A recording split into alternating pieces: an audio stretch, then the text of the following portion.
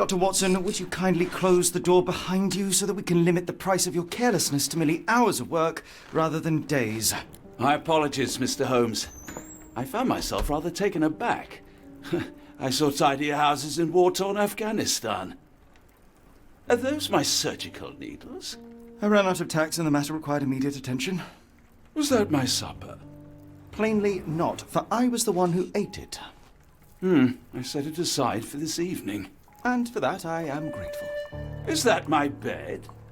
Watson, since you've proven yourself a master of observation, might I ask you to apply your skills to a more pertinent question? Namely, the whereabouts of today's newspapers. They are the key to everything. The newsboy is usually reliable. Medically speaking, I often find that the key to everything is good sleep. In a bed. Your papers are here, on the table. Let us see what the postman brought today.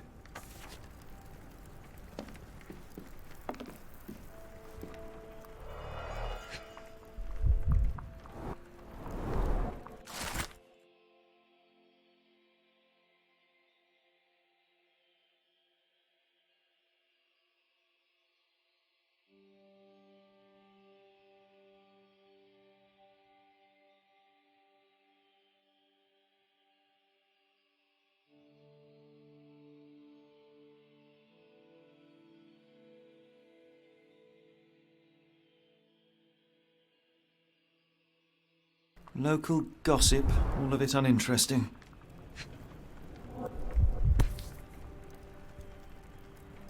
Your order from Barnes' bookshop has arrived, Doctor. Barnes insists on delivering the books to our door, even though we could easily walk to his shop. That's good service. Another letter from Werner. I never reply, but they keep coming.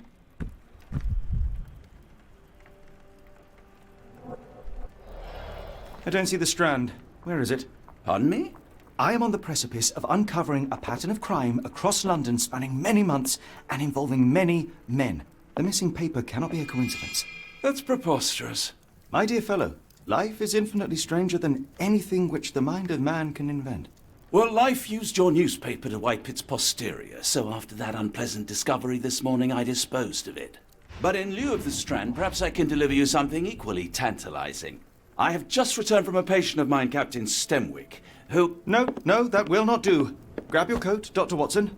Let us hope nobody has collected the dustbin.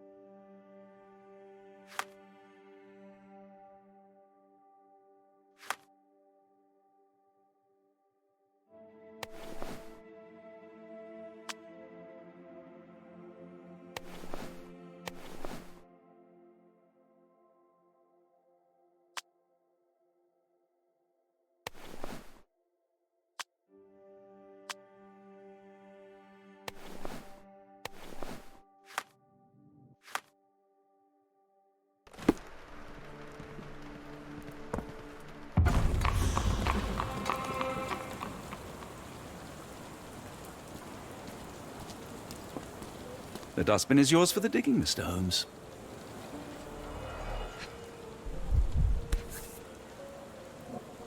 A cactus spine. If it gets in your skin, it's awfully tricky to remove, and when laced with poison, the perfect assassination tool. You were mistaken, Dr. Watson. The paper was indeed dirtied, but not how you implied. It's potting soil. See, Watson? The conspiracy is real. Someone tried to poison me. Poison? You? That's madness. Get the Strand. Get your copy of the Strand here. Sorry, Mr. Holmes. I just sold my last paper. Blast. Then why are you still here? Boss pays by the hour. No sense in returning early. You're a bright child. I presume you see everything that goes on around here? Nothing gets past me, mister. Then tell me, did you notice anyone suspicious at my door this morning? Like the man with your newspaper? Precisely. What do you know? I know the value of a shilling. Dr. Watson? Cool, now I can take the day off.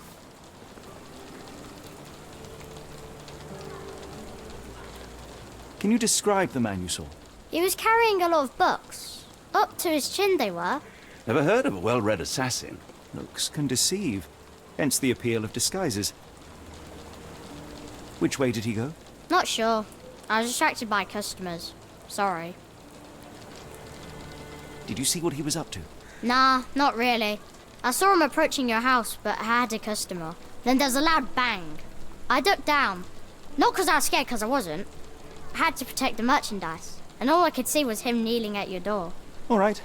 You earned your shilling. That'll be all. Thanks, Mr. Holmes. Maybe I could be your eyes and ears.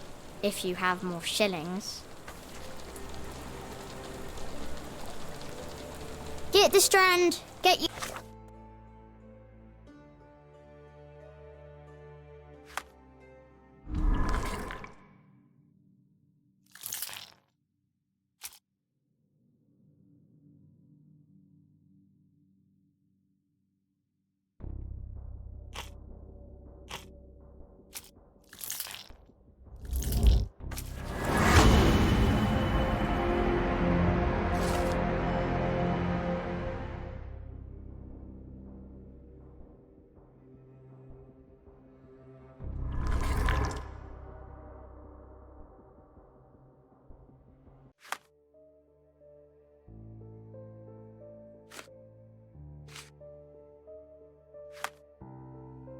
Come now, Mr. Holmes. Murder? Yes, Barnes has his quirks, but he also has his scruples. Not every pawn knows it's part of a game. Get the Strand. Get your copy of the Strand here.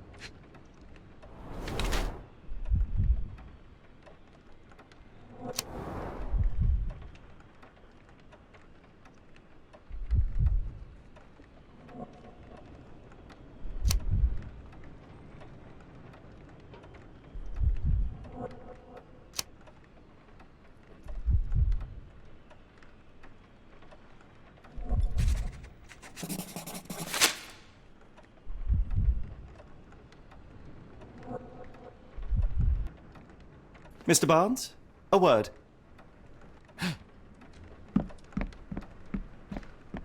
Oh, for goodness sake.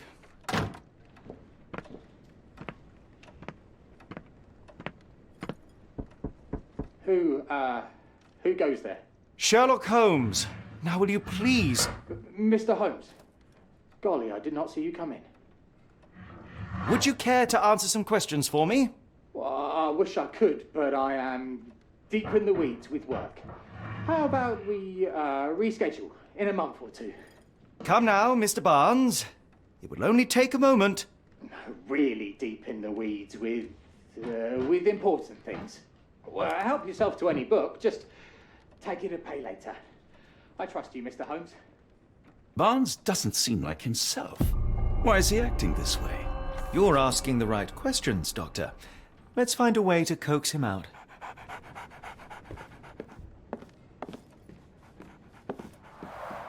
The ladder is broken, recently, judging by the freshness of the wood.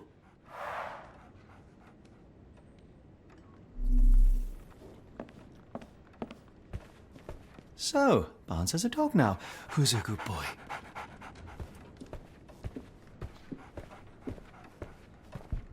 I could hardly imagine anything more macabre.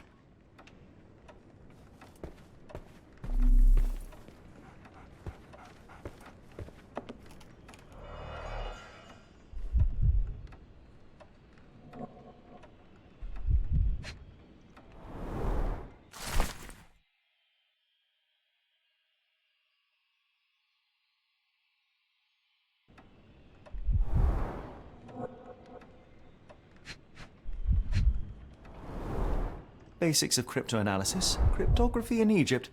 It appears Barnes has an interesting hobby.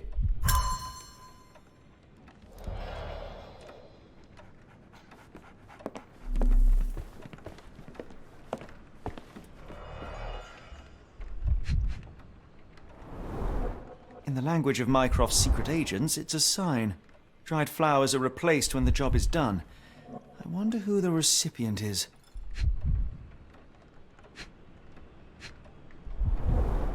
An improvised stand, but it does make the flowers more visible.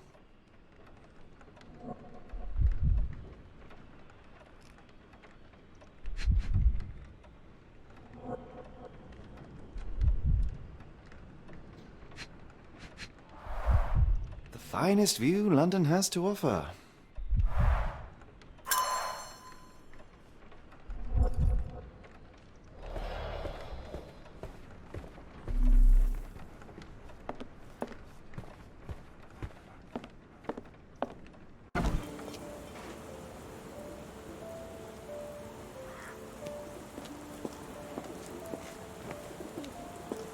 The weather is dreary, isn't it?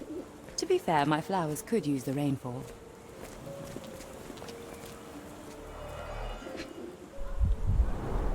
Encouraging people to stop and smell the roses?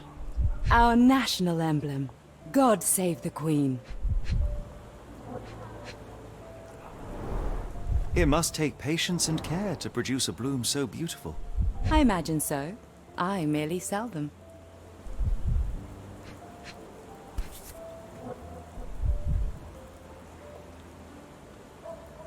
The pot is damaged. The blow was severe, but softened by something. A familiar spine. Is this what I found in my dustbin?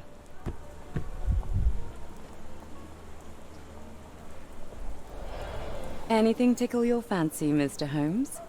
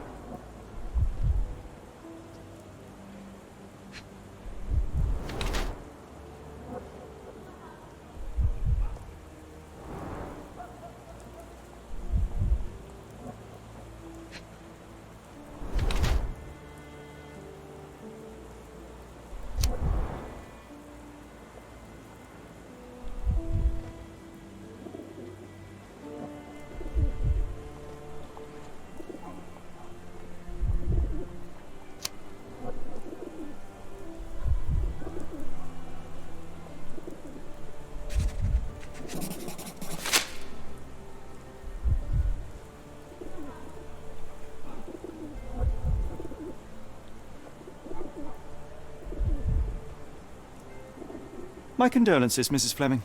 Mr. Holmes? Your husband's death. You're clearly still in mourning. Oh, no. I loved him more than anything, of course, but that was some time ago now. Life goes on. A lesson we all learn, one way or another.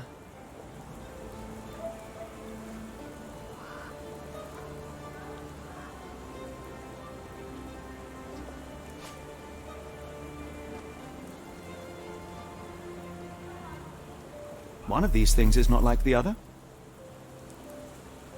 Come again? The cactus. Those fearsome spines can prove a devil to remove, and the sap is often toxic. And a rose thorn can give you tetanus, but we still grow them. The cactus seems comparatively harmless, though you have me thinking it must be valuable. I was under the impression that you knew its price already. Your guess is as good as mine. The first time I saw this cactus was when I came back from my break.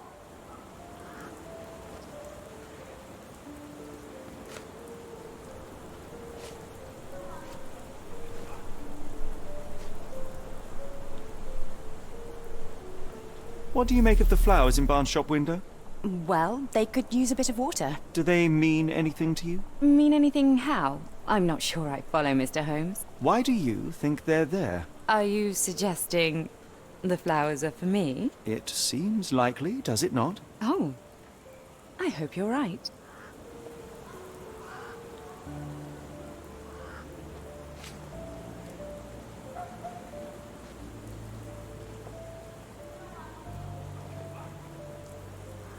Are you familiar with Mr. Barnes? Yes. No, not really. Well, in a way. What on earth does that mean? I know who he is, of course, but we haven't shared much more than a look. A look? Yes. Each morning I go for a walk in the park with my dog, and most days I spot Mr. Barnes there with his new puppy, so we see each other. Actually, we once met briefly while our dogs played. He was quiet and seemed unsteady as he approached, but since then, we've never spoken. I often see him staring through the shop window. Sometimes I wonder what he thinks about that would etch such longing onto his face.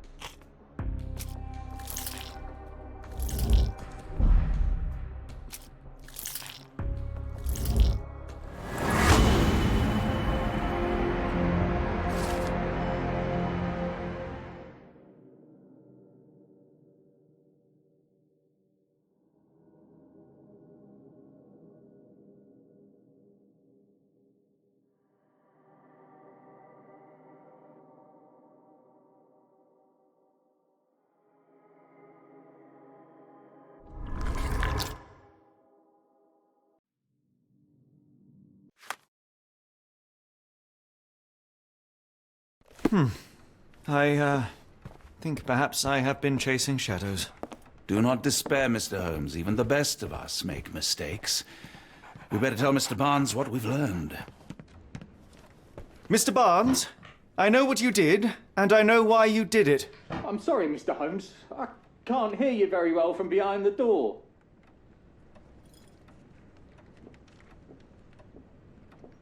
You ordered a cactus from the plant catalogue and then left it for Mrs. Fleming as a gift. You place flowers in the window to get her attention and wear high heels to appear taller and more desirable. You are her secret admirer. I couldn't read this morning's edition of The Strand because it was covered in soil and spines. I know you dropped a cactus on it and then fled. Barnes, it's Dr. Watson. Rest assured we are not interested in disclosing your personal affairs to anyone, including Mrs. Fleming. Please come out. All right, then.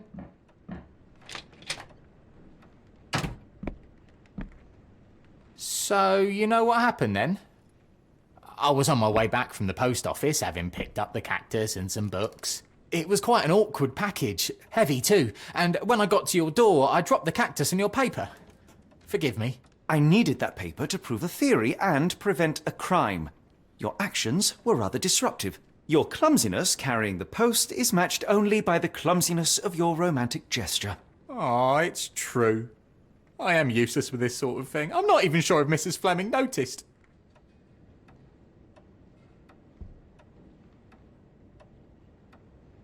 As in most things in life, truth is the answer. Cease with the abstruse signals and anonymous gifts, and simply talk to the woman. What is the worst that can happen? She rejects you, and you are freed from this endless purgatory. That... Yes, you are correct, of course. I do have a slight tendency to overthink things. Thank you. So, at last, we return to the matter of the paper. I'm investigating a string of burglaries. Did you perhaps read of any before the edition was spoiled? I don't recall, but you're welcome to read our copy for yourself. You had an issue of The Strand here all along? Well, naturally. I am a bookseller. I have a subscription to every magazine and newspaper in London. So you ought to be familiar with the concept of burying the lead. Oh no, my apologies, Mr. Holmes. I'll make it up to you however I can. I am an expert on obscure languages and translation and Yes, okay. Just give me the paper.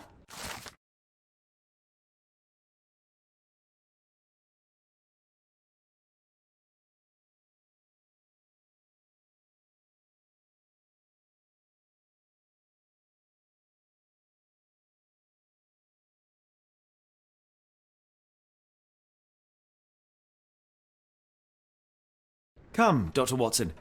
Let us put this matter behind us. Farewell, Mr. Barnes. I hope to hear good news about you and Mrs. Fleming. I'm sure Barnes has had enough of our meddling, Mr. Holmes. We best be off.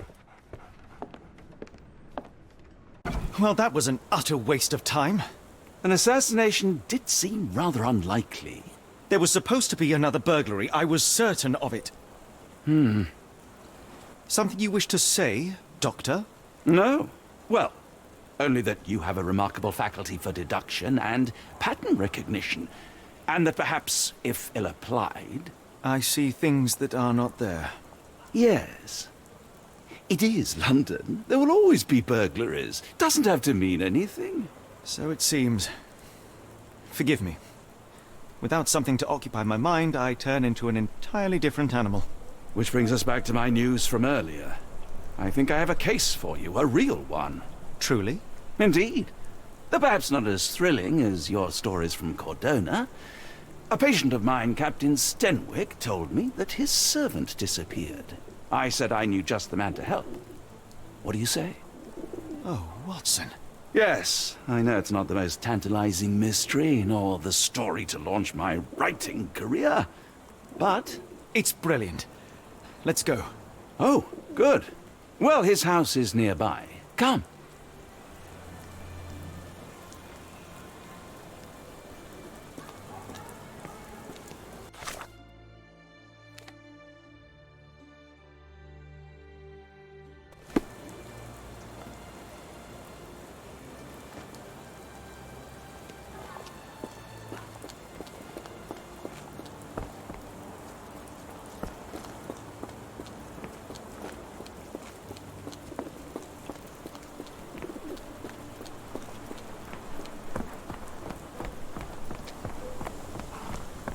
Not much further now.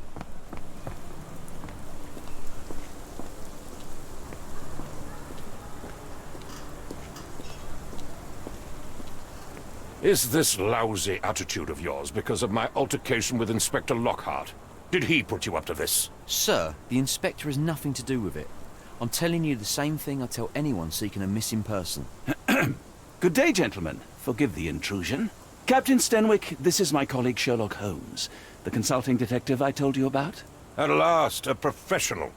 This useless officer refuses to do anything about Kimmy here, my missing servant. What was your name again? I shall be certain to inform your superiors. Sergeant Ruffles, and it's my superiors who made this decision, sir. Why has the police department decided not to help? We investigate murders, thefts, fraud, arson, real crimes. A servant walking away from his master is not our highest priority. That said, if we find Kimahia breaking the law, we'll be sure to notify Captain Stenwick. Have there been other disappearances lately? Of course, here and there. But when life is tough and opportunity comes knocking, you can't blame those who answer. Now, I must be off.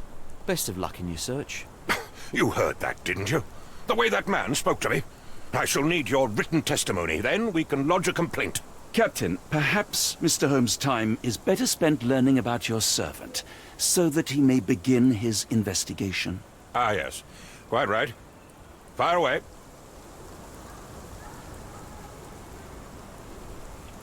Tell me about Kimahia. He's foreign. A Maori. All the way from New Zealand. Biggest man you've ever seen, and as strong as two. Dark hair and fearsome tattoos. He doesn't speak a whit of English. Never bothered to learn. But I made do with pointing. I invested a lot of money in him, so he must be found. When did you last see your servant? Kimmy here normally brings me the morning papers, but yesterday I had to get them myself. He must have escaped the night before yesterday. May I see your servant's bedroom? His shack is in the garden. You can't miss it. Did you search the room? Of course, but only to check he wasn't lying dead inside. Everything seemed normal at a glance.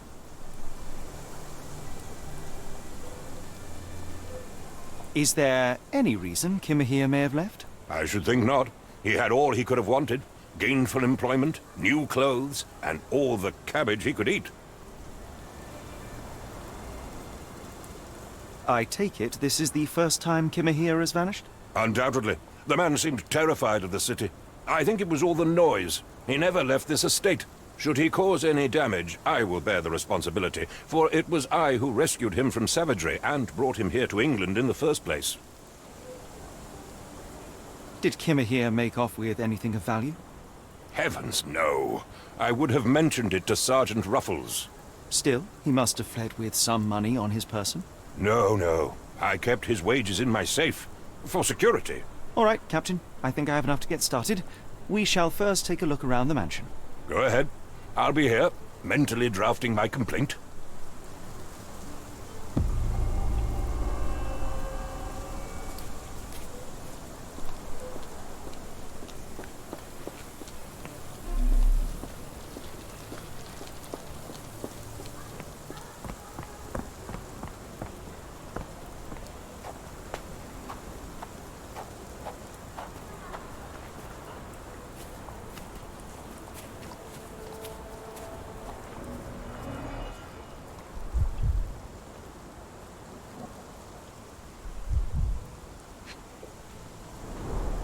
A shoe print, roughly size 11, with a worn-out sole. These are a workman's boots.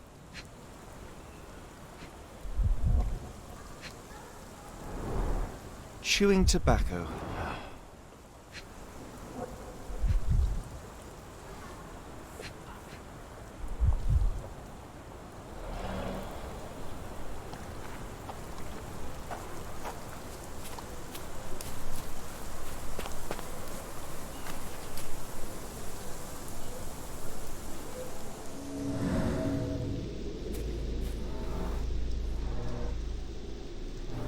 Could have left these tracks.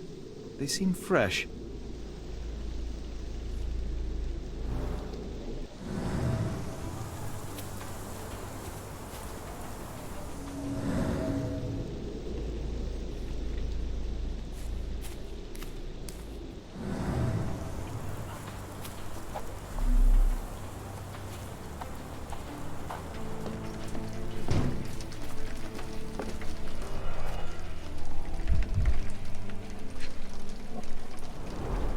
A scrap of Hessian.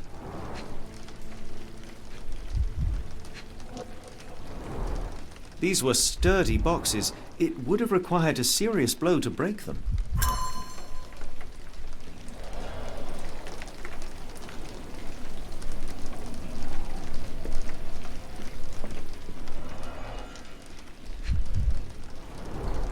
Impressive. The sack of grain retained the shape of an impact. Someone hit their head here.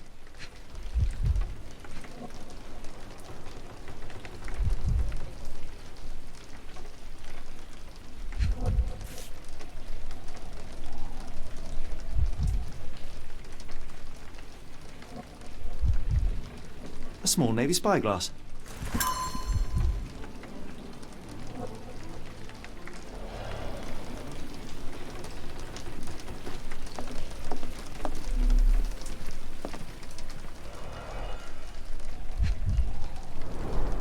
Mutton chops, the remains of a meal.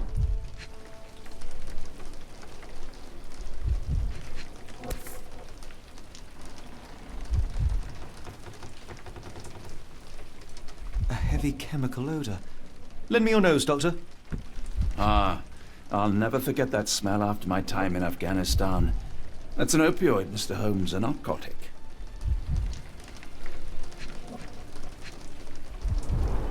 The ashes are long since cold.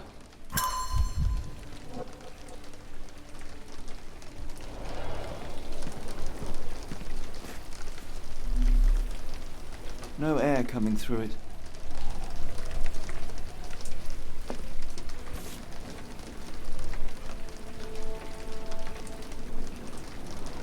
A Maori nose flute. Ngurus, they're called. Clothes made of Hessian. Is Stenwick really so miserly?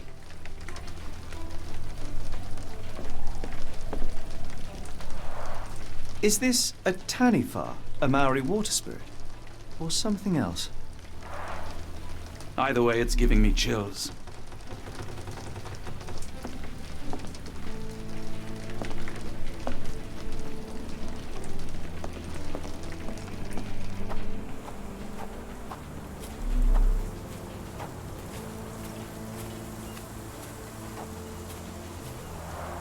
This lock is quite unusual. It appears that the key should be bent to the right.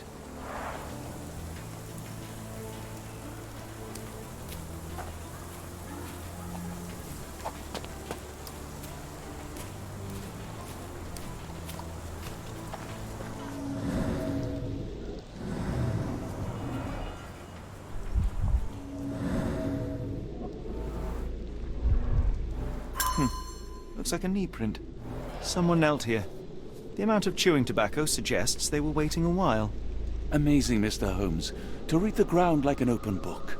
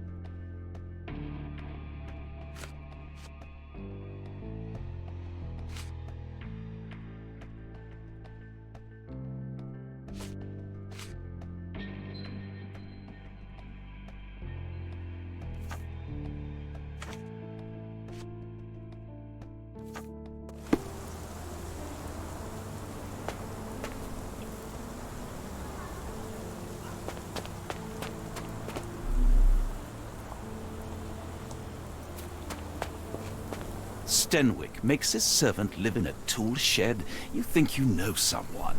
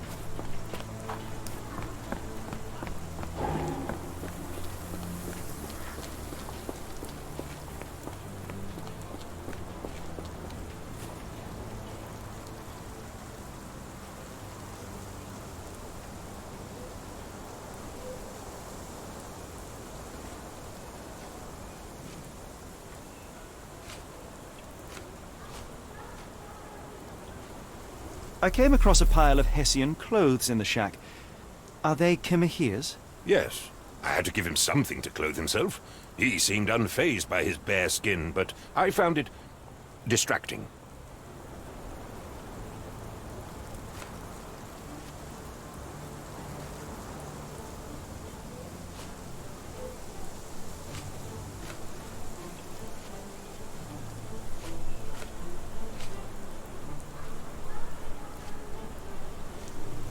Is this spyglass familiar?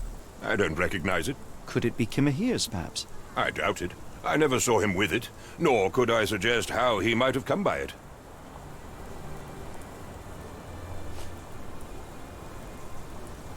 The door to your garden has an interesting lock. Yes, I have uncommon locks on every door of my mansion. It makes them harder to pick. Kimmy here and I both had a set of keys. I'll need to borrow them. No, you'll need to do what I tell you to do. Examine the garden.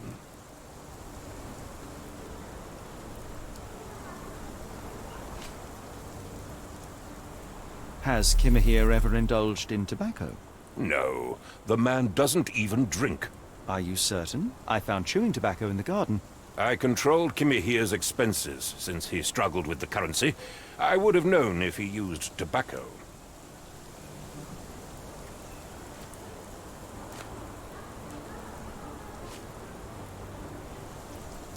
Do you happen to know Kimahir's shoe size?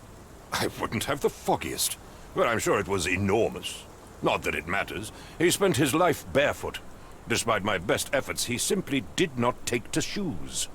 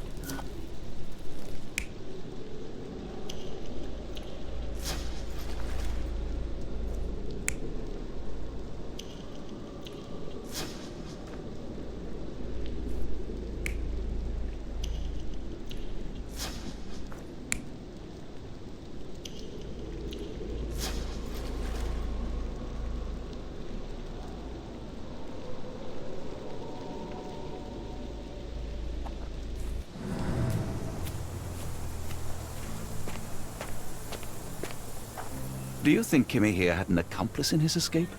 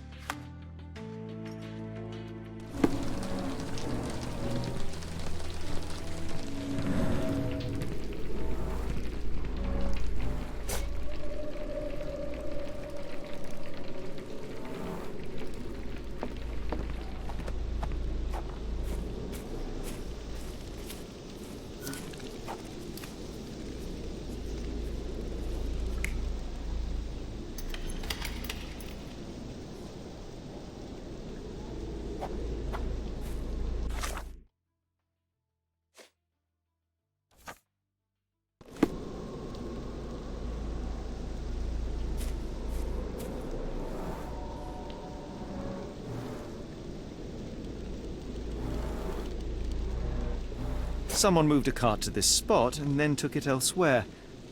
Can't see it anywhere in the garden.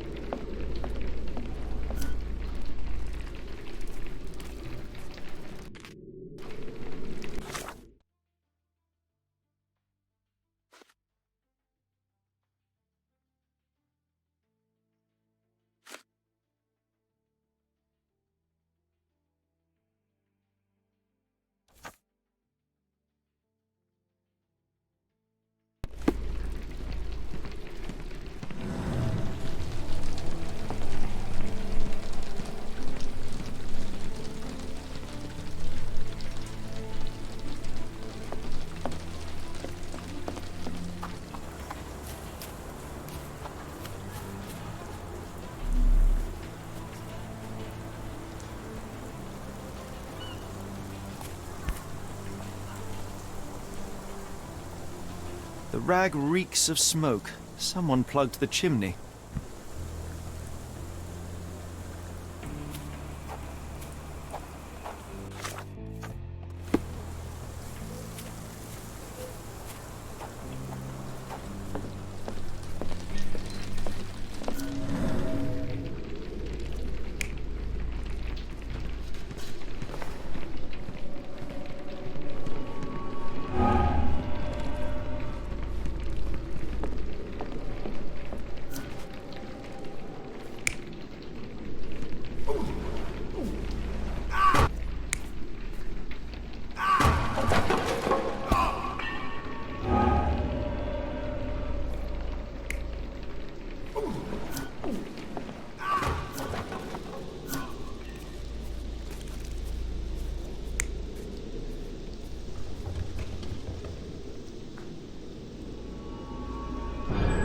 Surveilling from afar, the intruder waited for a window of opportunity.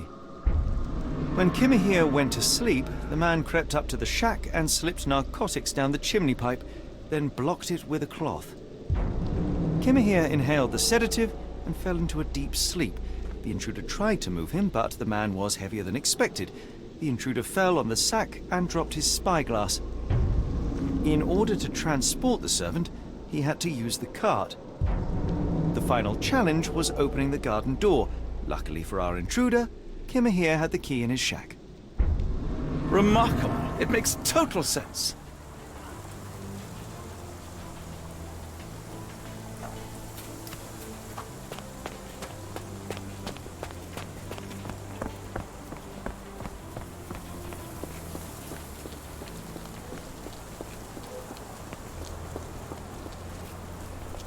You'd best have found something by now, gentlemen.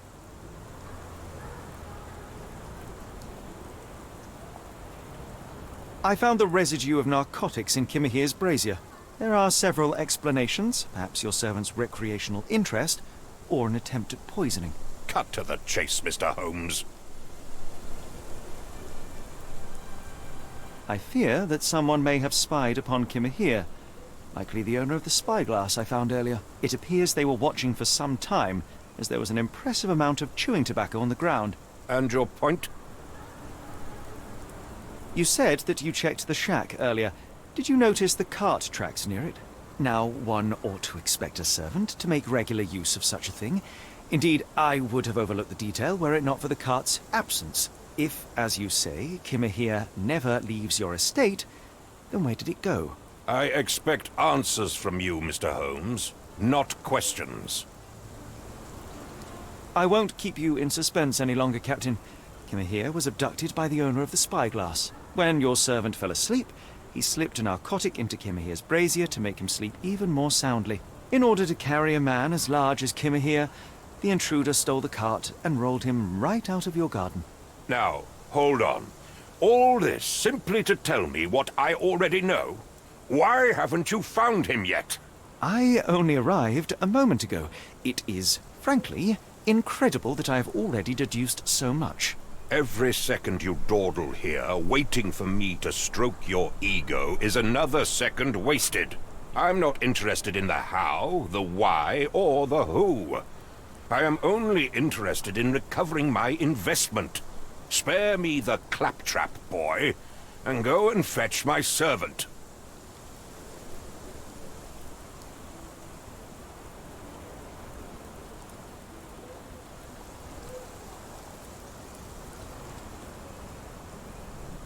The point is, Captain, we're telling you this for a reason. The intruder fled through the garden door, and we need a key to follow his trail. Well, then you should have led with that. Here you go.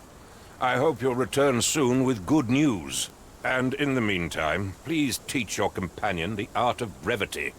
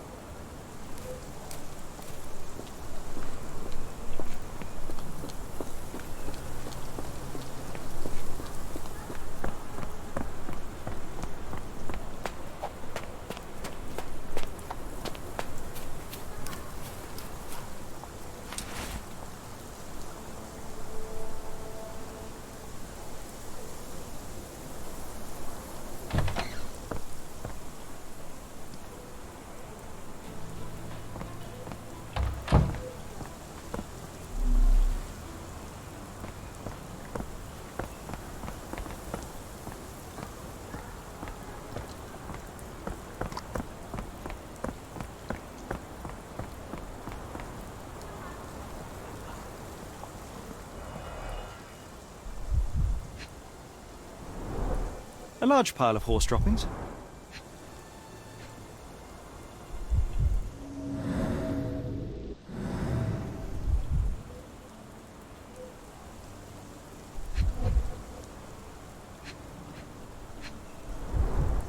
Many cigarette butts. Someone stood here for hours. There was a cab waiting here. Our abductor slipped in and then off into the night.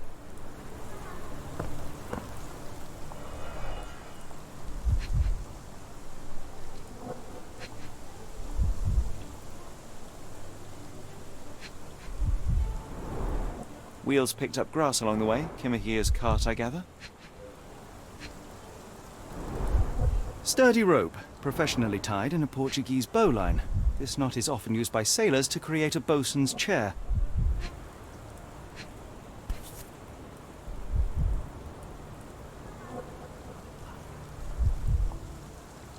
Roy Soulsby.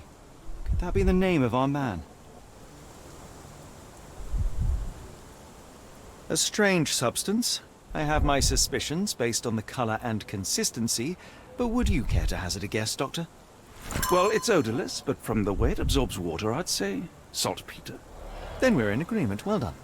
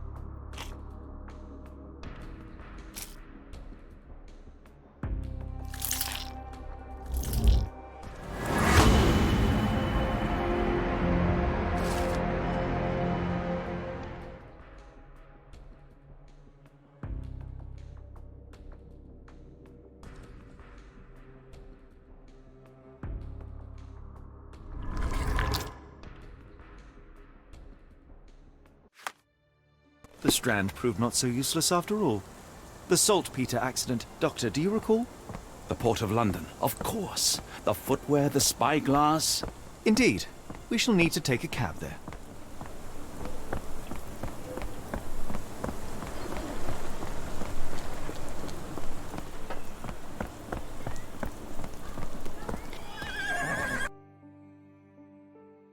Where to, Gov? The Port of London, please. I will show you where to stop.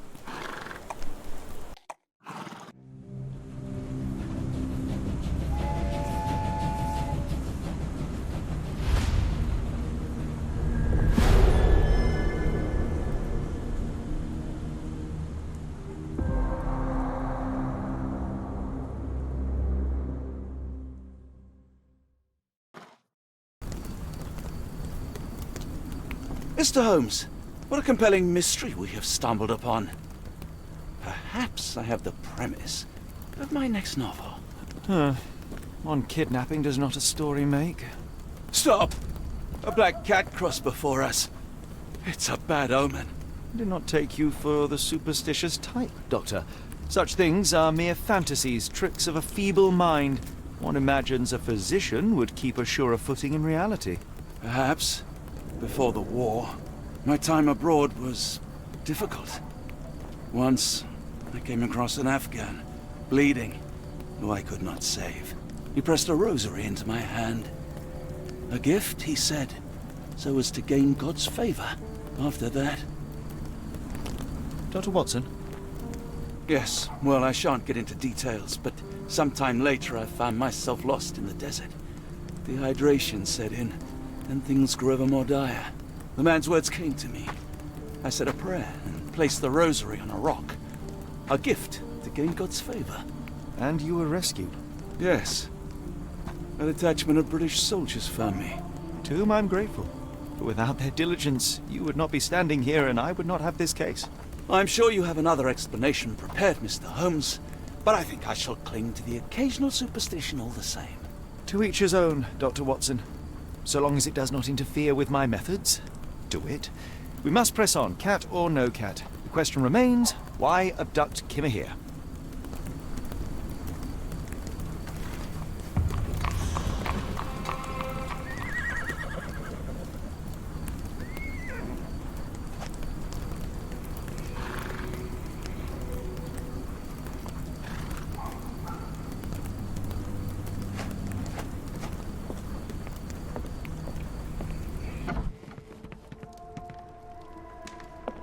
Oh, hardly a reputable establishment. I've seen worse. Greetings, miss. I'm hoping you can help us. We shall soon see.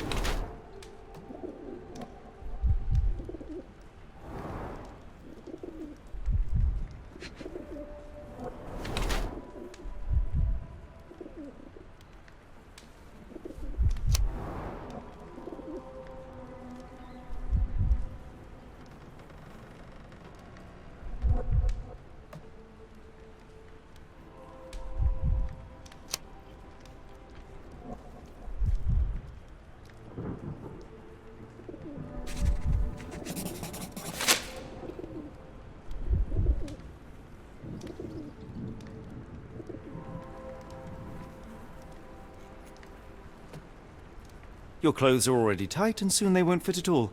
How far along are you? I thought I'd hidden it better. How did you know? Are you a doctor? In a manner of speaking. He's not. He merely has the ego of one. I apologize, miss. Mr. Holmes is fond of his observations, but I am the doctor here, not him. Do you need any help? I'm fine, thank you. I would rather not discuss my condition, nor let word of it spread. My colleague and I are seeking a burly man, above average height, with workman's boots. Half my customers, then. Your description hardly narrows things down.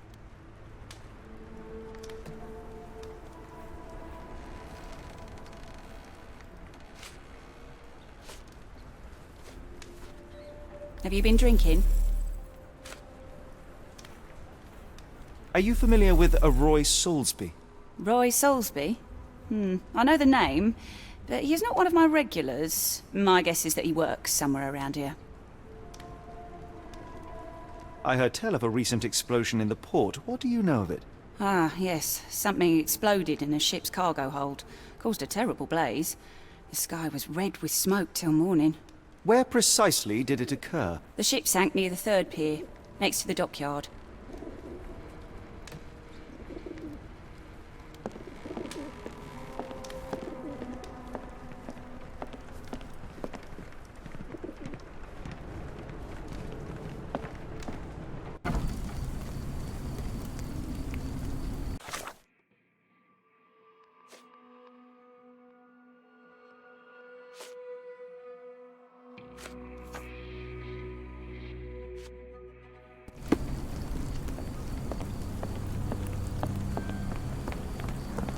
May I ask for your assistance?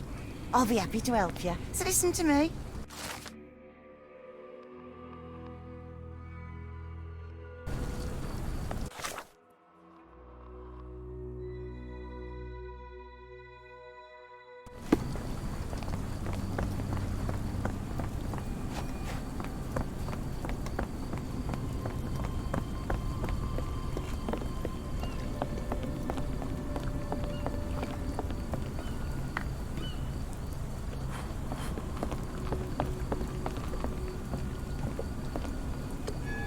Could you help me?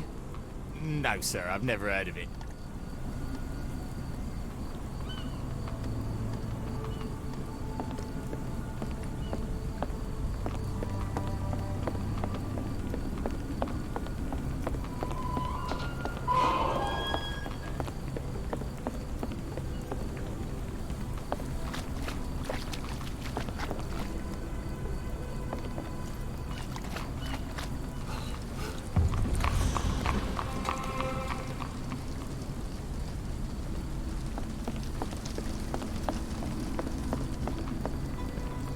Do you know anything about this? No, sir, I've never heard of it.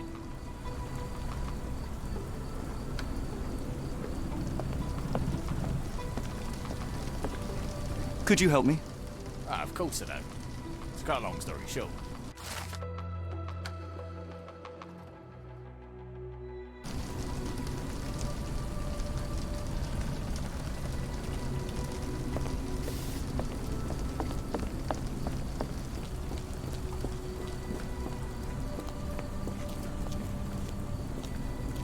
Excuse me, just one question. I don't think anyone here knows the answer. You should ask someone else.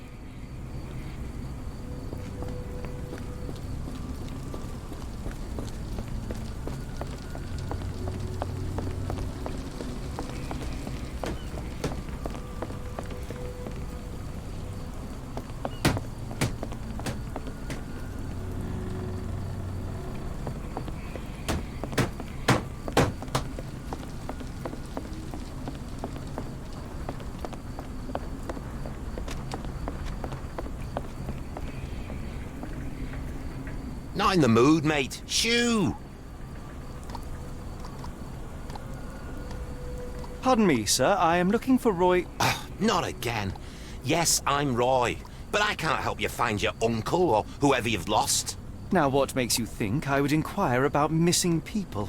You are the fourth person to ask this week. Just because I work at the port doesn't mean I keep track of everyone who comes here. May I ask what you're doing here? This is where the ship sank the other day.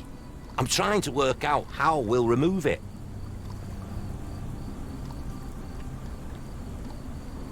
You say we are not the first to ask you about a disappearance.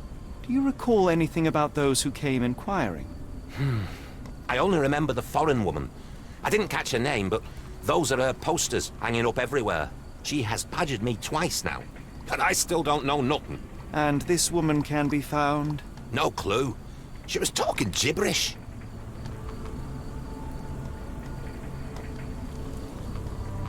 Now, where was I?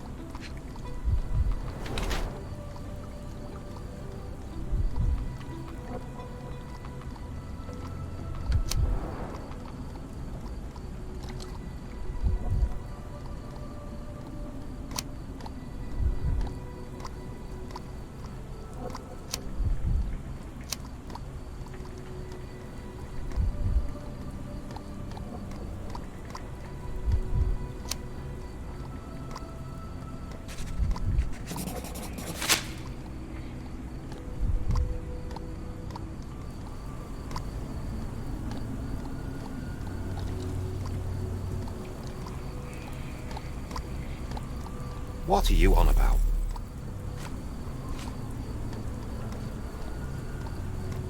Have you seen this before? My card? Where did you dig that up? At a crime scene near Baker Street involving a young servant's kidnapping, I might add. No. Someone used it without my consent. How else would it end up there? That boat explosion stopped most traffic coming into the port. Guess I'll be without work for a while.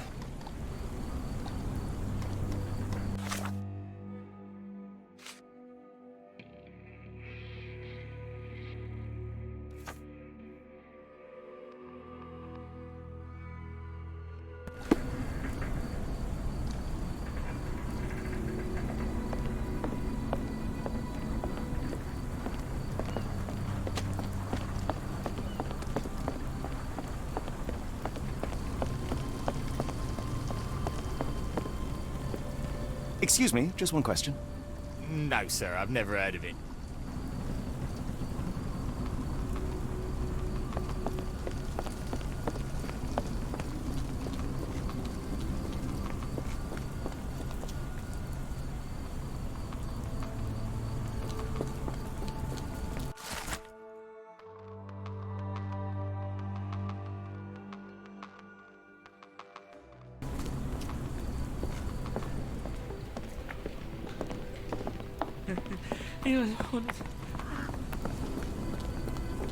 Help me, please.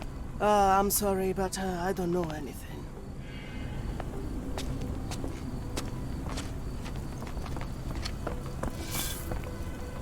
Excuse me, just one question. I don't think anyone here knows the answer. You should ask someone else.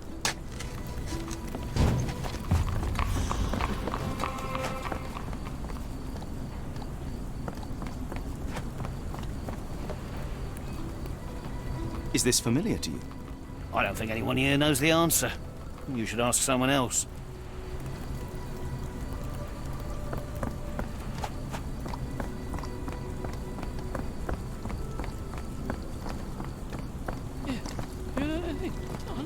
Could you help me? I don't think anyone here knows the answer. You should ask someone else.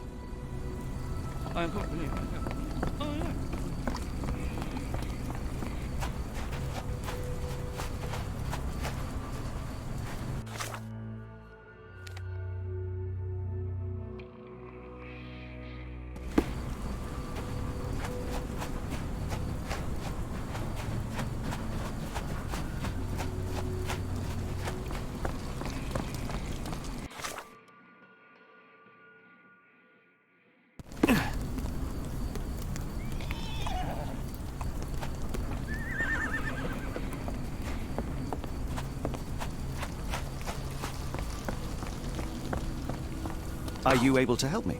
Sorry, sir. I can't help you.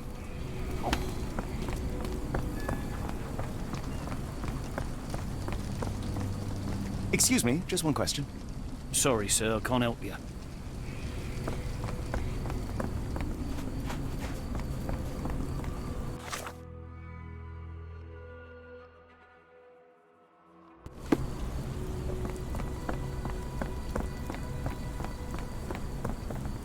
Excuse me, just one question.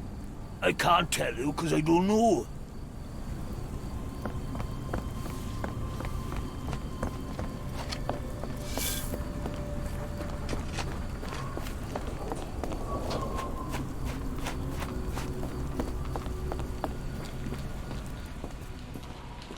Do you know anything about this?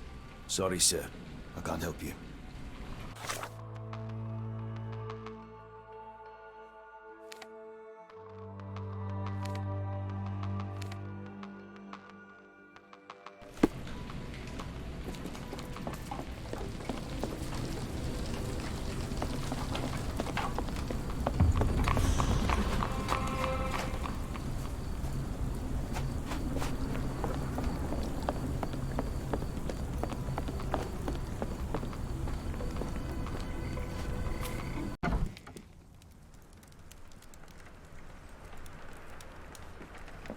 Hello, lad.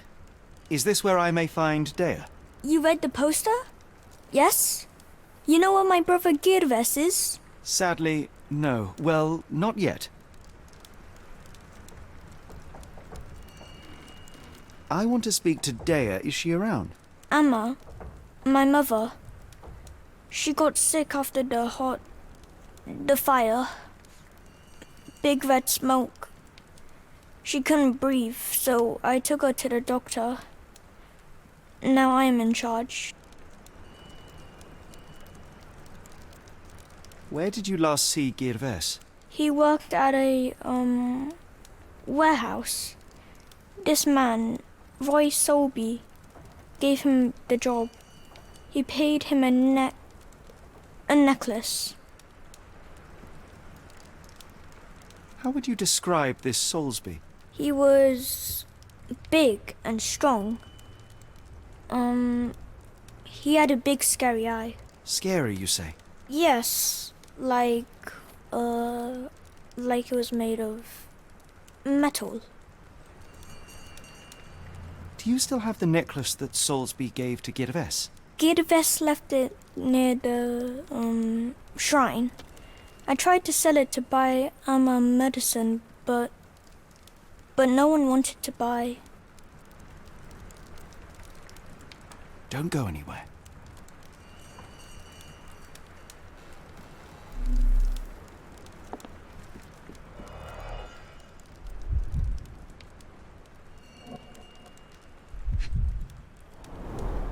I miss Girves.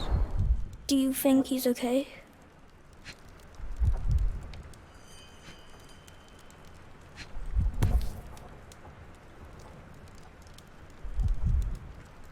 This cheap pendant looks like silver, but it's only made of tin. No surprise the boy couldn't sell it.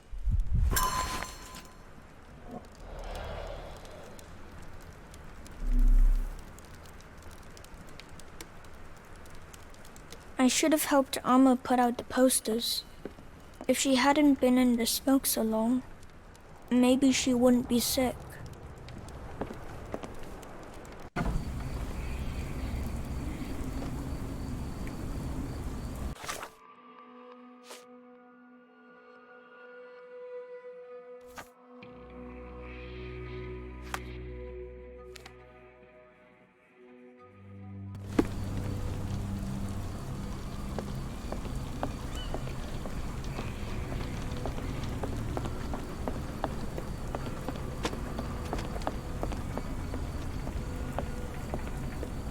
What are you gawping at?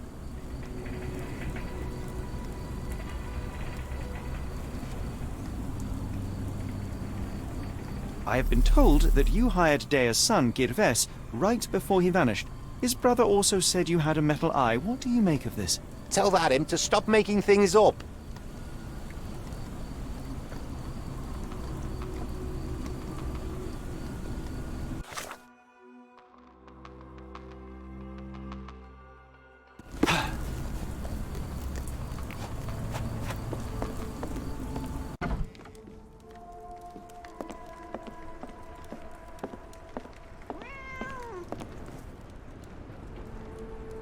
Have you ever heard of a man with a metallic eye?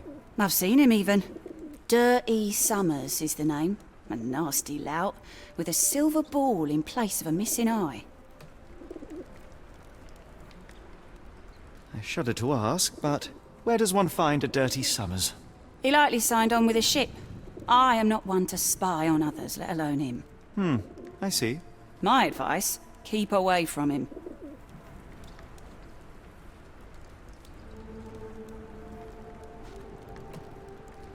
What do you know about this poster? A foreign woman asked to put it up. She's plastered them all over the port. Any clues as to her whereabouts? None. It was hard to understand what she was saying.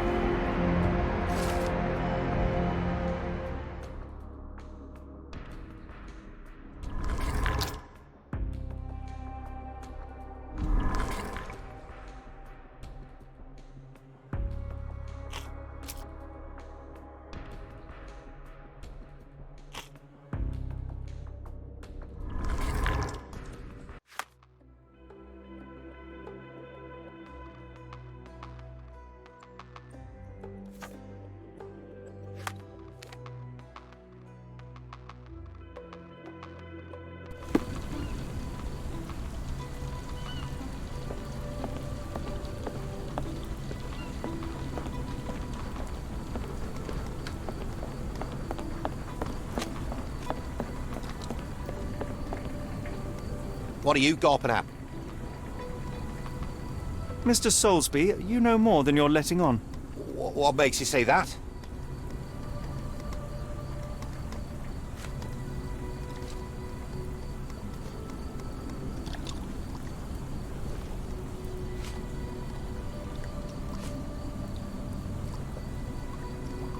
A man named Dirty Summers was involved in some recent kidnappings across London. He used your name as a cover for his deeds. What? Really? That doesn't mean I'm involved, though.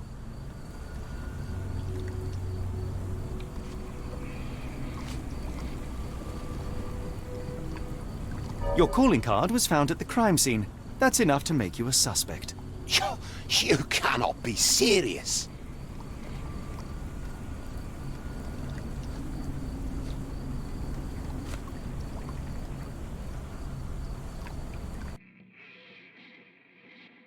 It's true. And that's before mentioning your gold watch. It's brand new and awfully expensive for a customs officer.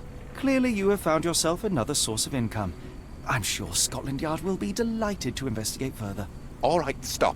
Look, it's not as it seems. I did not partake in the kidnappings. I'm all ears, Mr. Soulsby. Yes, I know Summers. He paid me to turn a blind eye to his business in the warehouse area. Just that. On my word. You did not tell me which warehouse he used? I do not recall, but I used red paint to mark unsupervised warehouses. Ought to be one of them. What else can you say of Summers? He is a regular at the Cursed Mermaid. Goes there with his crew almost every evening. What for? I don't know. I assumed just for a drink.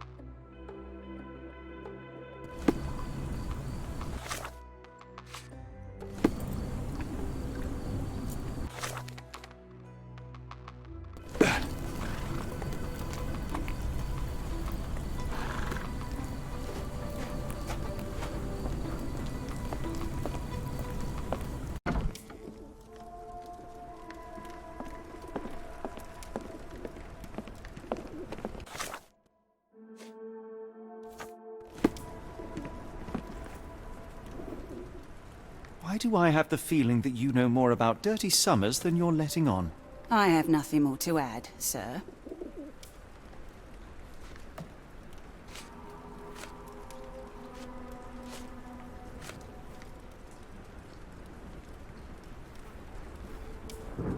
Enough. I have hard evidence that Summers was involved in recent kidnappings across London. I'm not surprised. So what?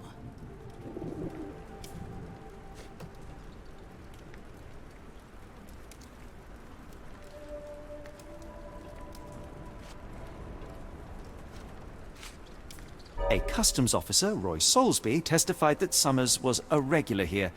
You must know something about his business. All I know is his drinks order.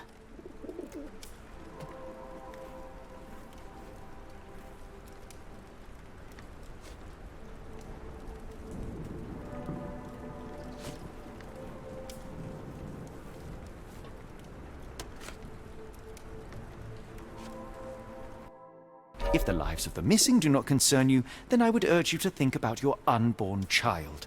Are you threatening me?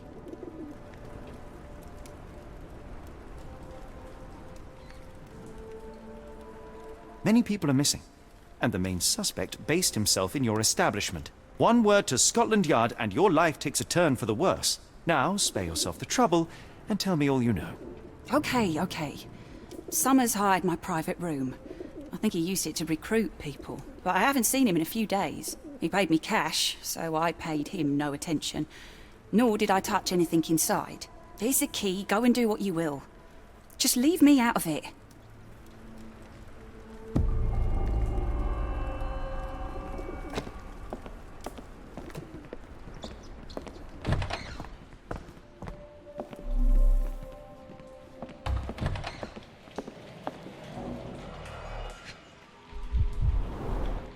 5 shillings.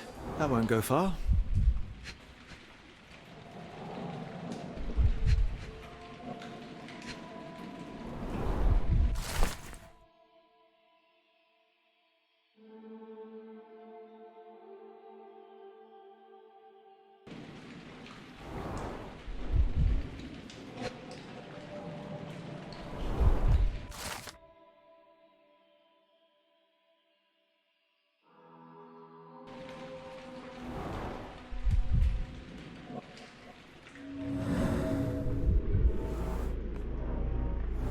Strange symbols.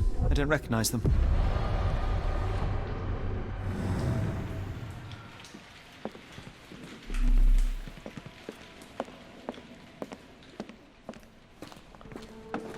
The hairs on the back of my neck stood up.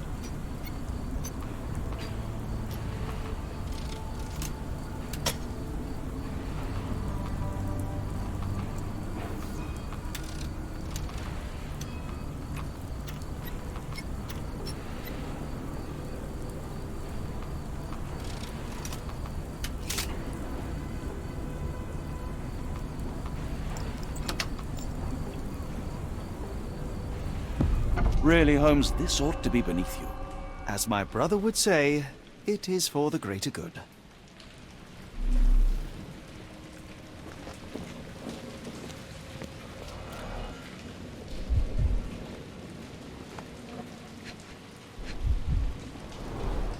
Good quality, but torn in many spots.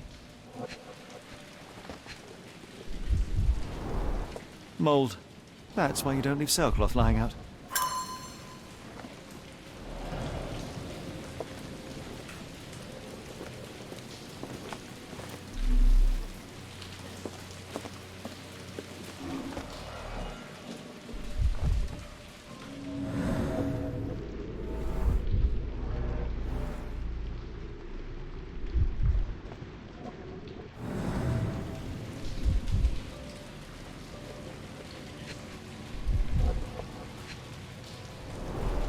There are a couple of marks on this end.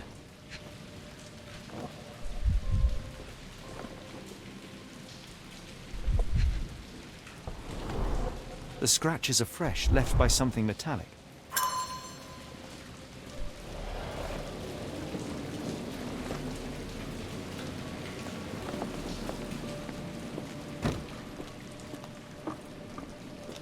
The layers of rust will prevent any movement.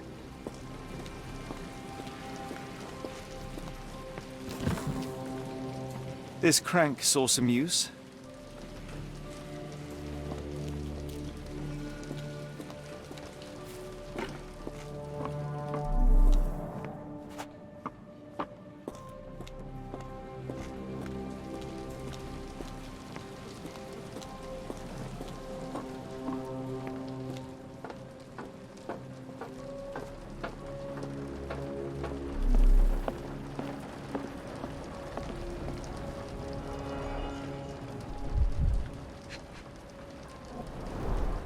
Fit for a crank.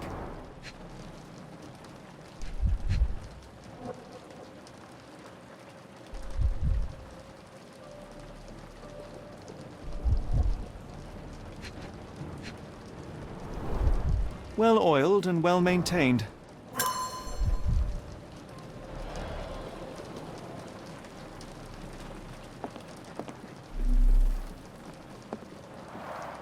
It's stuck. No one's used it in a very long time.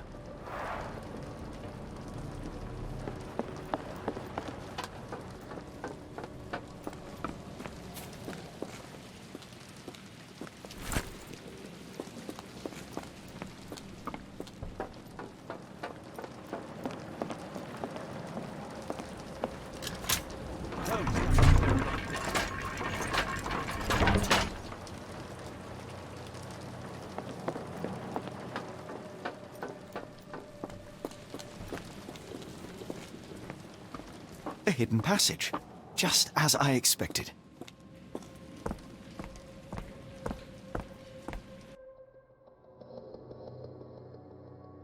Wait here, Watson, and keep an eye on the doors. I'll scout the premises. Will do. Be careful down there.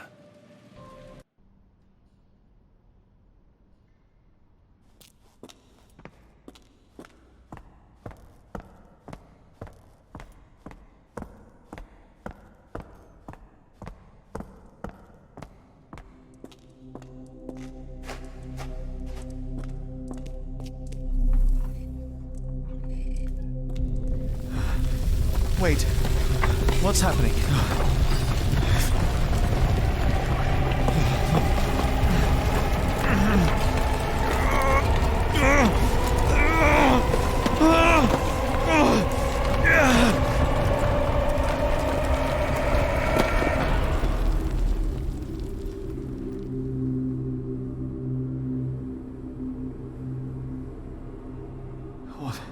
What is this place? Where am I?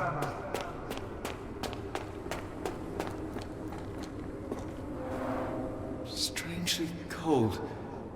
Something is missing.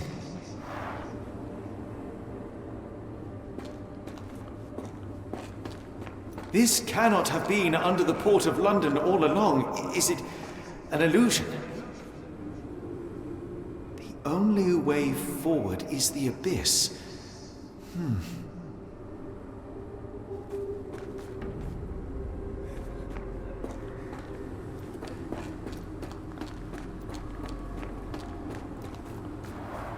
Strangely cold. Something is missing.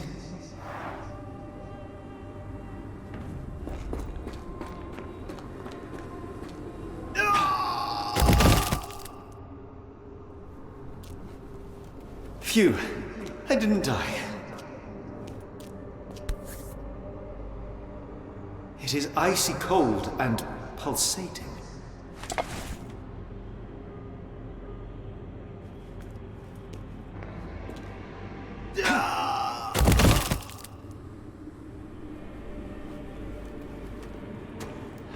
My heart, be calm.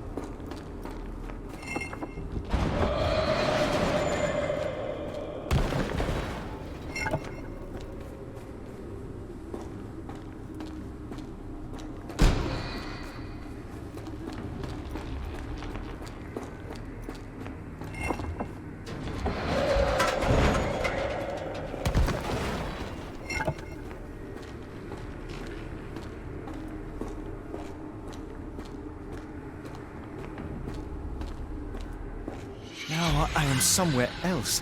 How?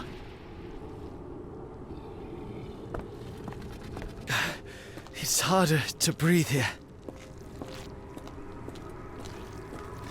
What is that?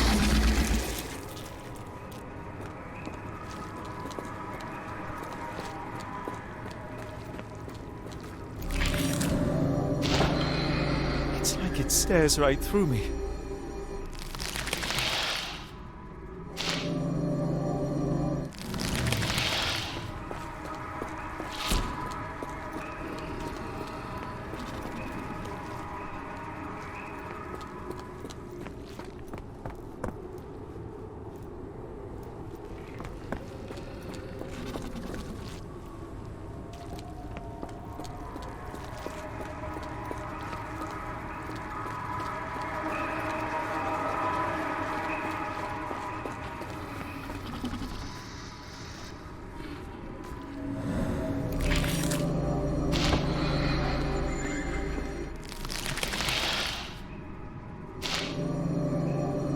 It stares right through me.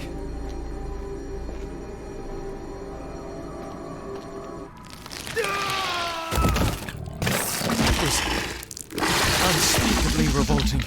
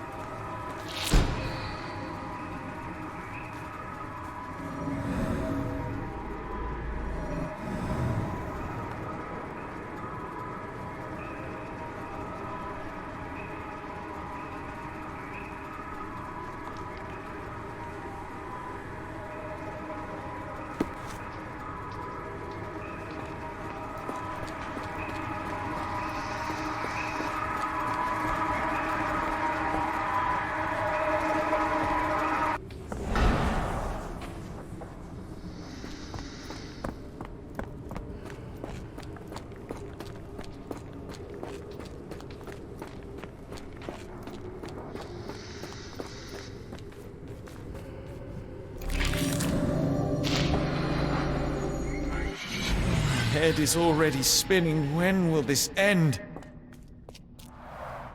There are 2 recesses.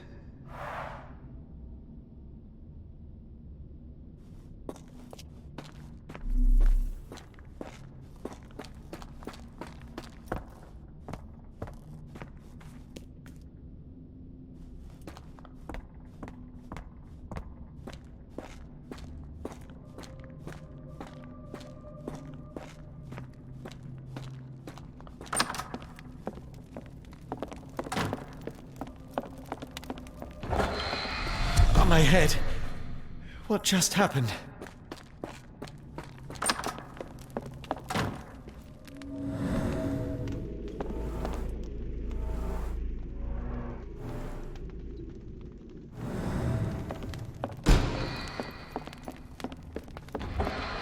It's rather frustrating.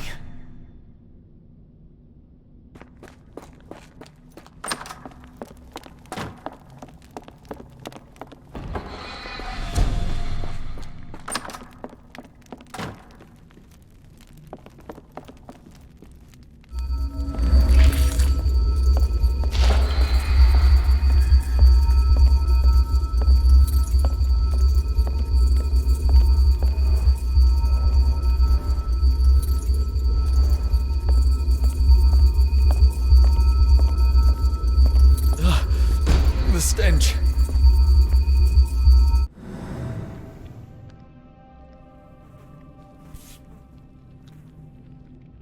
A strange stone.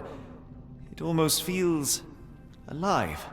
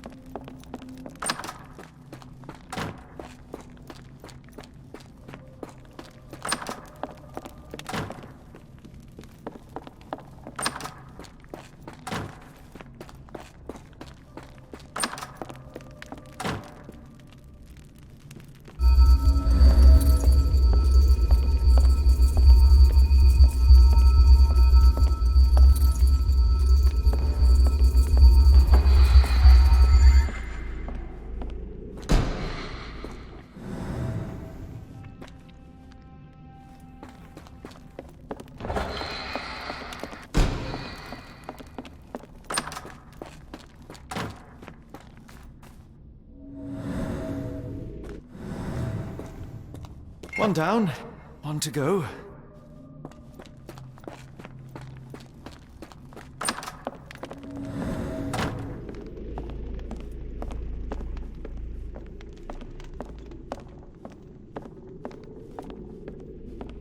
Oh, that is truly revolting.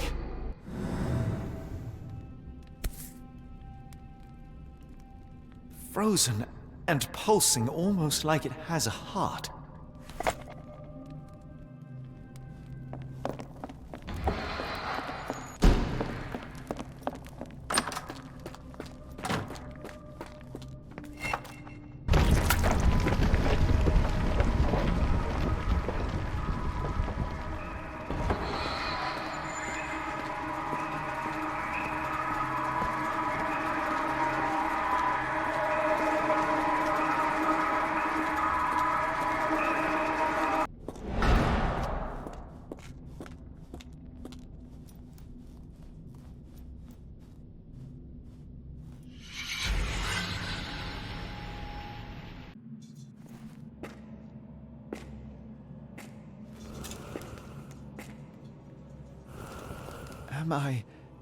Did I get out?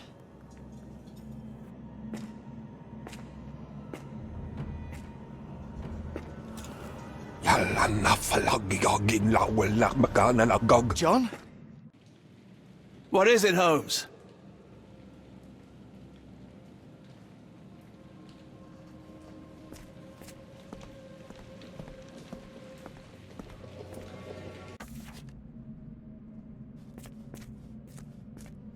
Watson?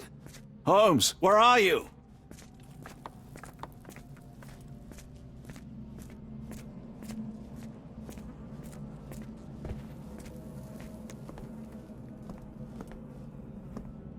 Holmes? Holmes? Are you all right? Fine.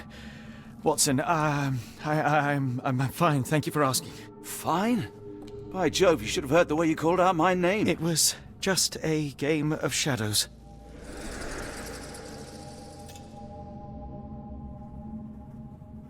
I'm glad. This place gives me the chills. What are we dealing with? Something that's finally interesting.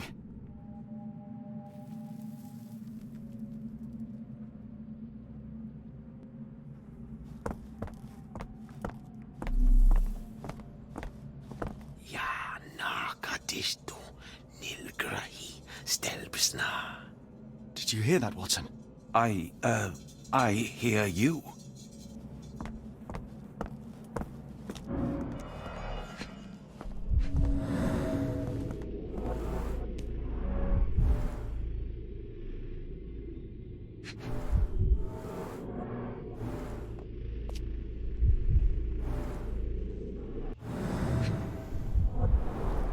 Cyanosis of the lips, marks on the neck.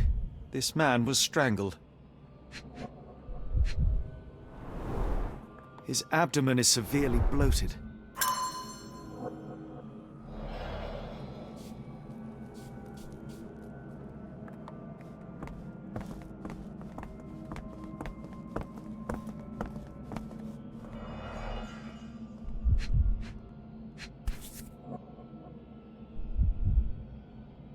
An American passport. Amos Colby. Someone got their hands dirty painting this with blood.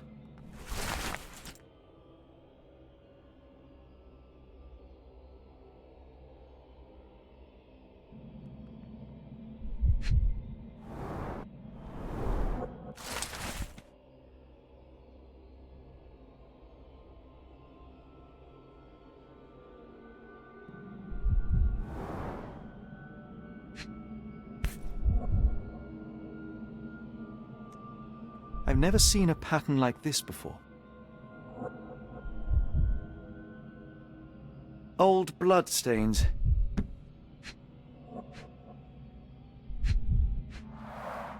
At least 24 pendants, all identical and made of tin.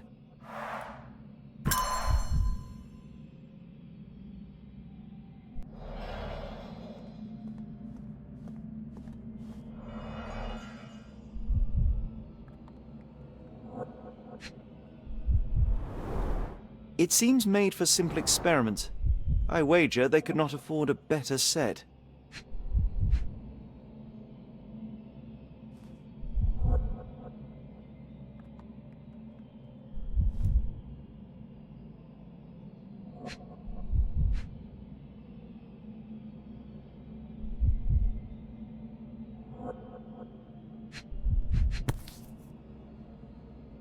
This box contained a narcotic substance, much like the one in Kimihia's brazier.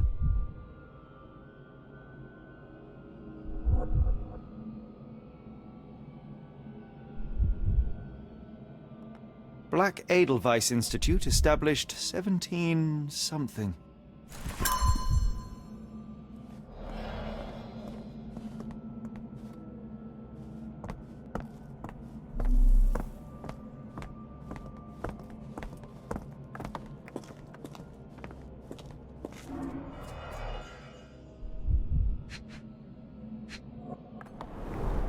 The strength it would take to carry this crate, let alone break it.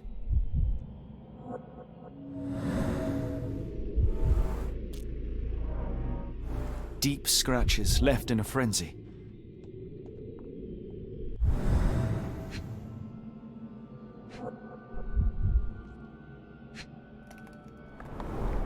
A small bloodstain, but not serious.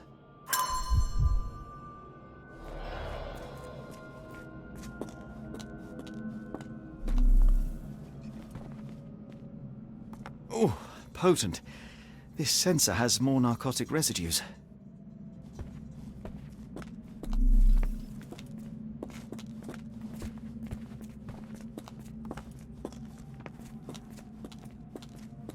Miserable food, mass-produced.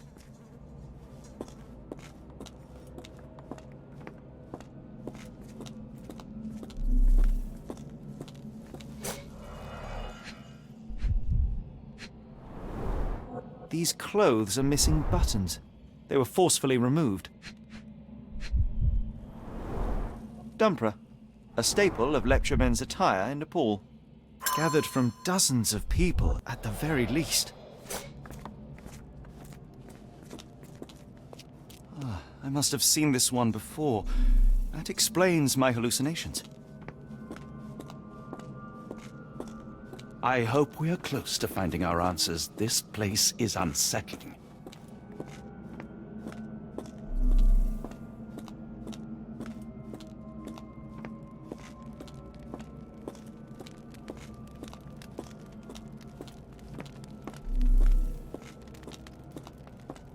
Who are these people?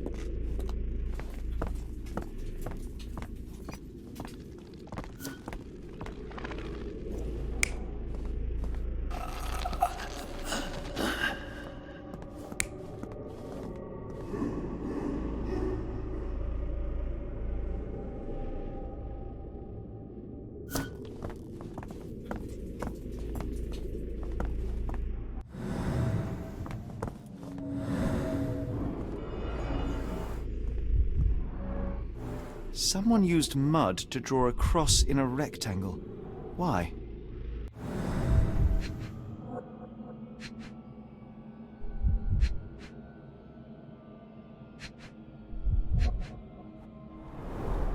Fine rope work, cut by a finer blade.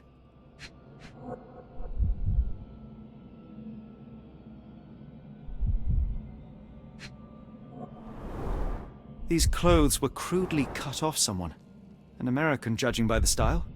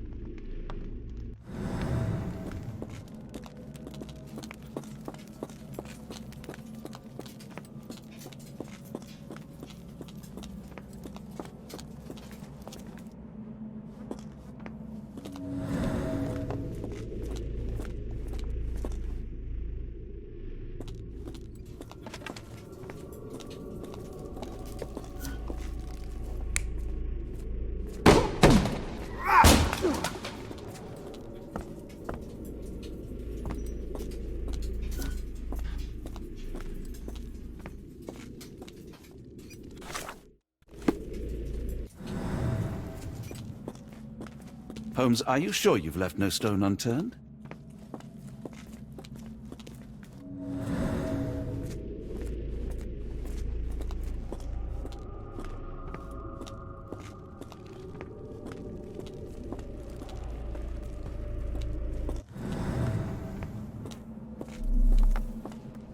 What on earth? It looks like the scribbling of madmen.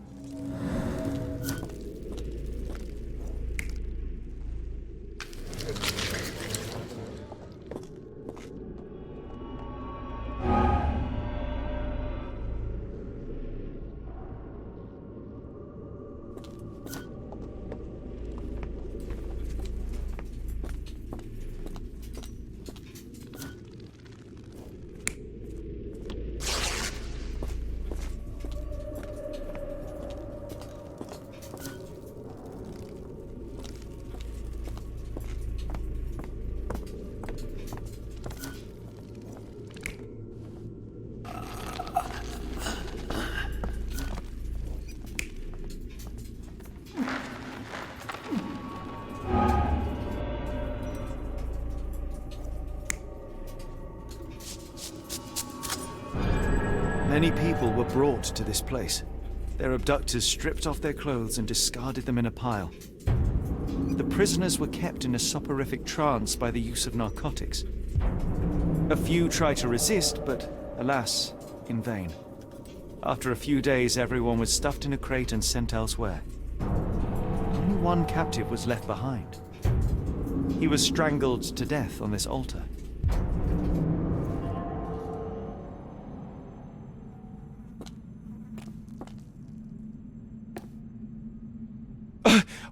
What the hell is happening, Holmes? Calm yourself.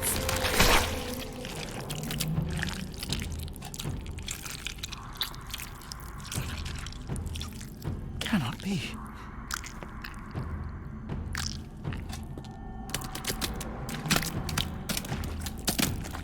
What is it? Oh my God.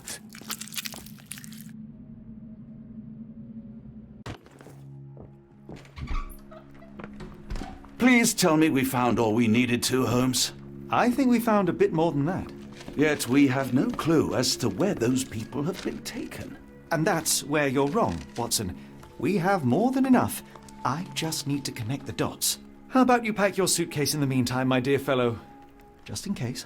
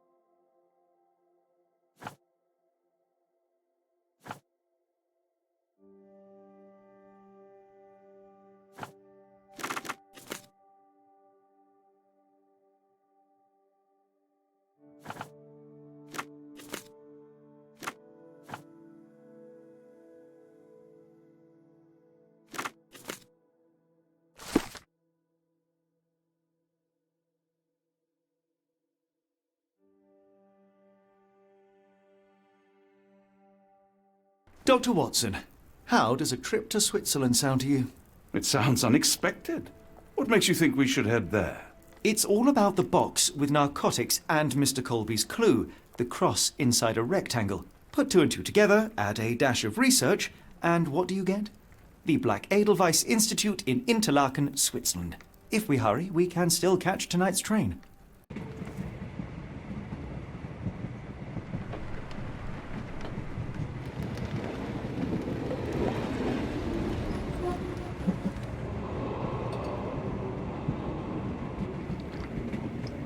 As grateful as I have been for your company, Dr. Watson, I'm afraid you shall have to investigate Edelweiss alone.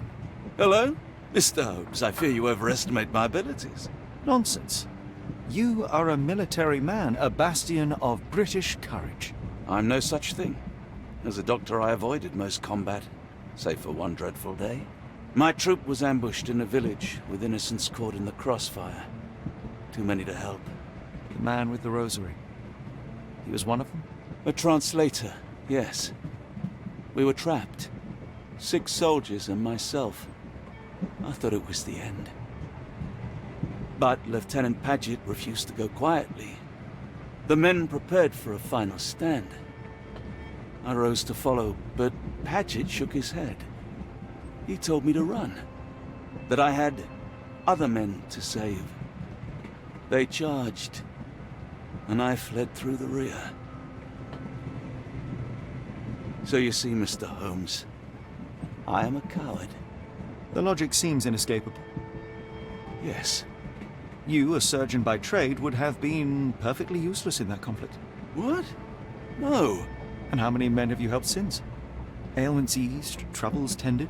No more than a handful. Truth be told, I have become somewhat of a recluse. How many people could you help with 30 years ahead of you? Dozens? Hundreds? Paget was correct. You can cease your self-recrimination. Holmes, I don't know what to say. I would start with, I am Dr. John Watson, may I look around?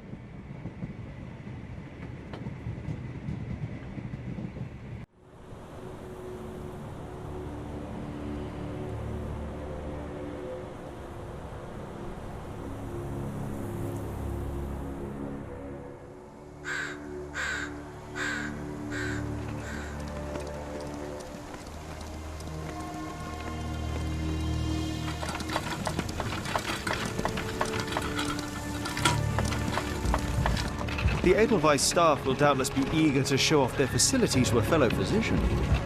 I have already taken the liberty of sending a letter on your behalf to request a visit. And what of you? I shall be pursuing other avenues. Should you see anything troublesome or improper, simply notify the local authorities. Otherwise, try a little analysis yourself. You know my methods. Apply them.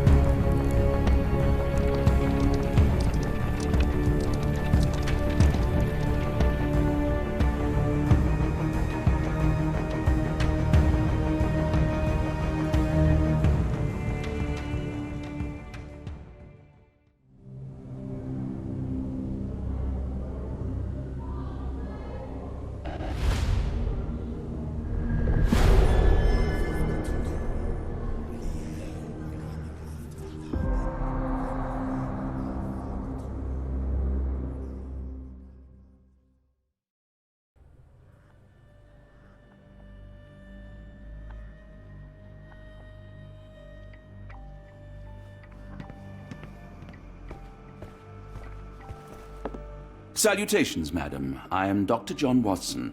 I was wondering if you've got word of my visit. Yeah, Dr. Watson. We received your letter on the matter. Would it be to see Professor Gygax? At their earliest convenience, yes. I shall try not to take up too much of their valuable time. Wait here, bitte.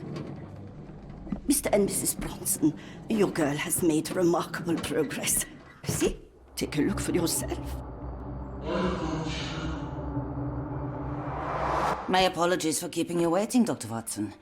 Surely you understand how medical work can make one lose track of time. Do not be sorry, Professor. I too know the importance of closely attending to patients. The work hardly stops here, yet the satisfaction of perfecting the mind compels us to persevere. I take it you welcome many a soul into your establishment? Admissions, yes. Visitors, though? I am curious as to what brought you to the Schwarzes Edelweiss. Word of mouth. An article I read back in London spoke highly of your institution. But rather than taking its word for it, I thought I would see things for myself. My asylum's reputation precedes it, then. Everyone, your attention, please. Guten Day. Yes, hi. Hello. The name's Amos Colby, Northwood Detective Agency, Boston. I got questions that need answers. Who's in charge here? What seems to be the matter, Dr. Watson? You can tell me. By Jove, it cannot be him.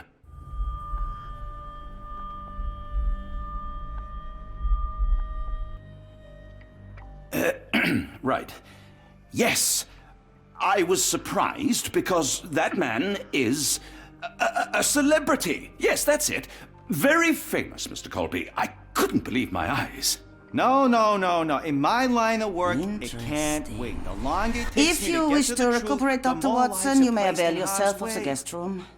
But I have so much more to discuss. Nurse, if you'd be so kind as to escort Dr. Watson to the guest room. Herr Colby, from Northwood Agency? How unexpected. I am Professor Gygax. I would be happy to answer your questions in the examination room. Look, Professor, unless you got any clues as to the whereabouts of...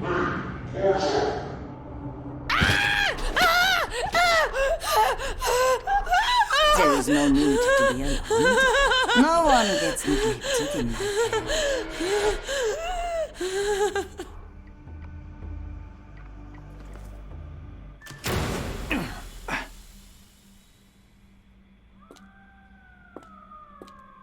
Now, let's not resort to brute force. Do not worry, Herr Colby. My methods are rather more delicate.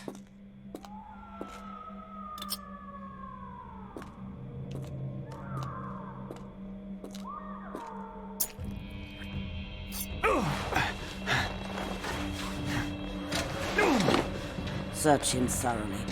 Then take him to the holding chamber. I need to decide precisely what to do with our guest.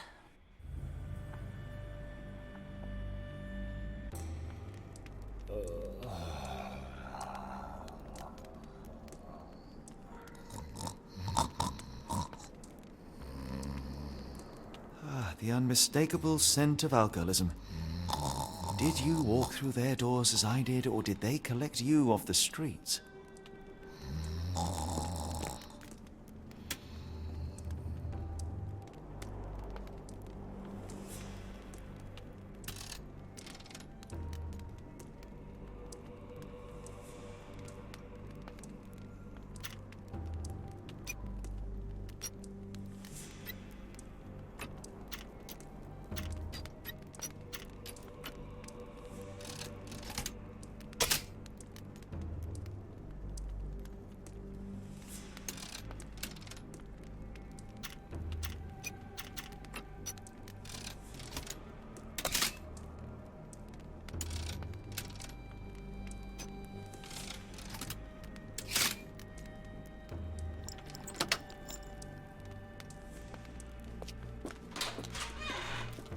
Truncheon, not the typical tool for a nurse.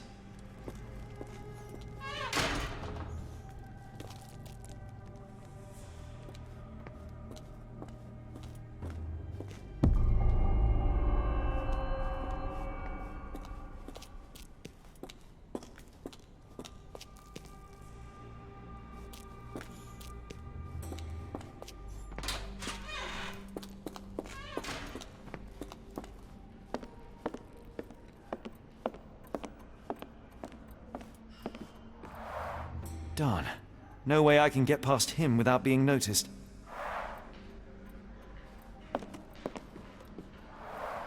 There's the guest room. I wonder if Watson was able to speak to Gygax.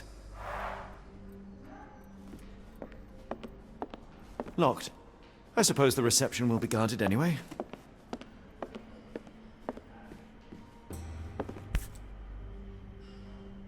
This sedative worked faster than I expected. Perhaps I ought to train myself. Build up a tolerance.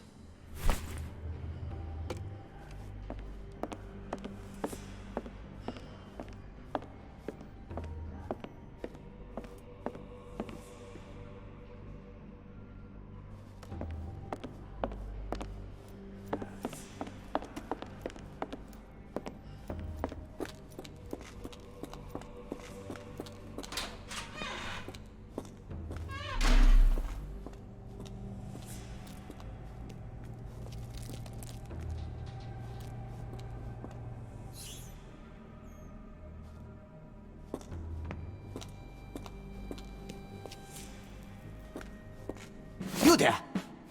I command you to free me at once! I'm not sure that's a great idea at the moment. How dare you deny me? I must have my revenge against the lickspittles upstairs! Fortunately for you, I'm here to stop the very same people. You are? Indeed. But first, I must discover all I can about this institution. Tell me, have you witnessed the arrival of any foreign patients? Tell me? The gall! The impertinence to bark such orders! Please, we don't have time for this. Do you know with whom you speak? I am the great Napoleon!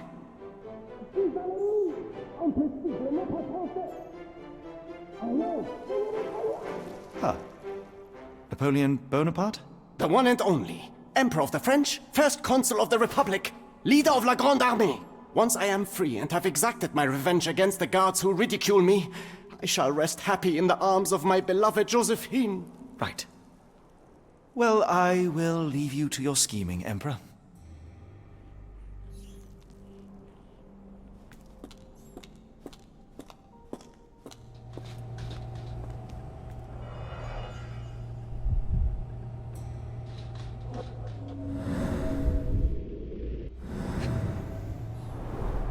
The final product, ready to cure madness, or to push one deeper into its grasp. Any chemist would envy the quality of this equipment. Raw materials used to formulate medicine. With this equipment, they can create any type of medication.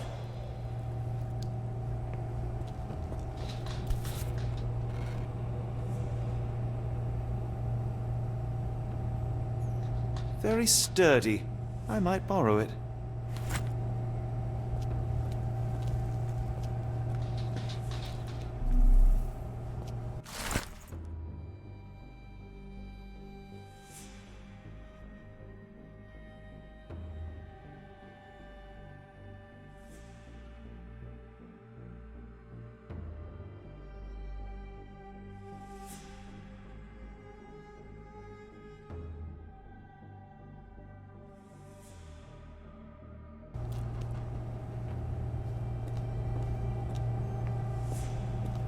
What was that?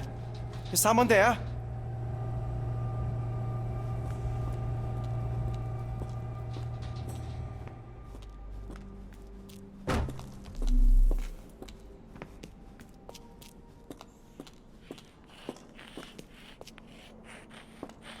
My heart is pierced by Cupid.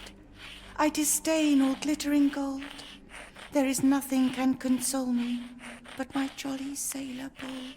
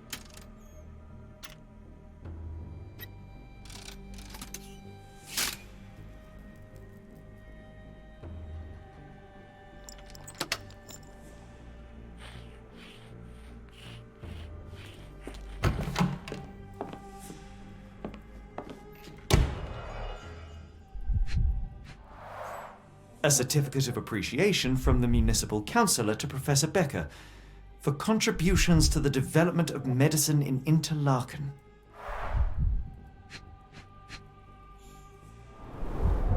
A simple toolbox, yet capable of repairing anything.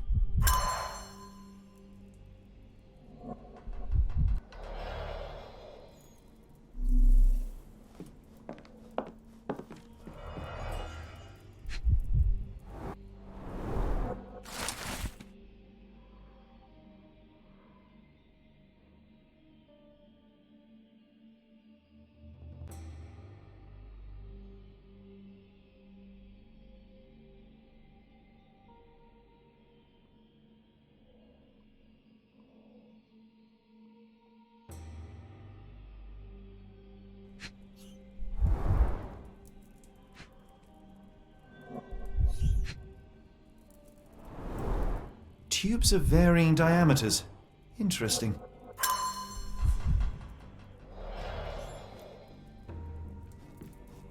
Speech and the Cerebellum by S.A. Becker.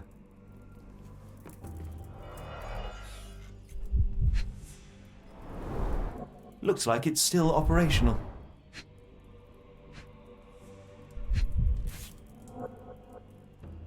This photo was damaged, seemingly by oil. I can make out the names listed here. Cooking grease. Is this the kitchen dumbwaiter?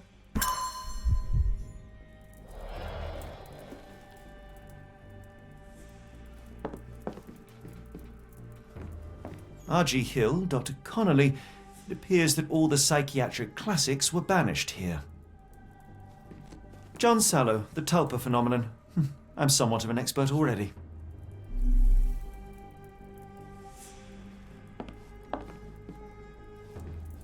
A painting in a mental institution. Vogel would be delighted.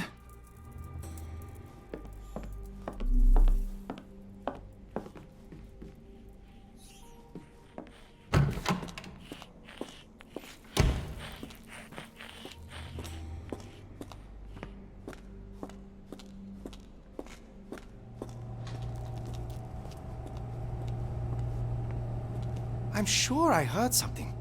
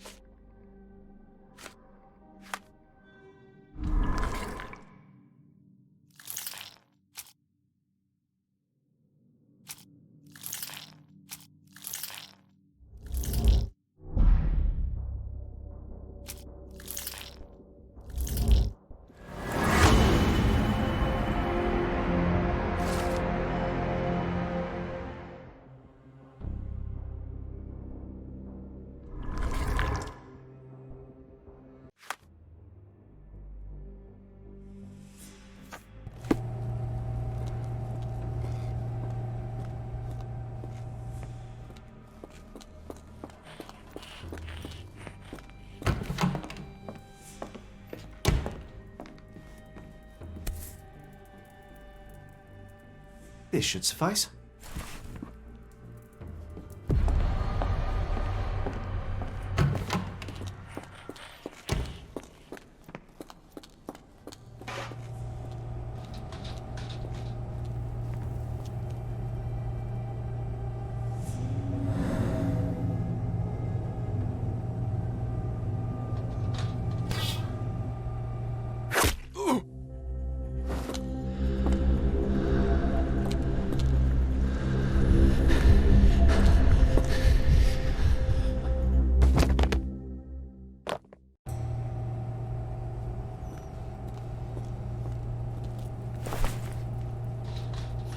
This should be enough to avoid unwanted attention, at least from a distance.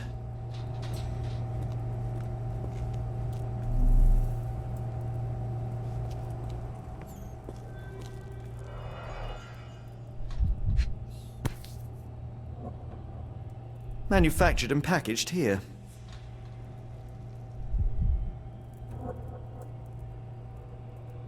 This is the same narcotic substance that we found in London.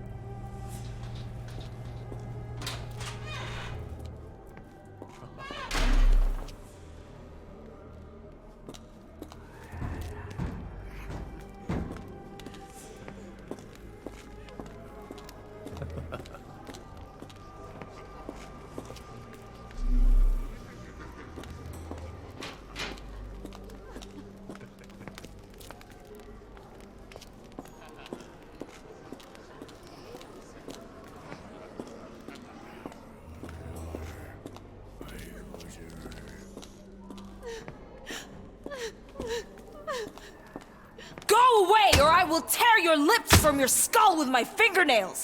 Miss, I'll gouge your eyes out and cut off your hands, just like you did to Heidi. I am quite certain you would, but I'm afraid you have me mistaken for someone else. So, I take it your name is Gerda? Who is Heidi?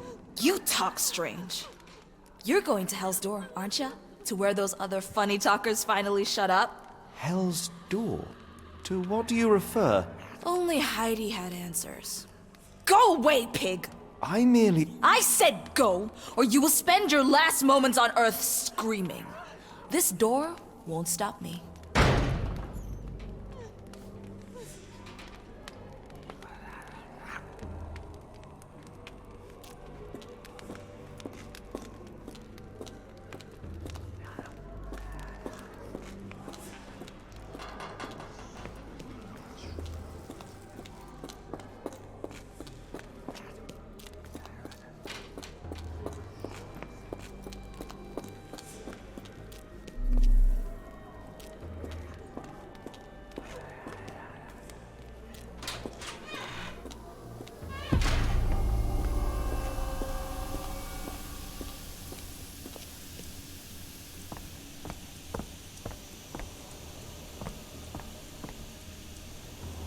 The garments of several dozen people at least.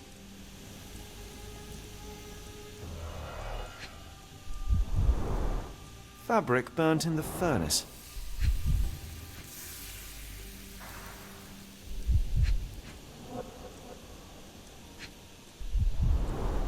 A jalabia, a traditional garment from northern Africa.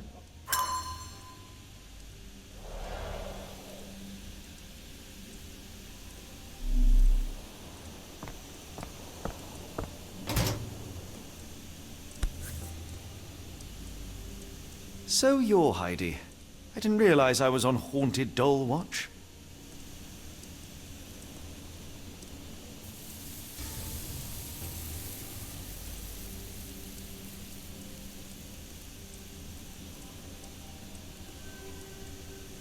Good Lord, how unsettling.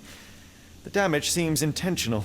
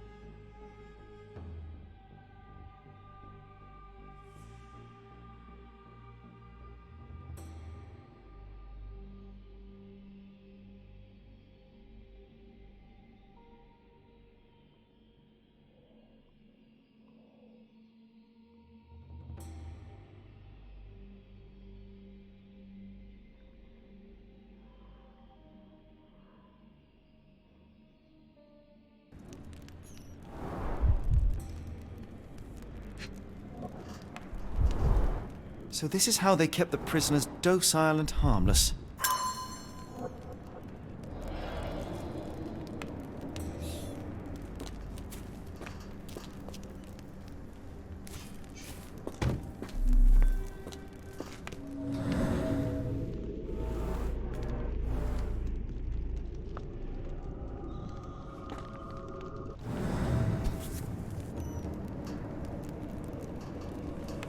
An Orthodox reliquary commonly found in Eastern Europe, now in a cell halfway up the Alps.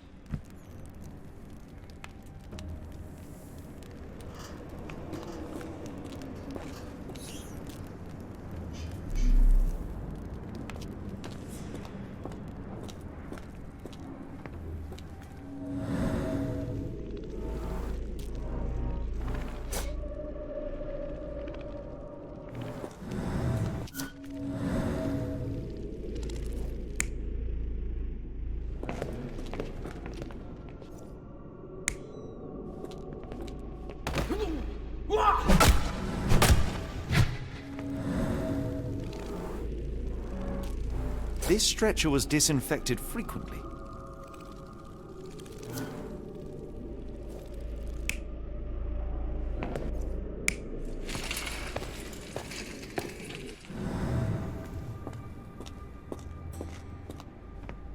These are the same crates we found in London. I should take a closer look.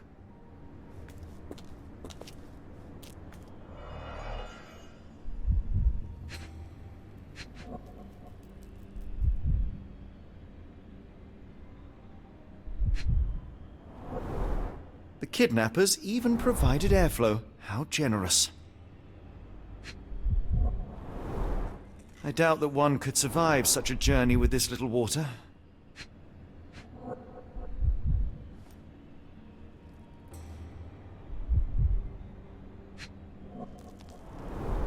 Dirt and sweat. They were locked in here for days, judging by the smell.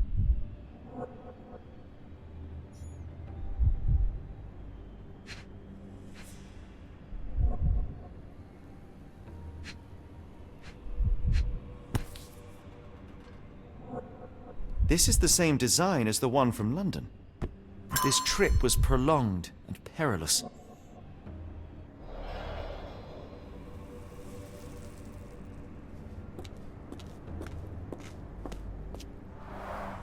The stamp on this crate confirms it came from America.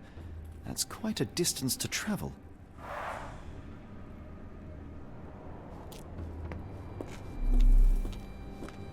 The doors can be opened for deliveries.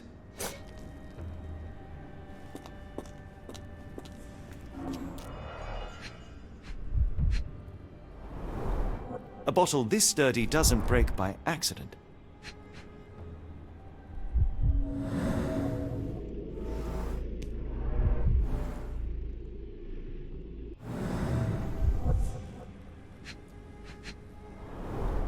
Substantial blood loss.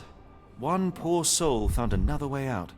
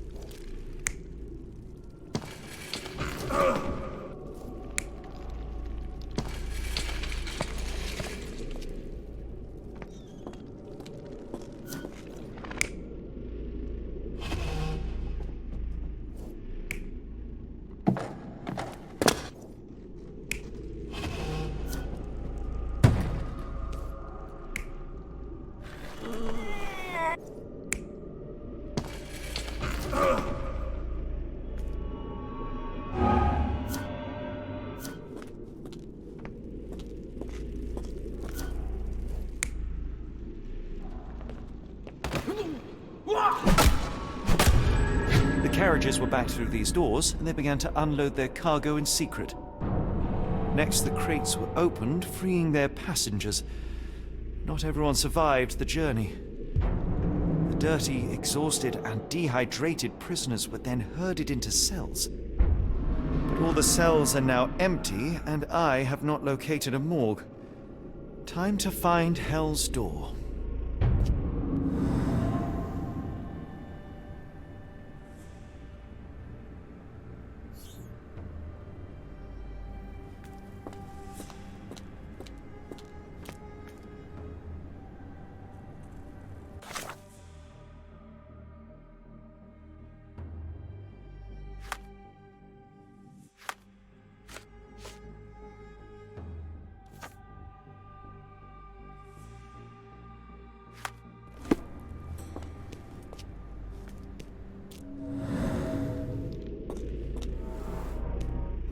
Scratches. Something has been moved through here.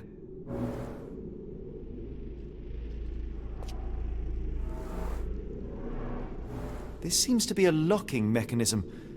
The whole thing must be a door.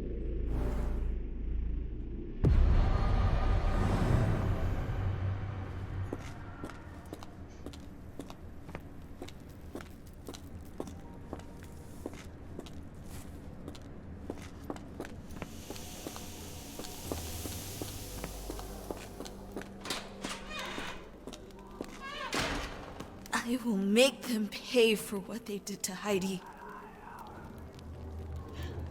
I found Hell's Door, the one that made the foreigners silent. Remember? How do I open it? You want to enter Hell's Door? I can't tell you.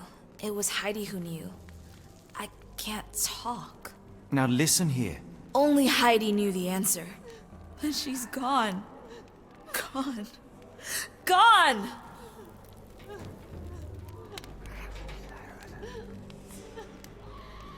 I believe I have found your friend. Heidi! Oh, poor girl. What did they do to you? Shh. It's all right now. Everything will be all right. Please, Gerda, now I have found Heidi, I need some help from you in return. Shh, Heidi. We should thank the man, don't you think?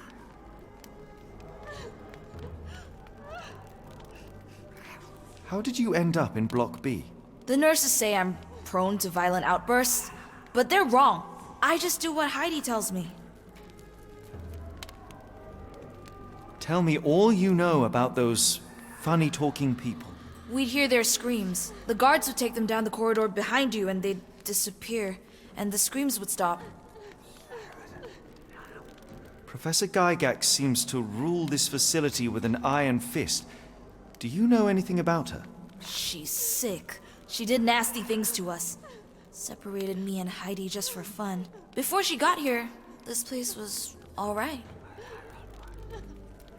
I found Hell's Door, the one that made the foreigners silent, remember? How do I open it? Gerda, please, I cannot get inside. You have to tell me how to open it. How can you speak to me like nothing's wrong? Can't you hear Heidi crying? Look at her! Look! She's suffering. I can't even hear my thoughts over her screams. Poor Heidi. We will fix you. I promise. We will fix you.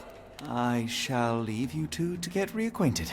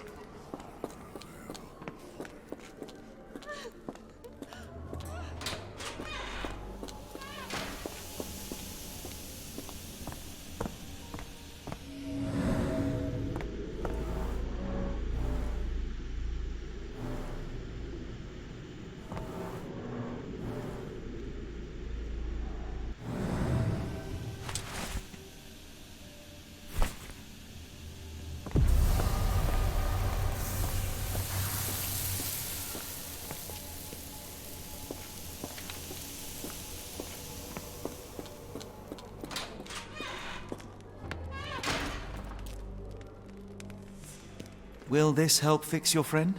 Give it to me. How is she feeling? Everything will be all right, Heidi. Everything. Gerda, I have a couple of questions. Yes, Shut your dirty little mouth, Gerda. You've said enough already. She won't speak no more. Now it's only Heidi. You helped me, and I didn't cut out your eyes. So we're even. Now go! Heidi, there are things I need some clarity on. Ask if you dare, but if I get bored, there will be consequences.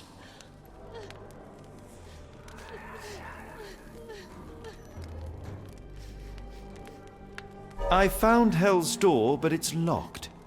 Is there a way to get in? Hell's Door? Never heard of it.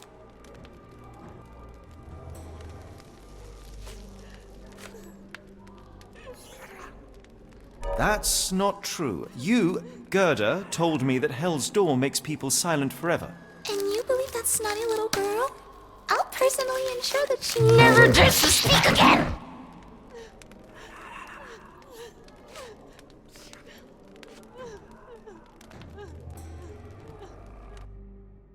Professor Gygax hurt you repeatedly, scarred your body and mind. You are not protecting Hell's Door. You are simply afraid of the consequences were I to enter. I could tap your teeth out with a hammer until you choked on the blood in bits. You could. But then you would live the rest of your life in fear of Professor Gygax. I can make that feeling go away. How? I can stop her. But the key, Heidi, the key to Hell's Door is critical to stopping Professor Gygax. And I think you know where it is. Tell him! But you said... And now I say tell him! The professor... She has a special key. Keeps it close and only brings it down when you people go through. Behind those closed doors, those people start to sing.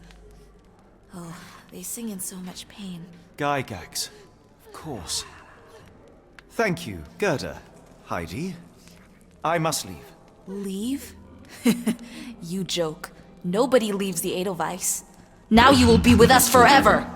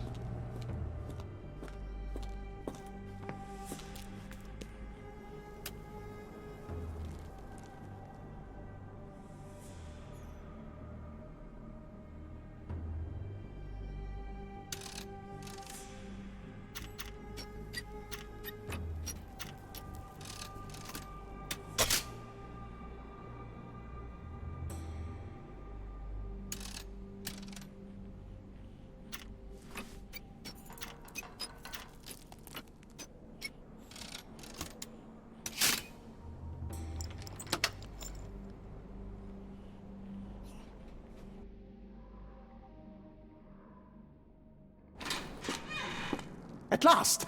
You came to your senses. My humble apologies, Emperor. Spare me your groveling, Englishman.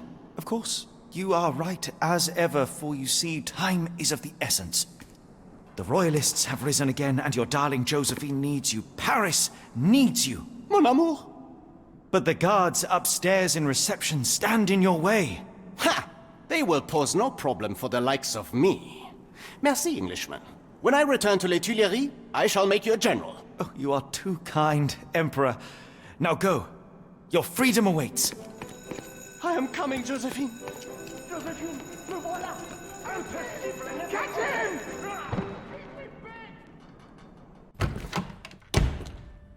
Psst. Watson. Over here. Holmes? What are you doing here, and where did you get that outfit? It is unimportant. I require your assistance.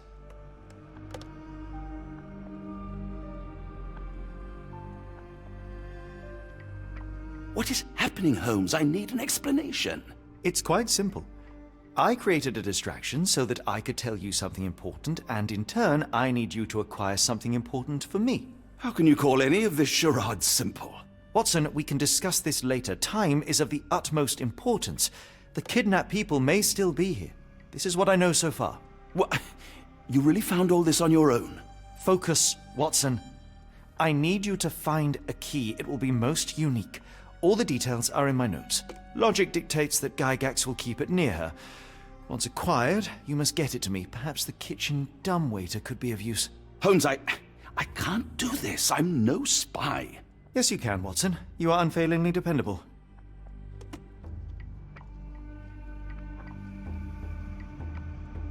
Dr. Watson, visitors are not permitted back here. I'm terribly sorry, Mr. Kuntz. After the war, my nerves, I fled all that commotion. It is nothing. A patient attempted to escape. He will not get far. Now, if you would like to follow me.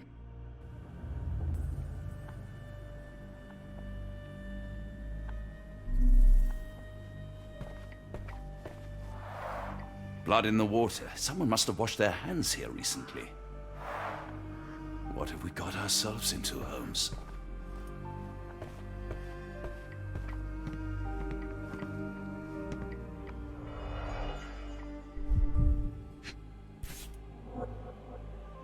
Perhaps I should take this. For all I hope it won't be needed.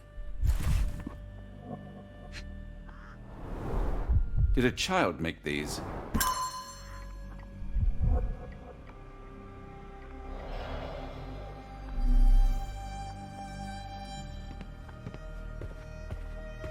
The only reason to hang something this harrowing here would be to create another patient.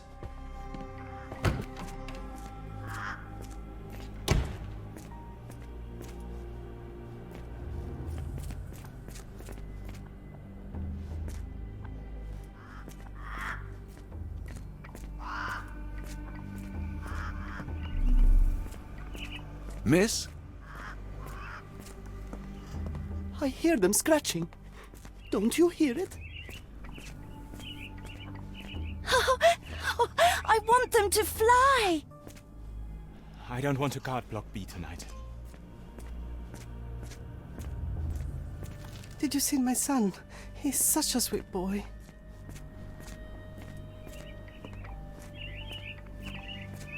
Give it to me. No, I don't want to. Why not? Minor birds, if I'm not mistaken. Beautiful creatures. How sad that they're caged here.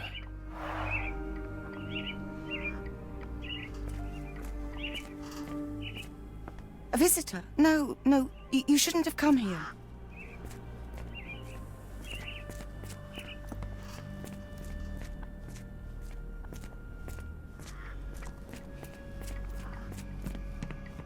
This area is off limits. A patient has escaped.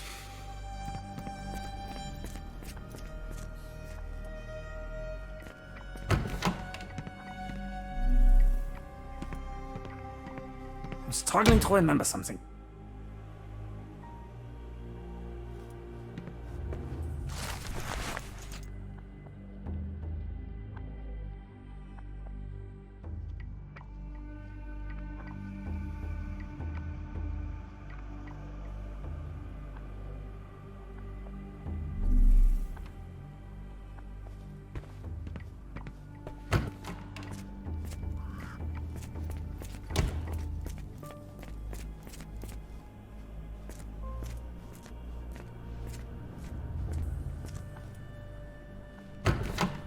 Did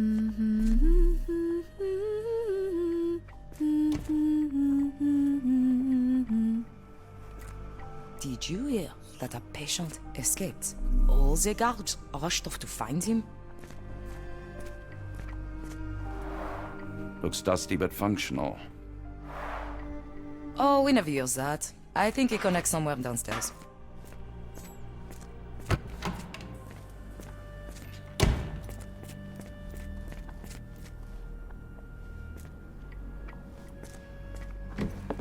Ah, Dr. Watson. Just the man I wanted to see. Professor, I'm surprised you're not trying to catch that escapee. Please, my time is far too valuable. I hope Nurse Kuntz has been taking good care of you. He has certainly kept me out of trouble. Professor, it is time for your appointment with your next patient, Mr. Wolf. Herr Wolf can wait until tomorrow. I wish to speak with Dr. Watson. As you wish. You still see patients yourself, even as the director of this entire facility? Only the important ones. And yet I rarely get to pick the brain of a man like yourself. I think it is time we got to know each other, no? I'm afraid there's not much to know. I'm just an average chap living a rather prosaic life these days. Dr. Watson, those of us who pursue knowledge are anything but average. Now, who are you? I'm a physician in search of a stimulating career. I have patients, yes, but admittedly, I'm more interested in the cutting edge of medical research. So when I read about the Black Edelweiss and your work on the healing of minds, I simply had to learn more. I suppose my Edelweiss was always destined to attract other curious minds. But before we continue, I want you to understand one thing. A broken mind can never be truly healed. Ah, I see. So, what exactly do you do here? It is simple. If you cannot fix a person's nature, you must force them to forget it. Surely there are other methods of treatment. How naive. You remind me of a man I once knew, Professor Becker. But we do not speak of him anymore. A colleague? The former director here. One day he realized that Edelweiss had outgrown him and had to leave his post.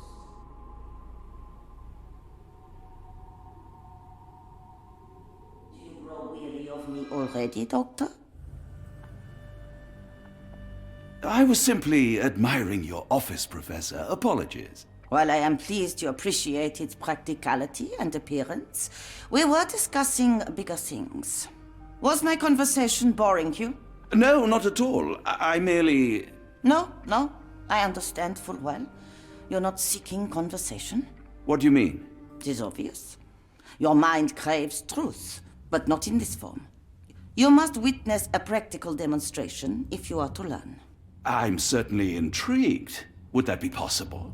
Of course. I propose a journey between the jury of the human brain. You will not leave without being truly enlightened. Kuntz, take Dr. Watson back to the courtyard. Then tell the nurses to prepare the operation room and the girl with the doll. Yes, Professor. Our preparations will take a little time. I will come for you soon, Doctor. I hope everything is to your liking, Dr. Watson.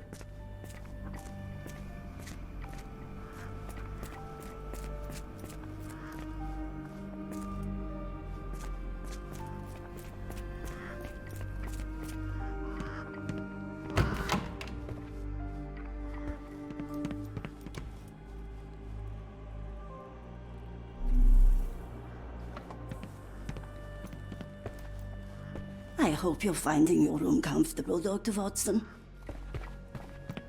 I can't just leave Holmes here alone.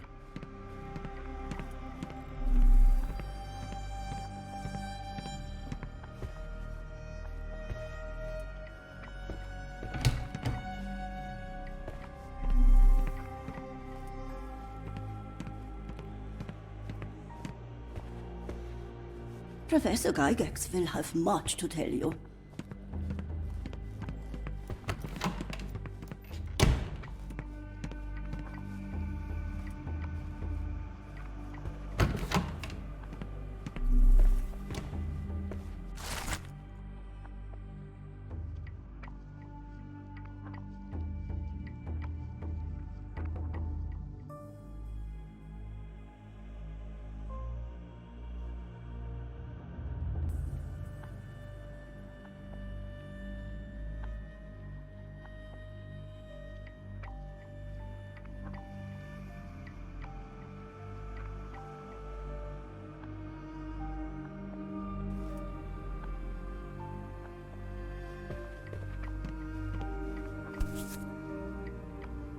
Photograph seems recent. A commemorative photo album. Been a while since I've been in one of these.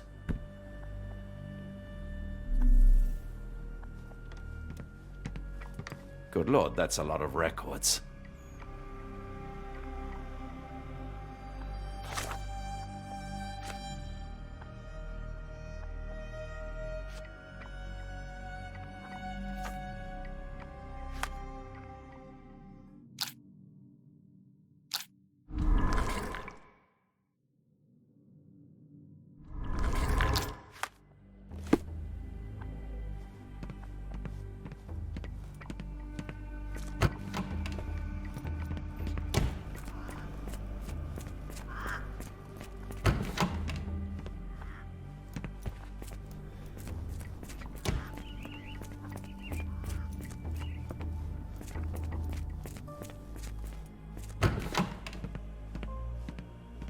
You are Mr. Wolf, am I right? Oh, hello. Who might you be? My name is Dr. John Watson. I wanted to talk with you, if you didn't mind. Ah, doctor. I don't suppose you could help. I seem to have forgotten where I am. We're in the Black Edelweiss, Mr. Wolf. It's an asylum in Switzerland, and you are one of its most important patients. But why am I here? That's what I was about to ask you. I can't remember. Sorry, I can't remember anything. It's all right. You don't need to push. Try to relax. Let the thoughts come and go. Now, what comes to mind? Mr. Wolf? Oh, hello. Who might you be? We just went over this. I'm sorry, but I don't think we've met. We were just discussing this facility, the Black Edelweiss Asylum, and why you are here. That name does sound familiar. Holmes, the things I do for you. Excuse me, who are you?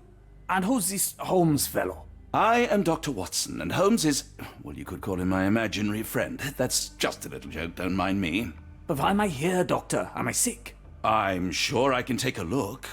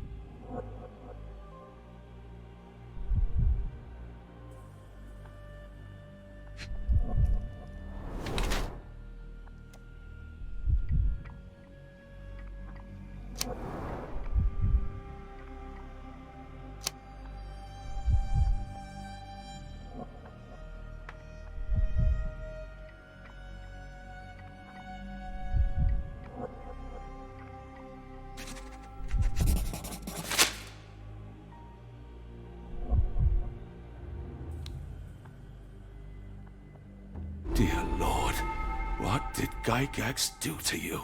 Excuse me? Who are you? Oh, never mind.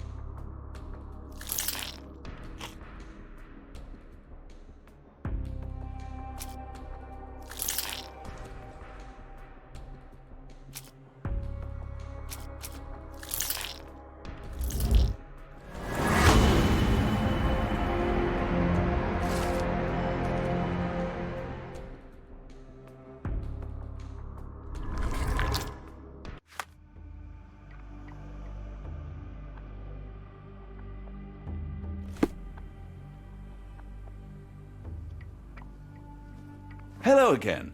You won't remember me, but we've met before. I am Dr. John Watson, and you are Professor Becker. You were the previous director of this facility, the Black Edelweiss. Professor, really? Actually, that name does sound familiar. Wait. Let me write it down. I try to recall memories through writing, but they always feel just out of reach. As a matter of fact, I have more for you to jot down. Oh, yes. Yes, please, anything. Professor Gygax did this to you. She made you forget everything, even who you are. But we will play a trick on her. We will write a letter so that she learns her lesson. Put down what I dictate.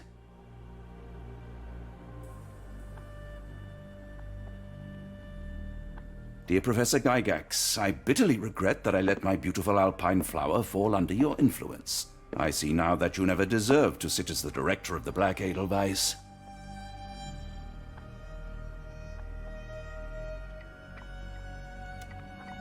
You are not, as you so claimed, the future of the Edelweiss, and you never were. And by the time you make it to my cell, the police will already know the truth of how you came to be director of this asylum. Signed, Professor Becker. There. It's done. Now, hold on a minute. Who are you? My name is John Watson. I am a doctor from London, a veteran of Afghanistan, and I wish to be a writer, though deep down I fear I lack the talent. And presently I am risking my life to help my brilliant detective flatmate in the pursuit of a cult of kidnappers, even as I fear it may destroy him. I'm tired and hungry, and I have not had a good bath in weeks, and yet despite it all, I feel alive. Any more questions? Good heavens, sir. You're as mad as they come.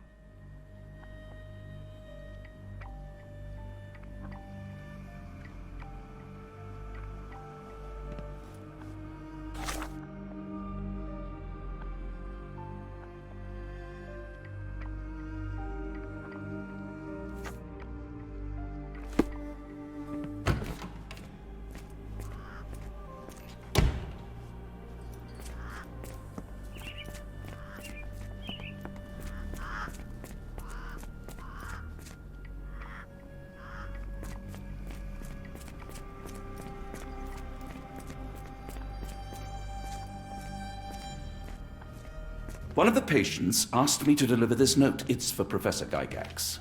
Thank you, Doctor. Leave it with me. A letter for you. Unbelievable. Kunz, with me.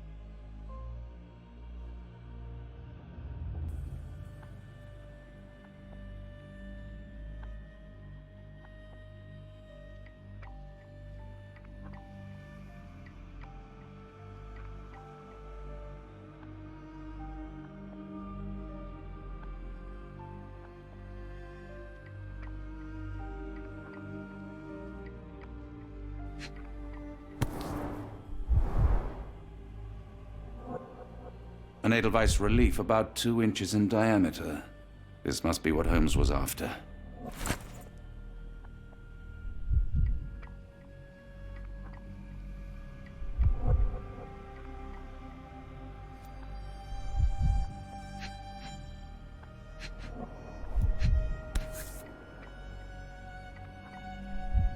Close, but I don't think this is the key.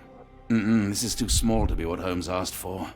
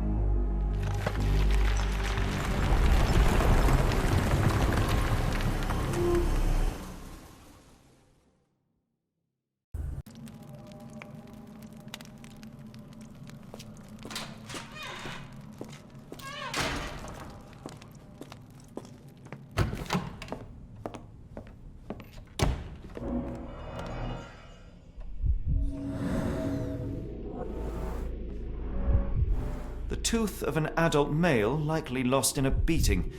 Only a couple of days old.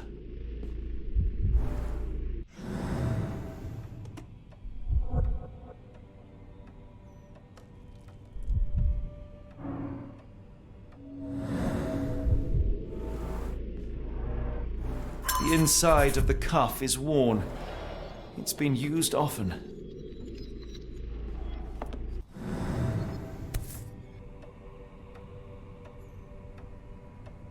A wax cylinder. There is something recorded on it.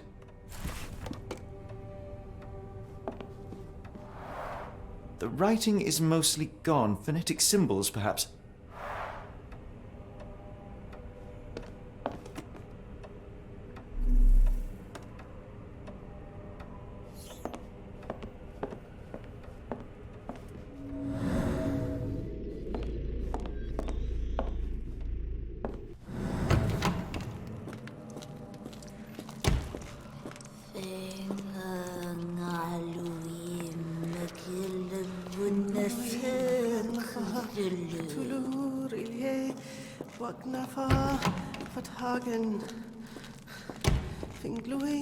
Oh, the smell.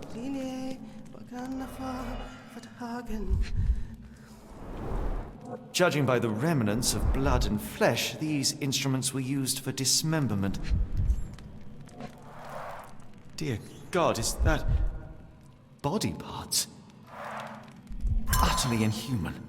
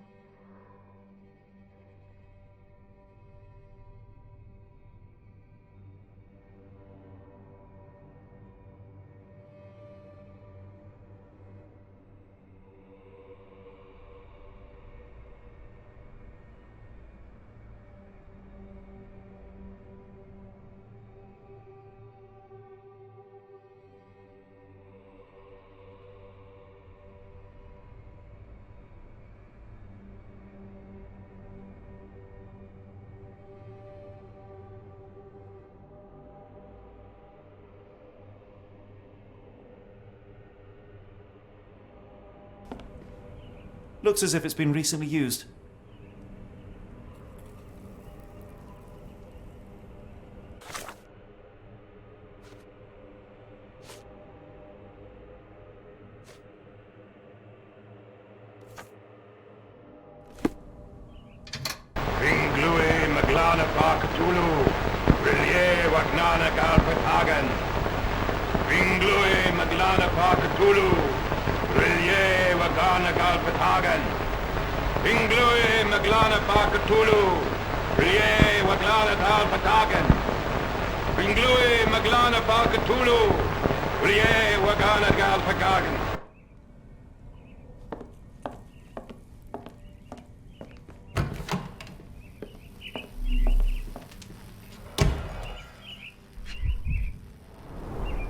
Dynamo machine. Provides electrical stimulation for the person in the chair.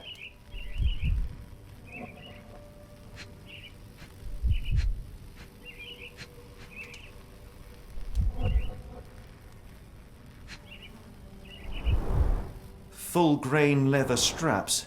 Impossible to escape.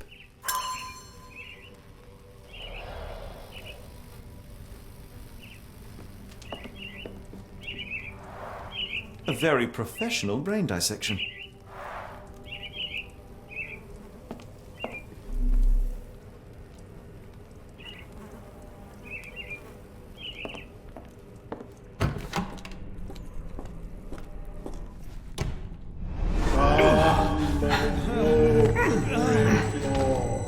Get out of my head! Your mind festers, devoid of soul. Find reverence for the one and tremble. Great Lord! Left your lord. Surrender your soul and become a servant of madness. Please! No more! Stop it! Watson! John! Somebody! Wretched mortal, do not fear what is to come. Let him rupture our world anew. Awaken! And let the world behold!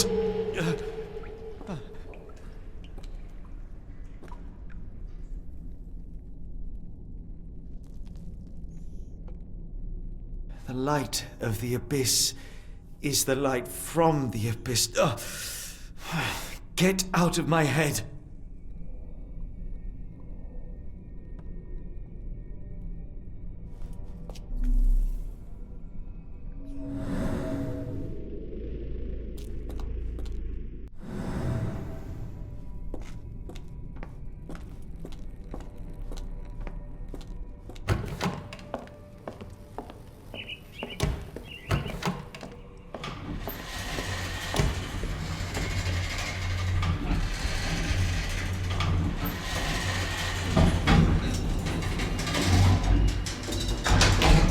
Hydraulic elevator. How ingenious.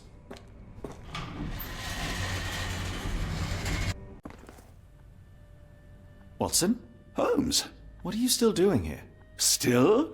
I was trying to find more information. Did you think I was just going to sit in my room twiddling my thumbs? I only asked you to find the key. I had everything else under control. Says the man who looks like he saw a ghost. I'm fine, Watson.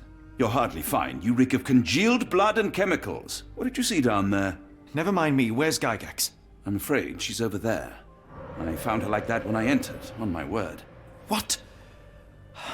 She was our biggest lead. Yet another wrinkle in our investigation. What do we do now, Holmes? Hush. Let me think.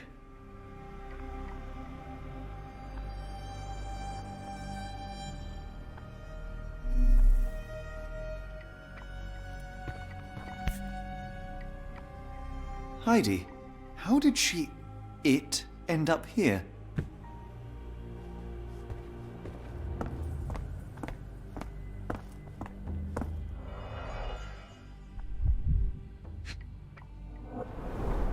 No traces of blood on her clothes. Must have got on her white overcoat. The pencil is buried deep all the way to the brain. Instant death.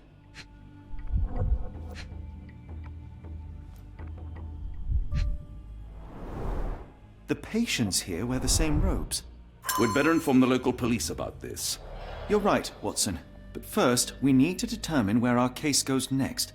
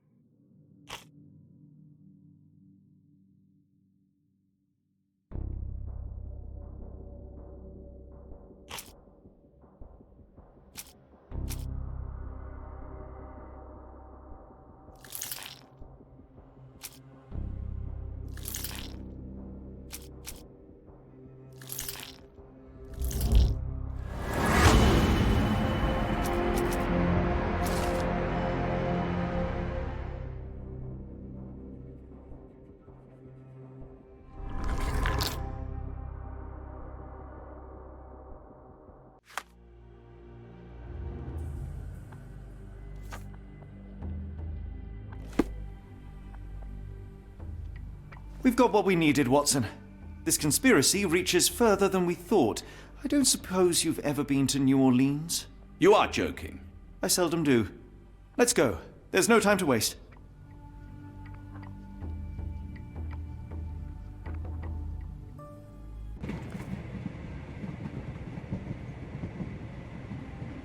There's nothing in this world that cannot be explained with logic and reason. Nothing in this world. Holmes? Hmm? You seem troubled. I'm not troubled, Watson. I am preoccupied. That place was awful. Inhumane. It would be natural to experience some feelings of shock or fear. Men reduced to gibbering imbeciles, numb beyond recognition, powerless to help themselves. When a doctor does go wrong, they are the first of criminals. They have the nerve and they have the knowledge. That woman did not deserve the title. Such casual cruelty for such selfish aims. I knew another man like that once. He treated my mother, perhaps even killed her, depending on who you ask. My sincere condolences. In the end, she was just a shadow of herself. The outline of the person I recognized, but lacking all else. She was pushed until she cracked. Should you see me cracking, John, I must ask you to intervene. Nothing compels us to pursue this matter further, Sherlock. We can return to London, report what we have discovered. Let more capable hands take over. Alas, there are no such hands. Were we to abandon our quest now, I fear no other would succeed in our stead. We know nothing of what awaits, what dangers lurk in the darkness. Nonsense. We draw nearer to New Orleans with every passing minute, and thus closer to the answers we seek. Those answers, for all their perversity and improbability, will, nevertheless, be the work of men. And that is a work I have studied well. So be it.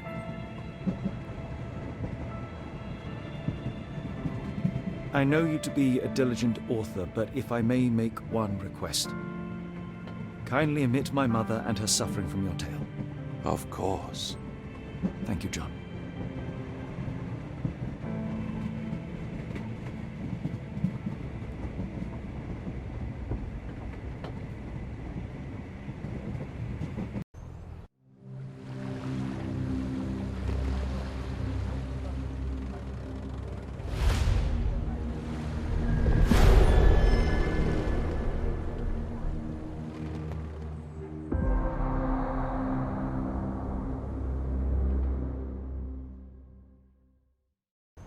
Ah, Holmes. After our trip to nippy Switzerland, I can certainly use some of this New World heat. Do not get carried away, Watson. What we could certainly use are answers to my questions. I know, but you look exhausted. Why don't we find the hotel first? We shall rest when our investigation is over, and not a moment sooner. I shall ask you to handle our bags while I search for the bank. As you wish. Oi! Stop it, you! Our luggage! Good Lord, what have you done? That's my stuff. I'm sorry, mister. It was an accident. Ah, not an auspicious start, is it? Never mind, I'll handle it. You go on ahead.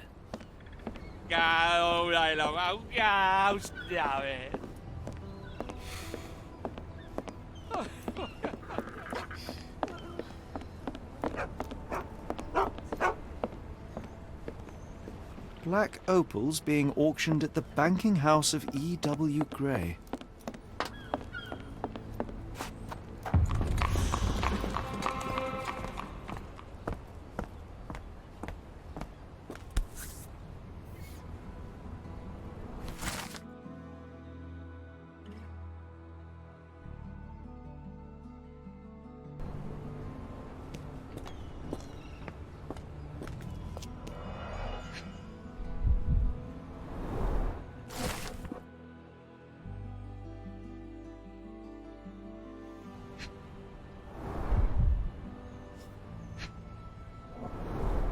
Our ship leaves tomorrow morning. No room for sightseeing then.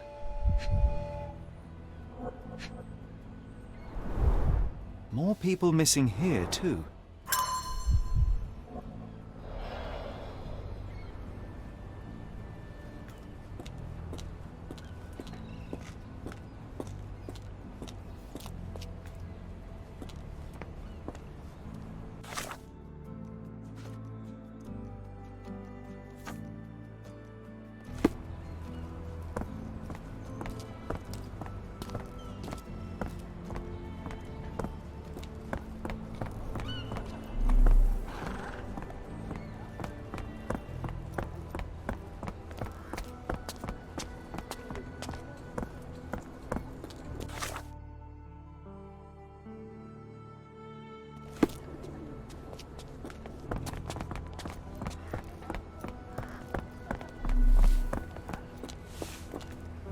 Excuse me, just one question.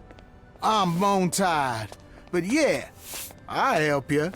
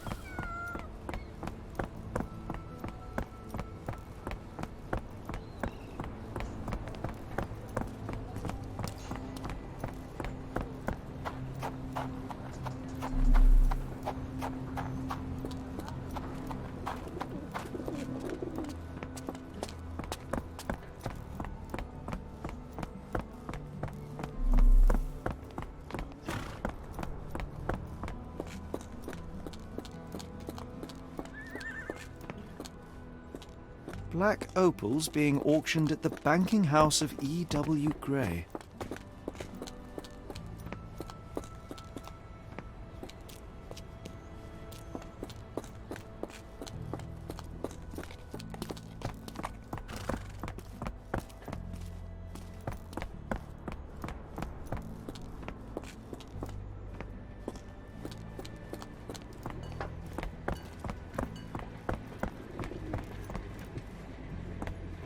Mr. Frank Barnaby, right?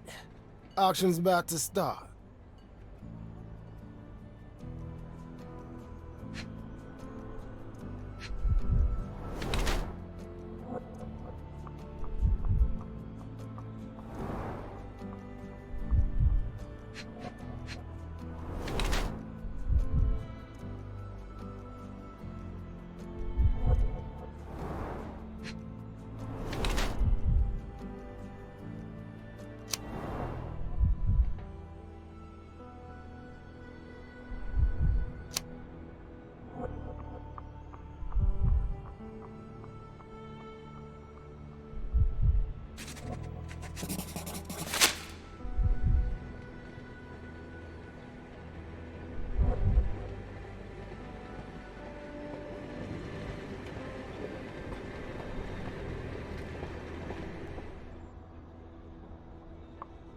In the flesh. Now, if you'll excuse me.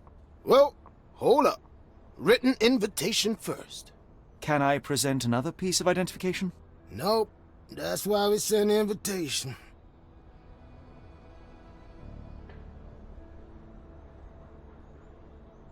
Move along, mister. Ain't nothing here for you. Holmes, over here. Any luck? None. They're holding an auction, invitation only. The good news is, I know who might have one. We need to find Mr. Barnaby. Who? Frank Barnaby, most likely a local. And do you think Mr. Barnaby will be happy to share his invitation? Let us first find him, then we can see if he is the generous type.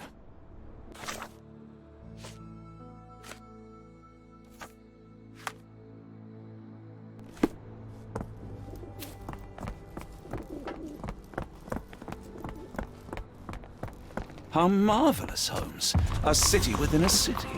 Indeed. Those lanterns are delightful. It is as though we have been transported to the Orient itself. Do you know anything about this? I thought no one would ever ask.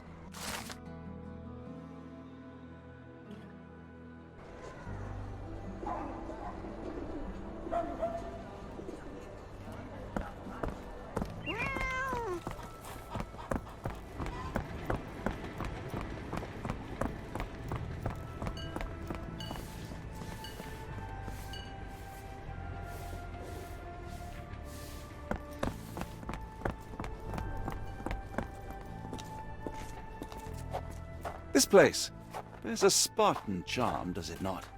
It does. My soul will always yearn for London's gloom, but it reminds me of Cordona in a nice way.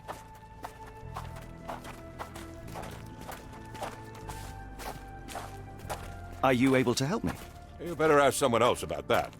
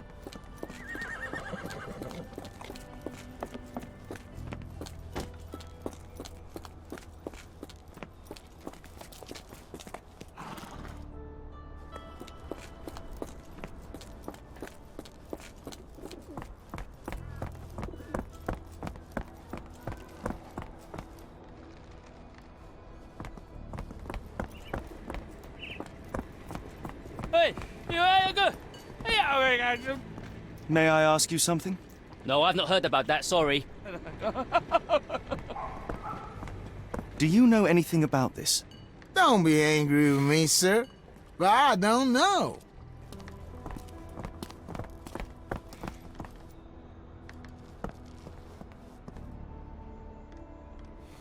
Locked. No one's here.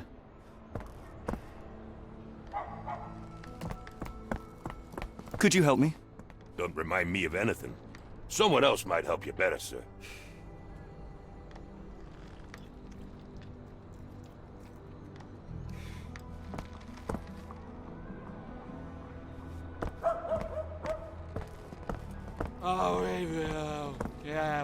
Are you able to help me? What makes you think I can be of any help?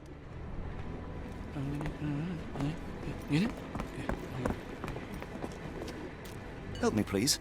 No, first I've heard of it.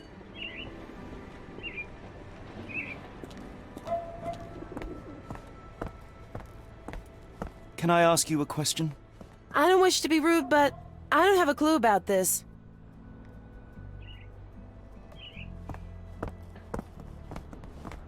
I can't believe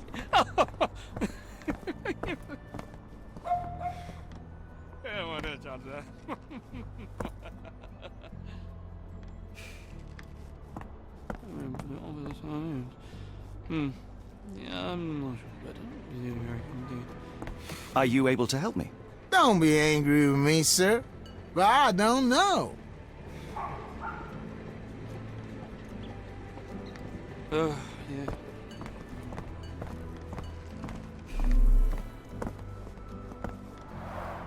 Rather unassuming for a jewelry store. Damn, he at it again. Barnaby still owes you. If he can't pay in greenbacks, he'll pay in blood. Help me, please. I'm bone tired, but yeah, I'll help you.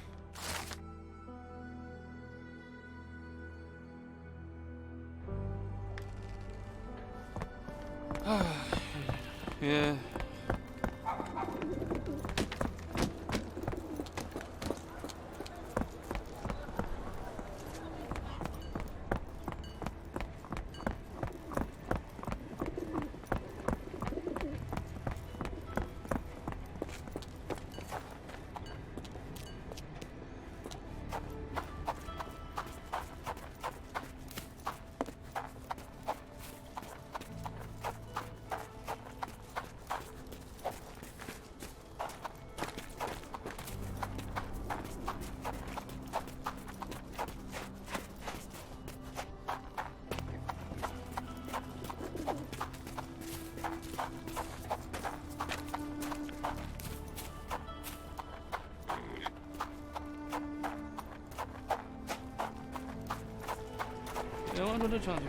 Are you able to help me?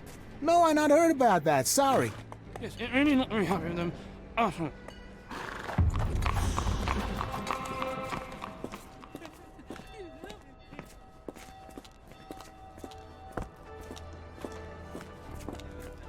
Barnaby, unconscious but with his eyes open.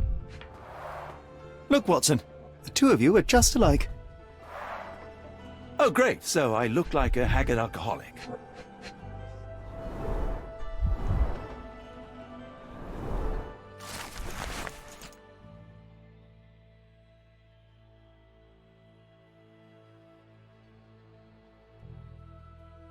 Eureka! What have you got? An idea. First, we'll need Mr. Barnaby's clothes.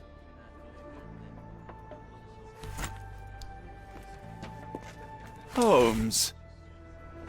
Watson, time is of the essence. You will go to the bank, not as yourself, but as Frank Barnaby. Holmes, we look nothing alike. The hat and coat will do the heavy lifting. Just stay cool, play the part, and no one will notice the difference. Trust me. Holmes, must we really indulge in this farce? It worked in Switzerland, didn't it? Sure, if you redefine the word worked.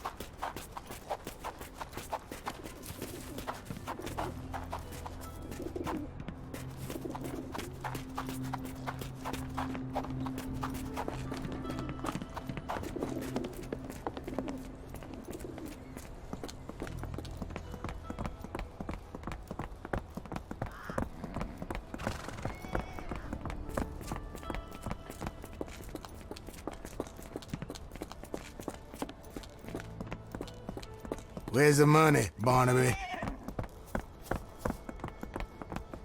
I'll wait here so as not to arouse suspicion. Mr. Barnaby. Right you are. Shop owner. Right. Your invitation, sir? Here you go. You okay, sir? Seem to have the jumps. I'm in a rush. Come on in.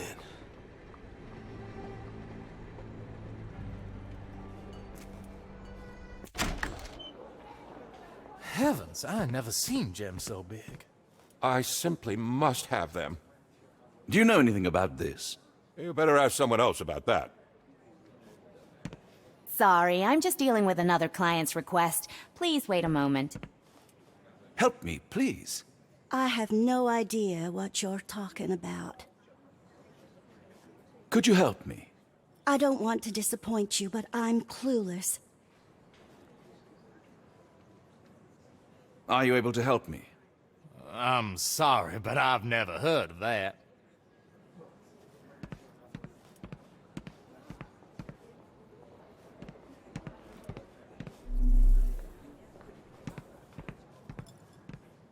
This might be useful. I'll make a note.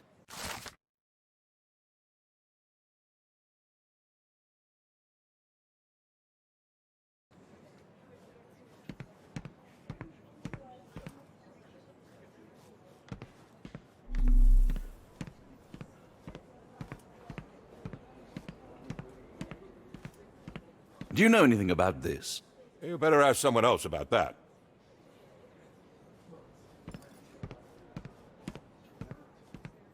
Morning, sir, and welcome to the E.W. Gray Banking House. The auction will begin shortly. Name's Zoe Clemens, and I'd be delighted to help you.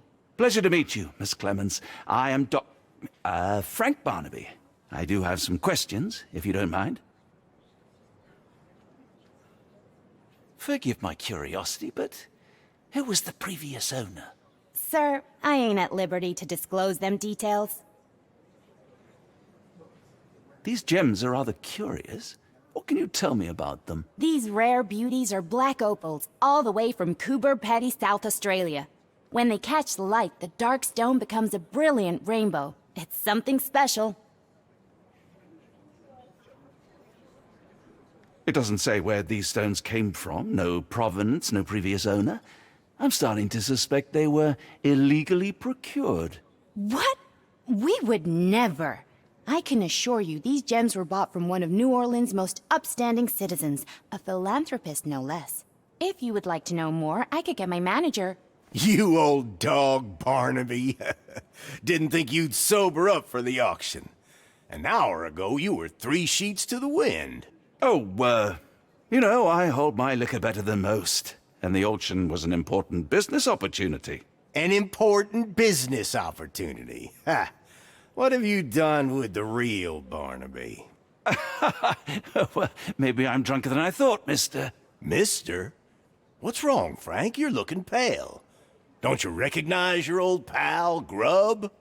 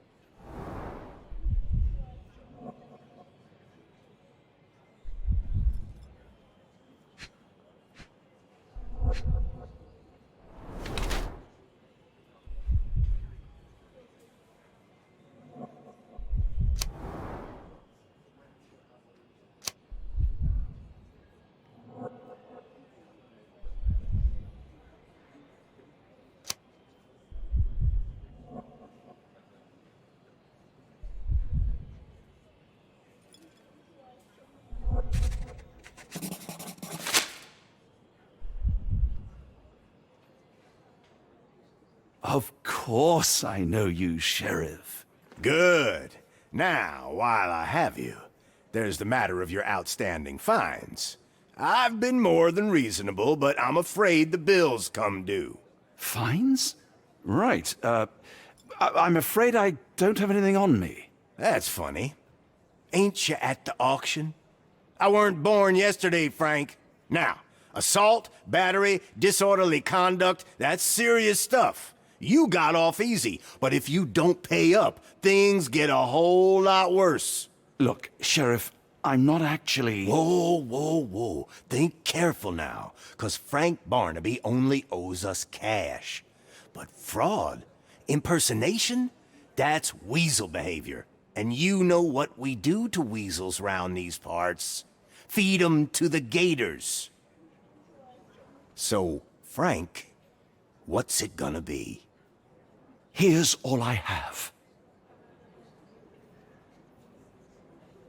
Mighty fine of you.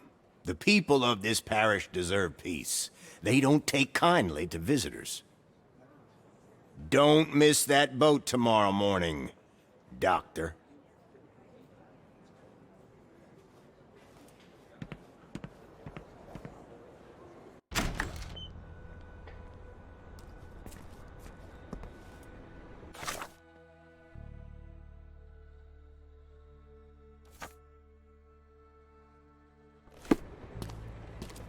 I told you, Holmes. I told you it was a bad plan. Now we're penniless and wanted criminals. Hysteria gets us nowhere, Watson. Tell me what happened. The sheriff saw right through me. He knew who I was from the start. Extorted me for every coin I had. Bah, all that matters is what you learned about the gems. I shan't discuss it while still wearing that blighter's clothes. I'm going back to the boat to get changed.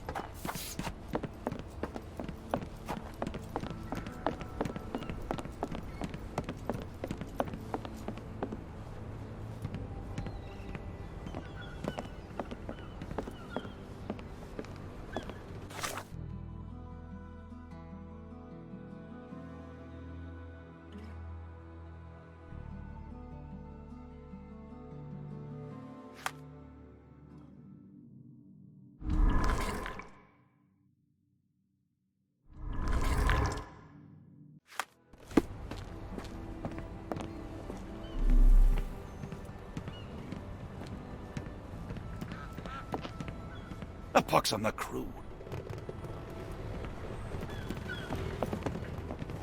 No, no! Was that your luggage again? I don't understand. We just got it back in order.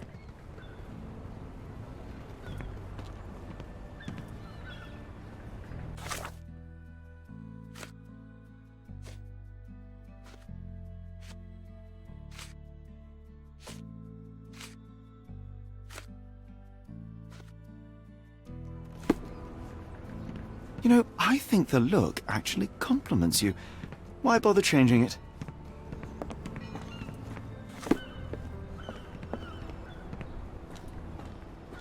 Oh, bollocks, now our clothes are in the bloomin' water. It was like the luggage had legs of its own. Oh, Mr. Pratchett will have my head. I ain't sure what you did to the sheriff, but it must have been something real hairy to have him chuck your luggage off the pier. With respect, miss, have we met before?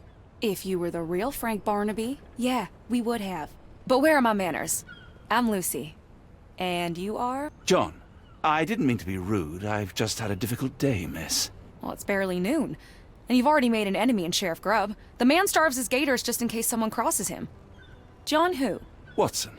Well, Johnny, if you plan on sticking around, you better change that suit, or Frank's reputation will catch up with you. And then you'll be a John Doe.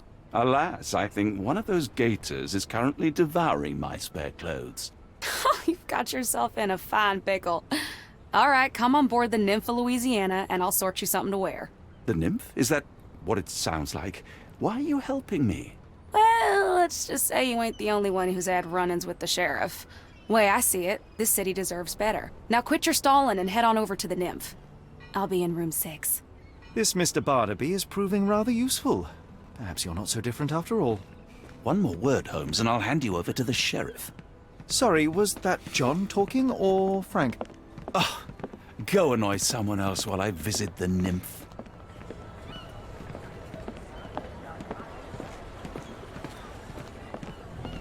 Always a pleasure to see you regular, Mr. Barnaby. Welcome home.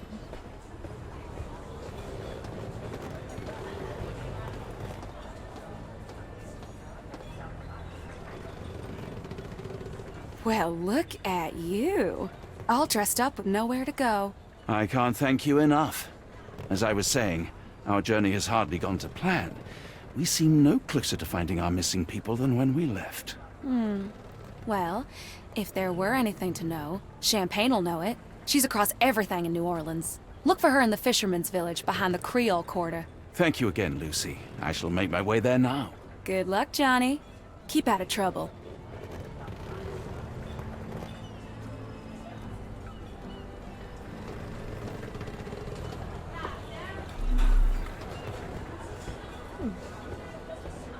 Are you able to help me? No, honey. I've heard nothing.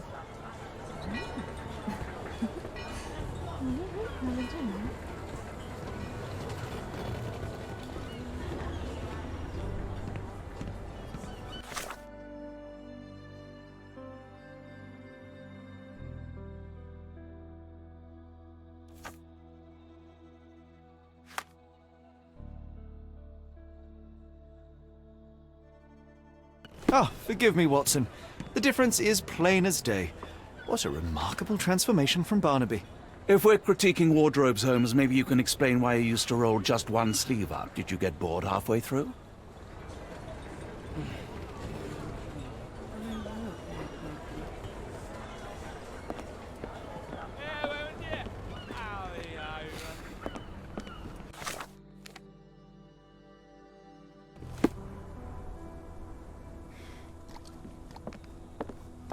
Can you satisfy my curiosity? I'm bone tired, but yeah, I'll help you.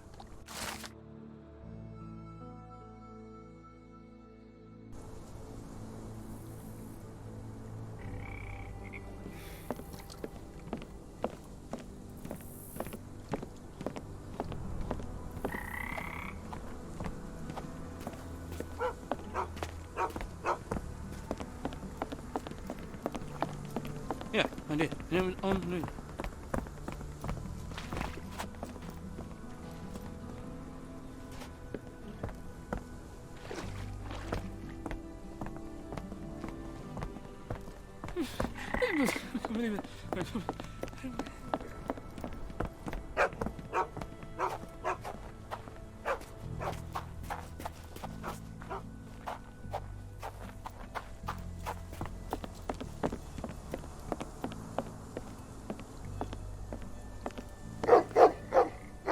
Tocqueville? Lafayette! Hush now. No offense, Cher. Them two don't take kindly to gents. Especially foreigners. How can champagne help you? Trip to the bayou? Feeding a huge crocodile? Some other time, perhaps. Word has it you know everything that goes on round these parts. Maybe. Maybe not. What you want to know? The bank in town recently purchased a valuable collection of gemstones from a wealthy man. What do you know of it? Sure. I hear everything. This time I tell you for free. Next time, you pay. Thank you. May have been 2 weeks ago. Rich man's butler sold him some black opals. And this rich man is? Don't know his name, only that he from the French Quarter. Folk back in town could take you there. That's all I know. You need a boat?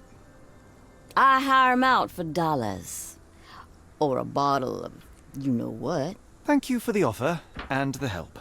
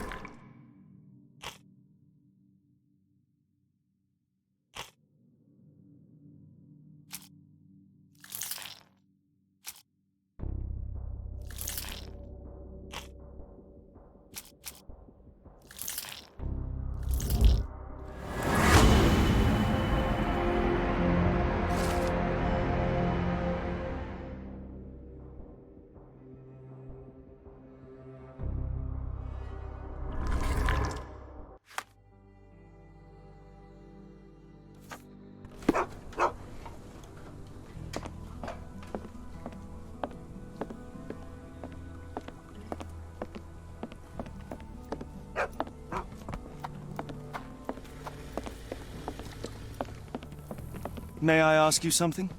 I'm bone tired, but yeah, I'll help you.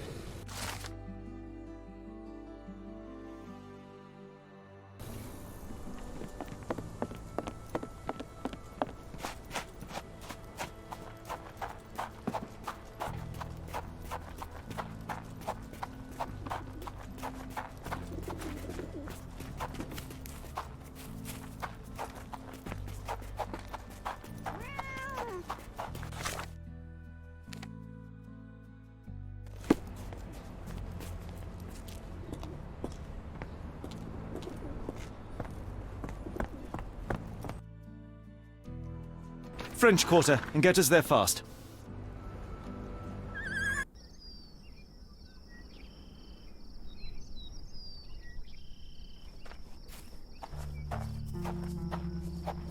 You know, Watson, the opulent mansions and stifling heat remind me of my time in the Mediterranean. Corona does sound rather magical. Do you think you shall ever return? I don't know. That place was home to some of my greatest memories and some of my lowest moments.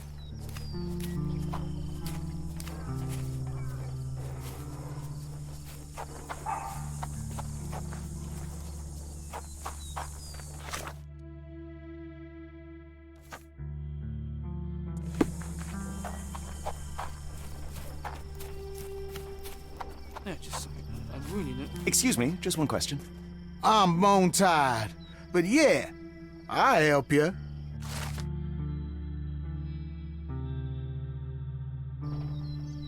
Hey, calm. You're sitting on that.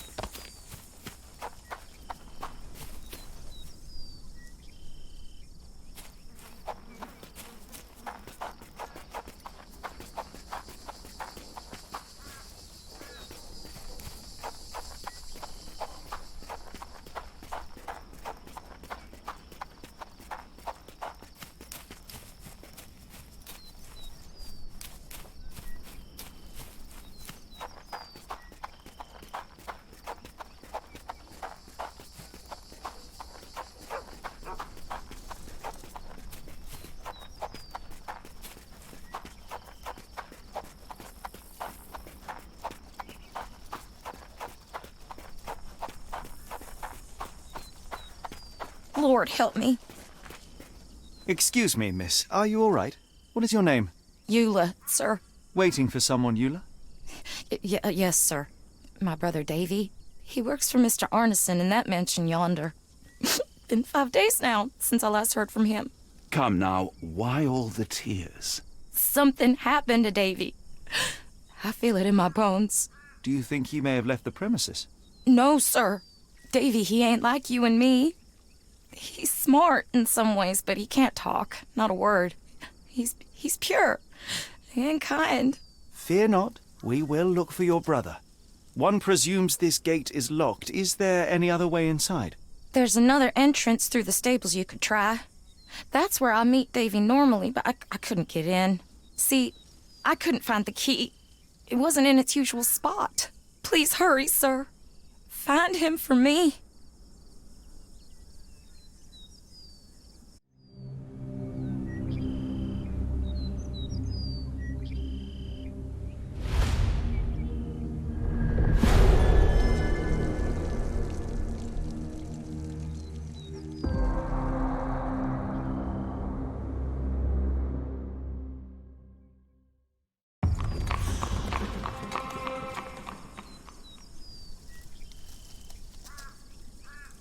Please, Lord, protect my brother. So quiet. Yet I doubt there was peace around here.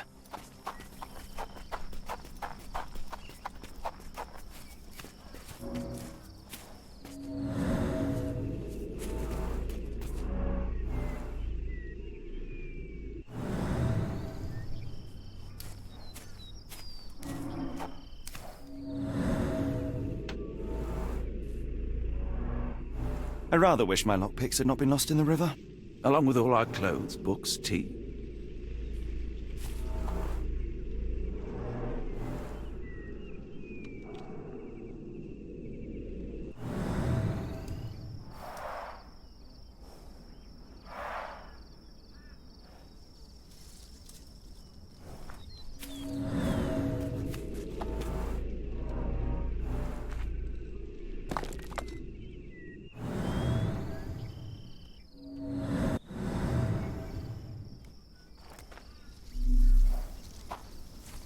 Could we be walking into a trap?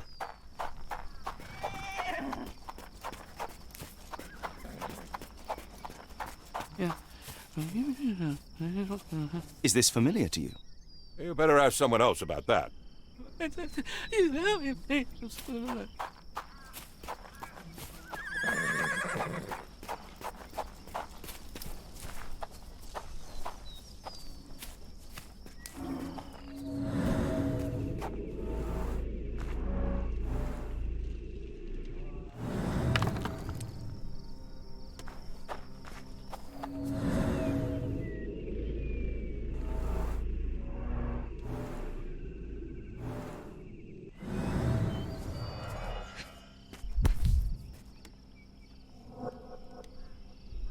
This must be the key to the stables.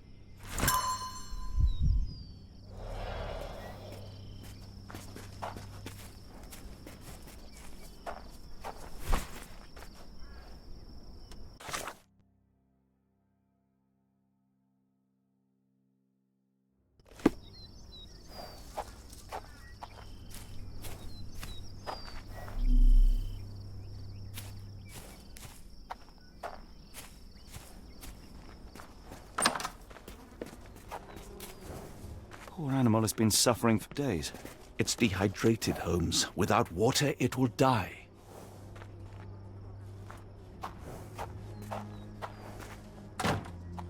Mr. Arneson's cab is still here.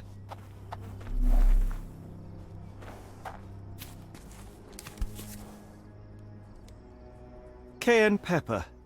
Half empty. Or as Watson would say, half full.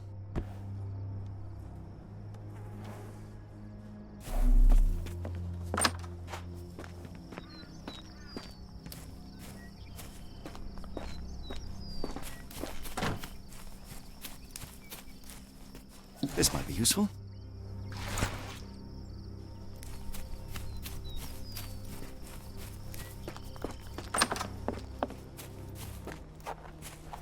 At least that's one life saved.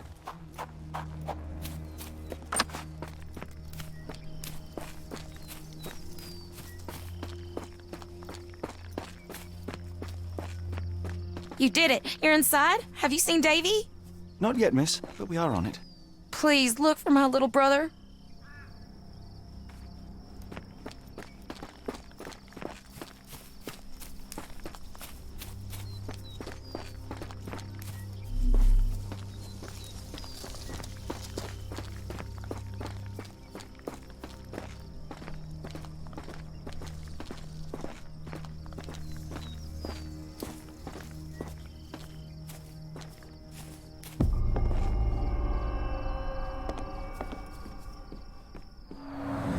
There's blood here.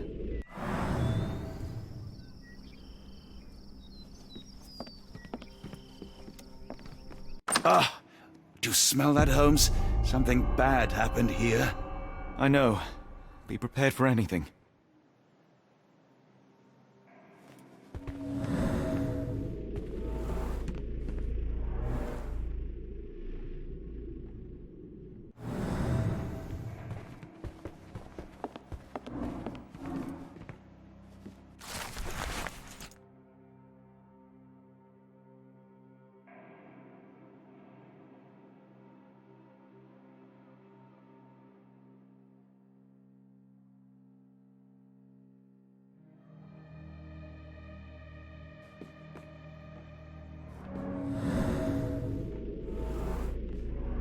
A few drops of blood, but not from a mortal wound.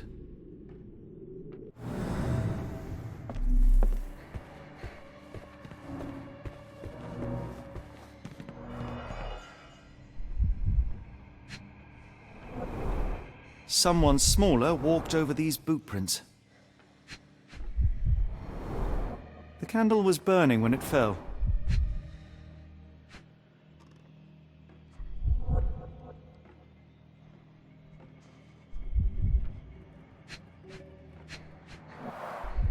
A trail of wax leads to the door.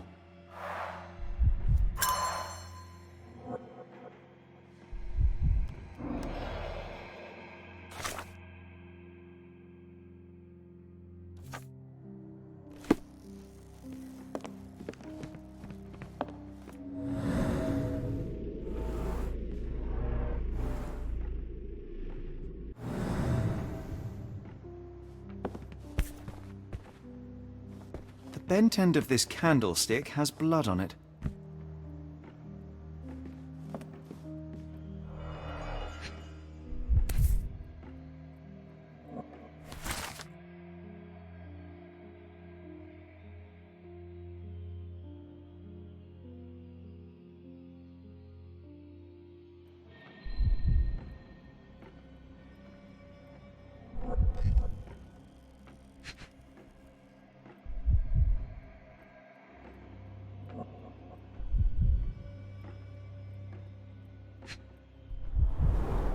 Burnt papers, now completely unreadable.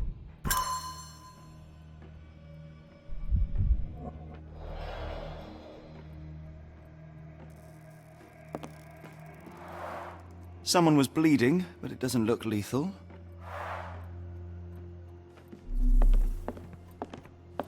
Watson, would you please lend me your medical expertise? I'll do my best.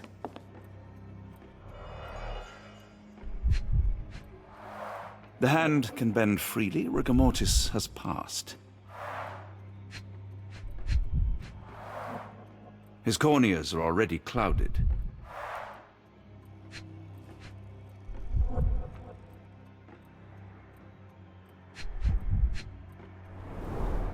Hay on his trousers suggests a gardener or groom.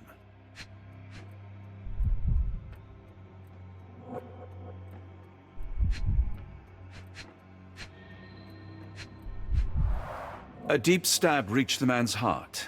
Clean edges suggest a sharp blade, but the wound is too wide for an ordinary knife. This man has been dead for a week, the result of a sharp object piercing his heart. You are mostly right, but I would bet he died 5 days ago. Heat and humidity will have accelerated the decomposition. Mr. Arneson with his prey.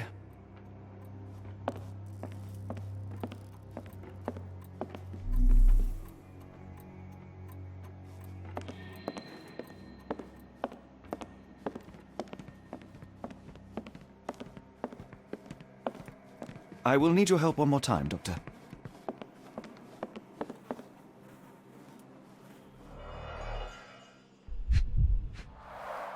An enormous blow shattered her ribcage.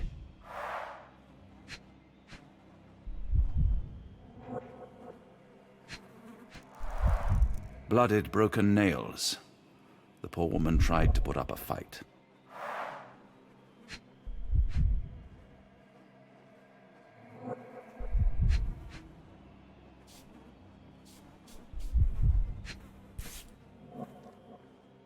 Extremely sharp and deadly.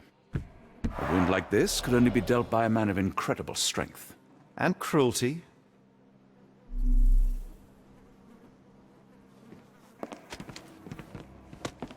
Why does it look so familiar?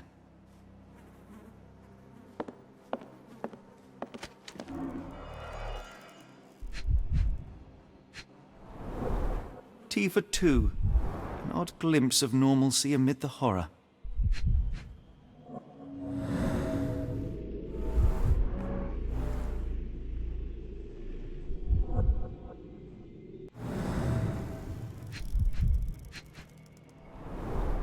A used kitchen towel.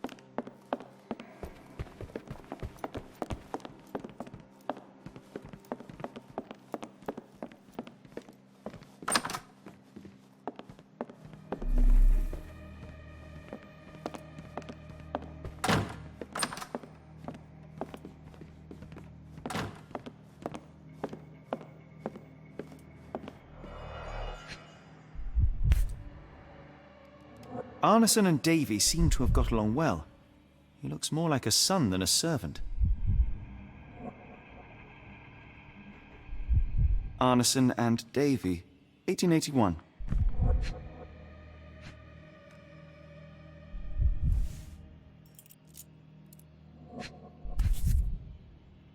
New Pied Piper. Foreigners missing in New Orleans.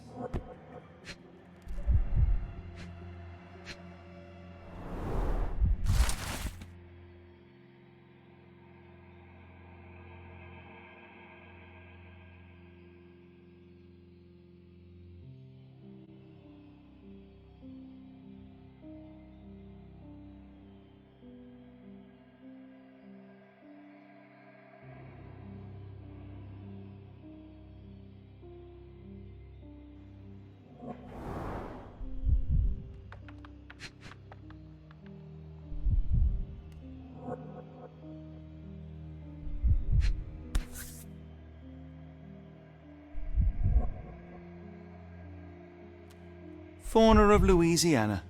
Full of things that bite, no doubt.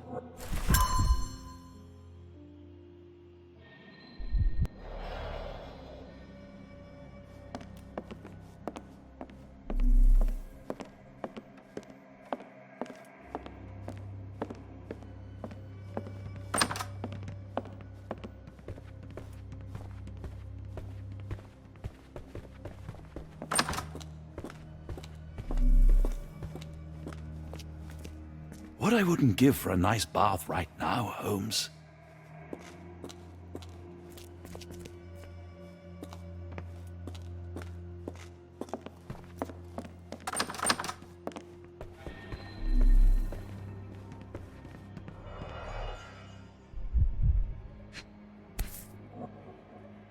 A dull book about local geology.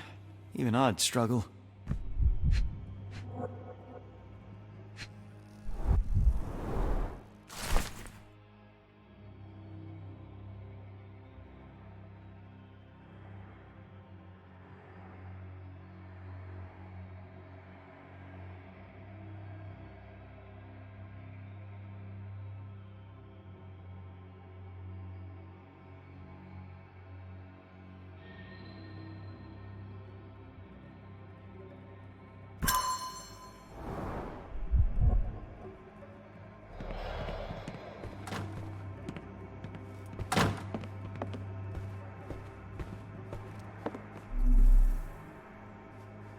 A dashing portrait of Mr. Arneson.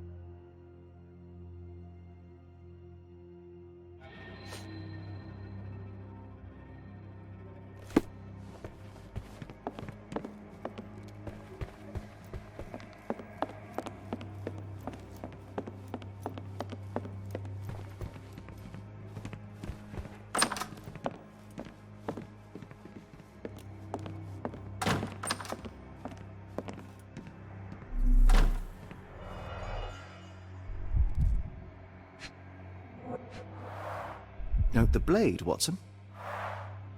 A curved dagger, probably of Persian or Indian origin. 9 or 10 inches, I'd say.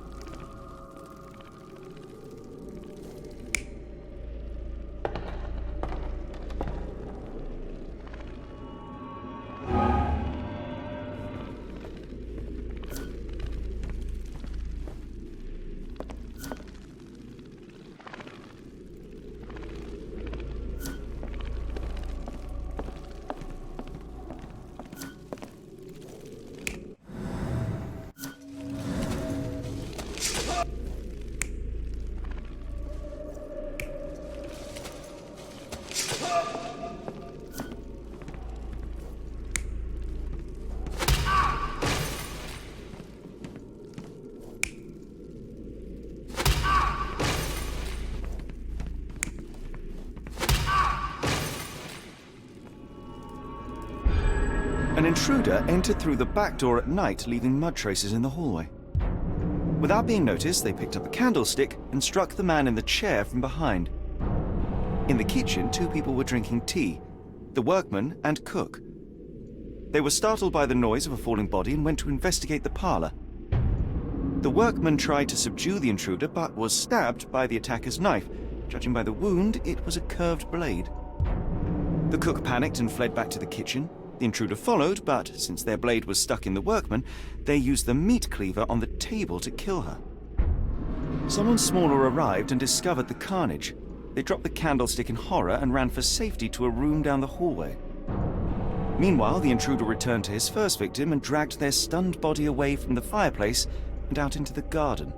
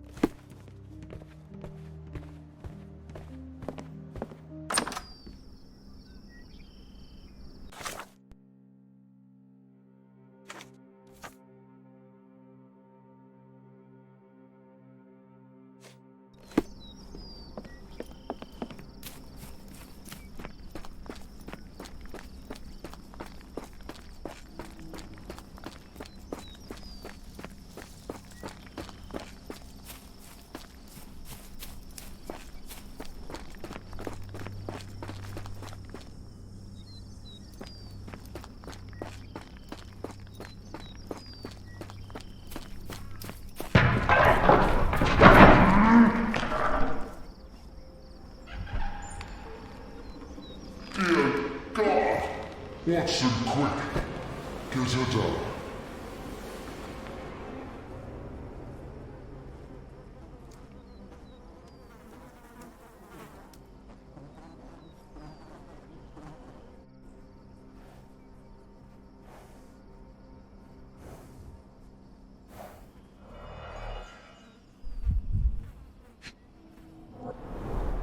Ligature marks on her neck. There'll be a bruise, but she should be okay.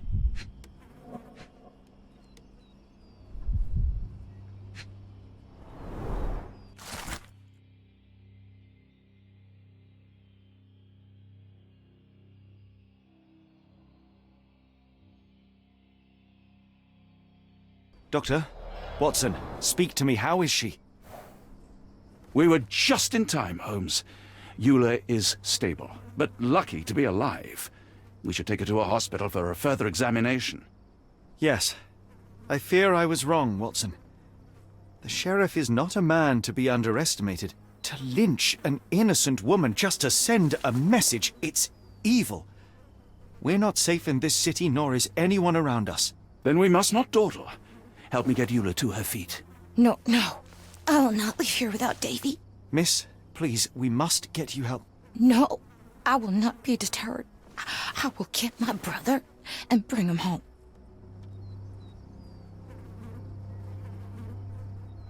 If my deductions are correct, Davy lies behind this door. He ought to be unhurt, but is no doubt shaken. Davy? Davy, you there? Davy, we understand what you witnessed before. It's safe now. You're safe. Please, let us in. Your sister wants to see you. Everything will be all right, I promise. Yeah, them gentlemen speak the truth. Just open the door. Big sister's here for you. Davy! Oh, come here, you! Thanks, sirs. Lord bless your souls. Let me examine him, miss. I want to make sure he is unharmed. Remember, he may be mute, but he still understands you.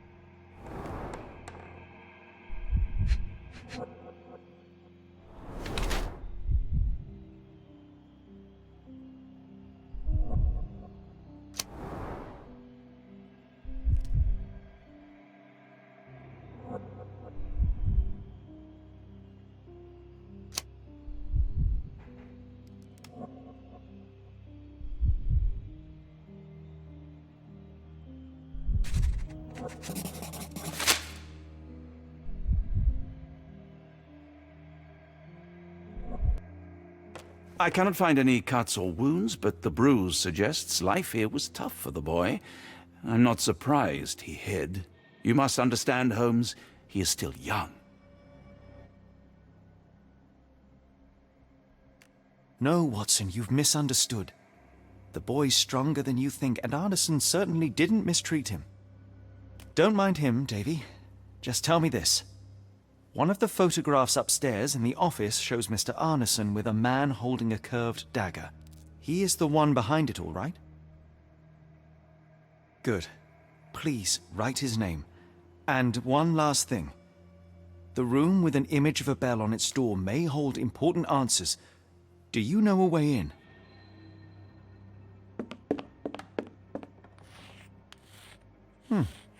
Yes, that will do. Sterling job, Davy.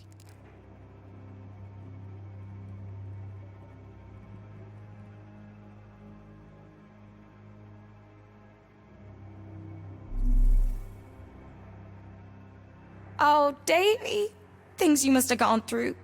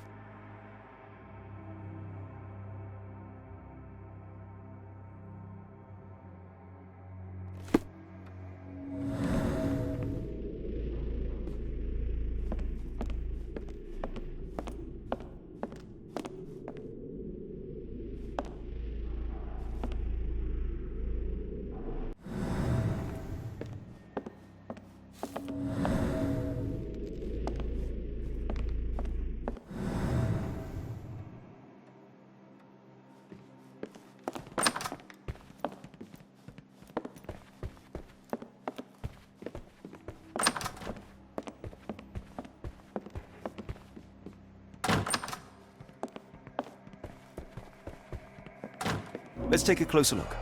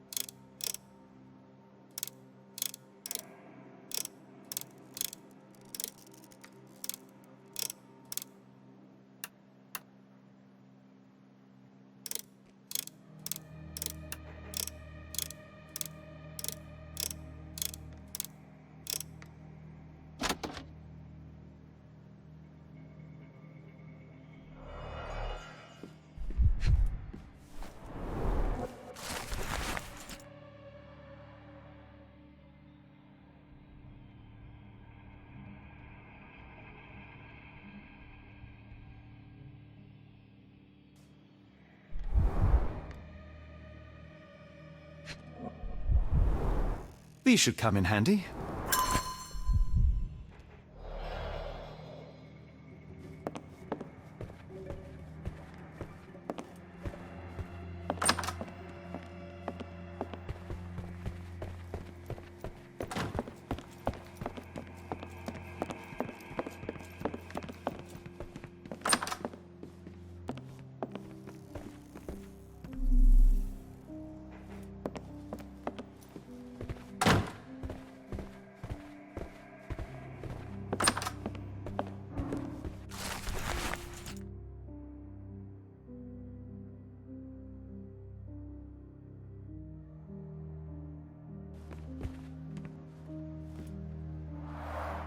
A foreigner's clothes, by the looks of things from the Near East.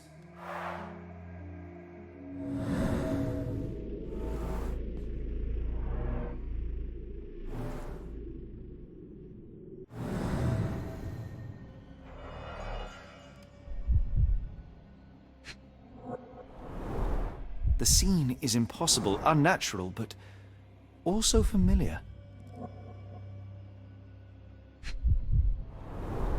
Dense and disturbing notes. It's hard to follow.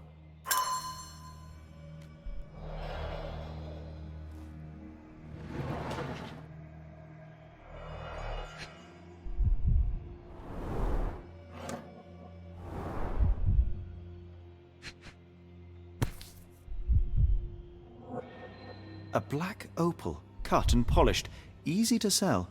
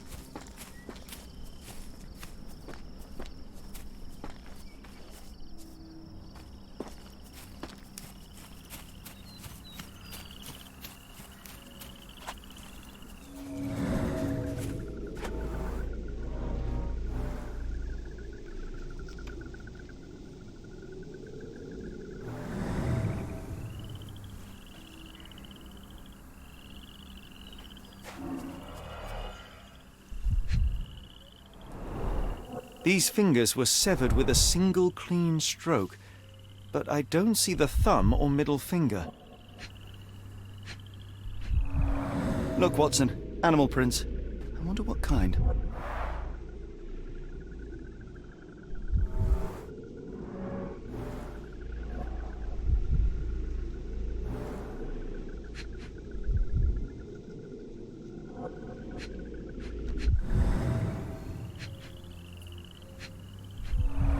Luxurious shoes, size 9.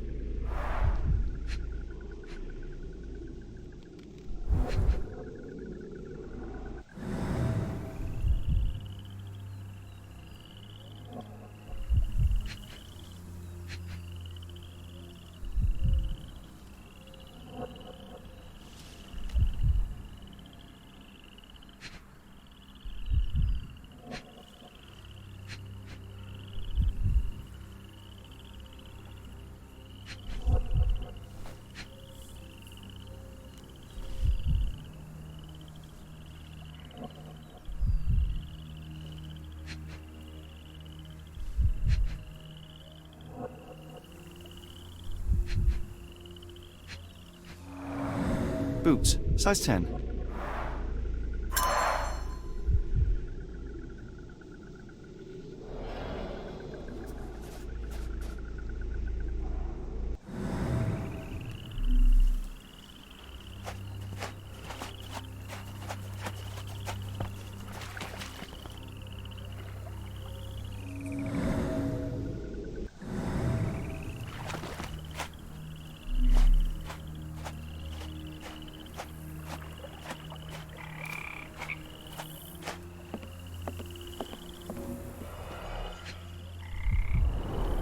A scrap of silk, soft and elegant.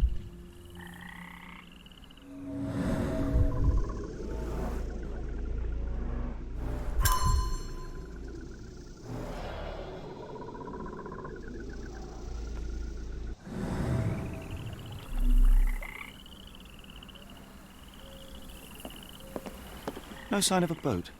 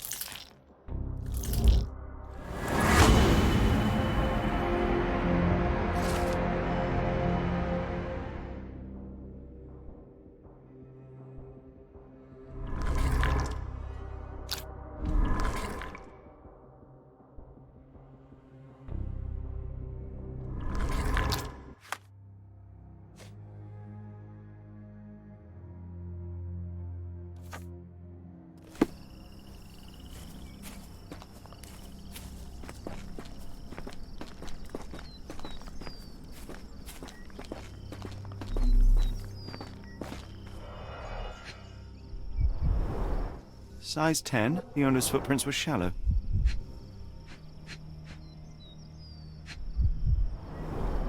Size 10, the heels were sinking into the ground. Look here, Doctor. 2 sets of footprints left by the same person, yet they vary in depth. What do you conclude? Perhaps they arrived empty-handed, but left carrying something heavy. Precisely. We'll make a detective of you yet, Watson.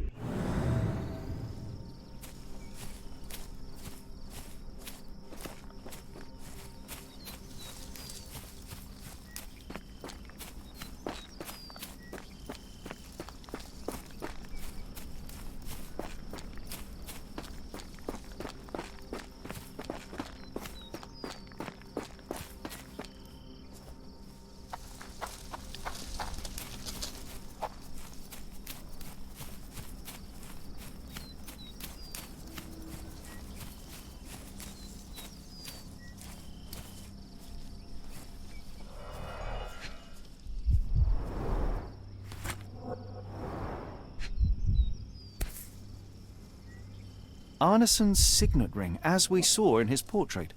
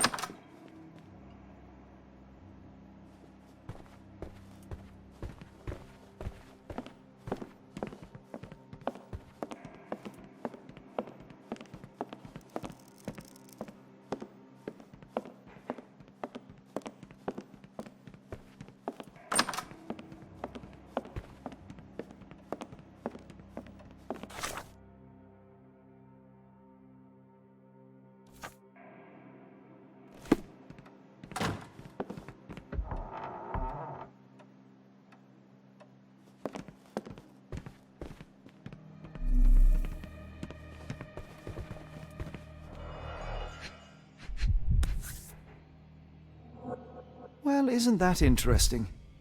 Hello again, Lucy.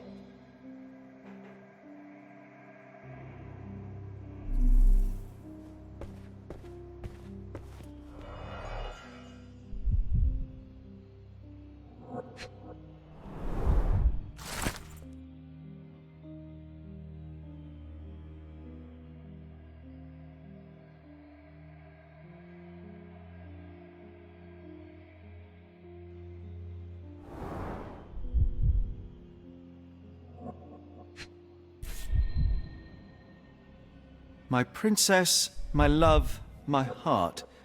Fitting words.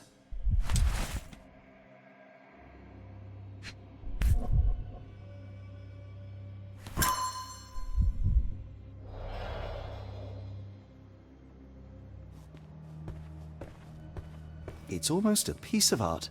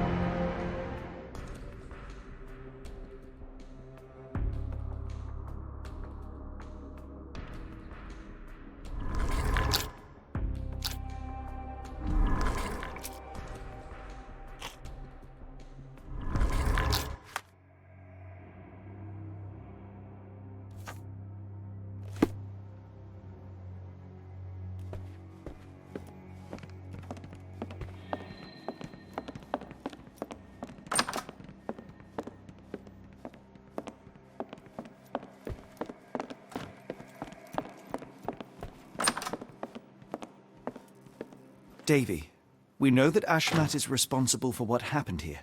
We must catch him and hold him accountable. I know that you are scared, but you are also the only one who can help us. I believe Mr. Arneson showed you a cryptic telegram that was sent to Ashmat. You are an impressive boy with a phenomenal memory. Can you tell us the contents of that message?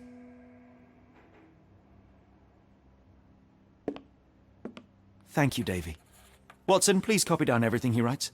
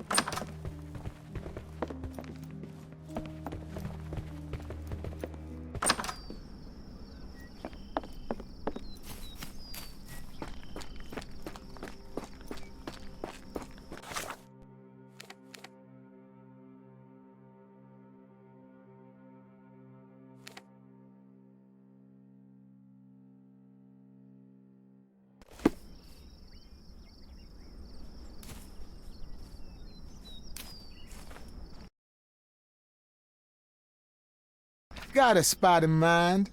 New Orleans port, and quickly. Innocents slaughtered, a woman lynched, a boy forever traumatized. I fear we've crossed the Rubicon, Holmes. Davy is resilient, much like Eula. They will overcome this. You're right, but I worry this portends far worse for us. What have we got ourselves into, Holmes?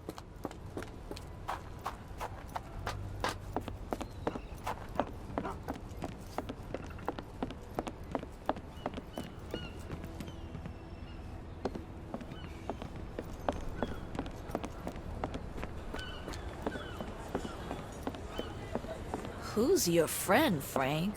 We love a new face, and his is particularly lovely. Johnny boy, so how was it with Champagne? Most enlightening, thank you. And now my friend Mr. Holmes would like to talk to you too. Well, ain't you something? What can I do for you? I'm afraid I bring bad tidings. How bad? It concerns your significant other, Arneson. Arneson? Now, who said we were lovebirds?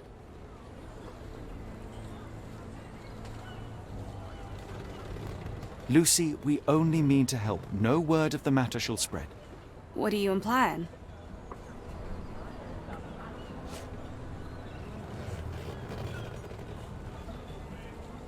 The man in this letter seemed ready to declare his feelings for you. Sounds like he was more than a client. It's part of the job. Men can say weird things when they think they're in love.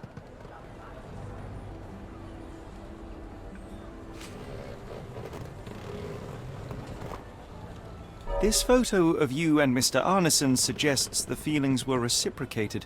Looking interested when with the client is part of the job, Mr. Holmes. I don't even remember the man. You mean to say you take pictures with everyone? If they ask nicely. And pay.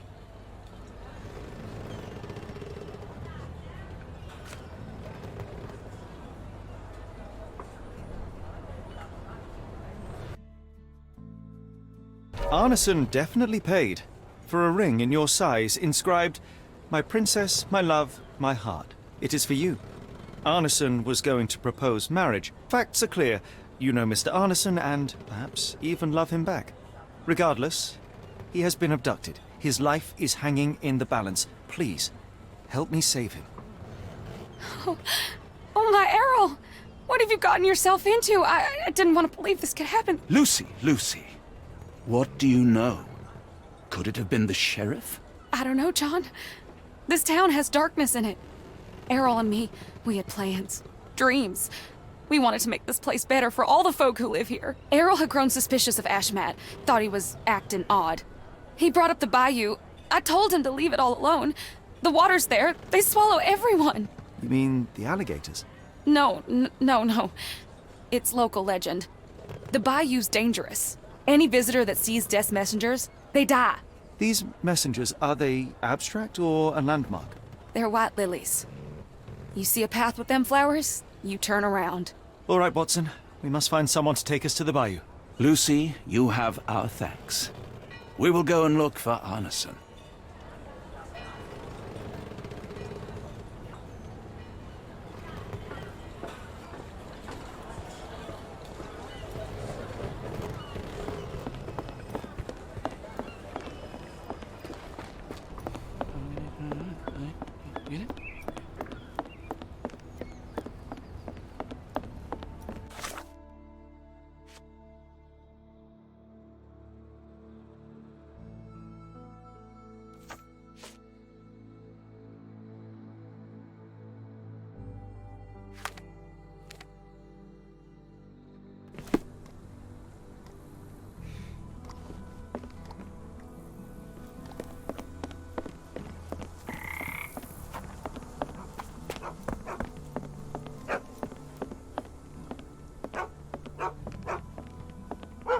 Hello again, and thank you. Your last tip proved extremely useful. Don't mention it, Cher. Champagne ain't one for trickery. Now, if you need more help... As it happens, we need to take a short trip through the bayou into the nearby swamp. Of course, you'd receive fair compensation. It's almost dusk, and only fools go into that swamp at night. Come back tomorrow. Champagne will take you down. That will not do. We must go now. It is of grave importance. I won't take you. But if you're crazy enough to go, I'll sell you the boat. Wouldn't you know it, I came across a bottle of your namesake. Will that be enough for a boat? It's warm. The bottle's dirty. But we got a deal. I'll even lend you this rifle. If you're going into swamp, you'll need it. One last favor. The boat that we came on is to leave tomorrow for Europe. Would you kindly relay a message to the crew for us? We may need them to hold their departure till 8 in the morning. Of course.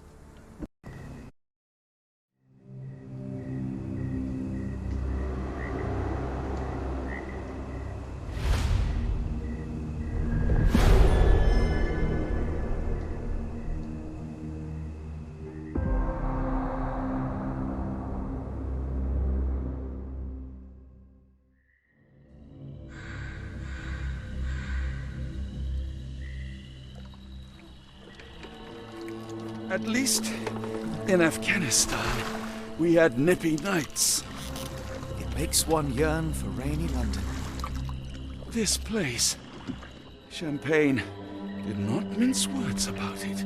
Keep your wits about you, Watson. We are inching closer to the heart of this mystery, however dark it may be. Hell's bells! I told you to stay away, Doctor. That he did, Holmes. I rule these waters. No hiding from me here.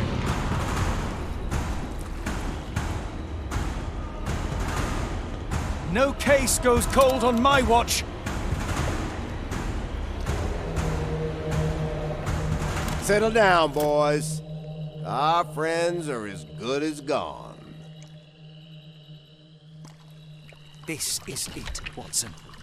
Our moment of truth.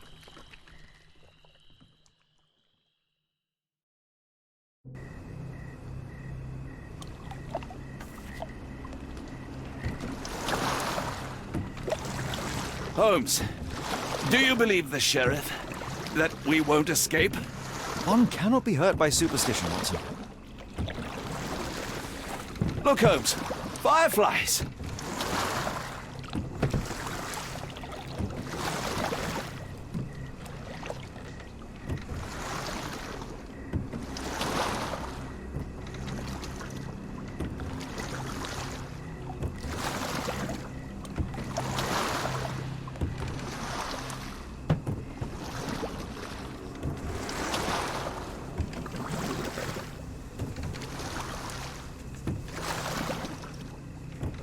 How did this shipwreck get here? Let us just ensure we do not end up the same way.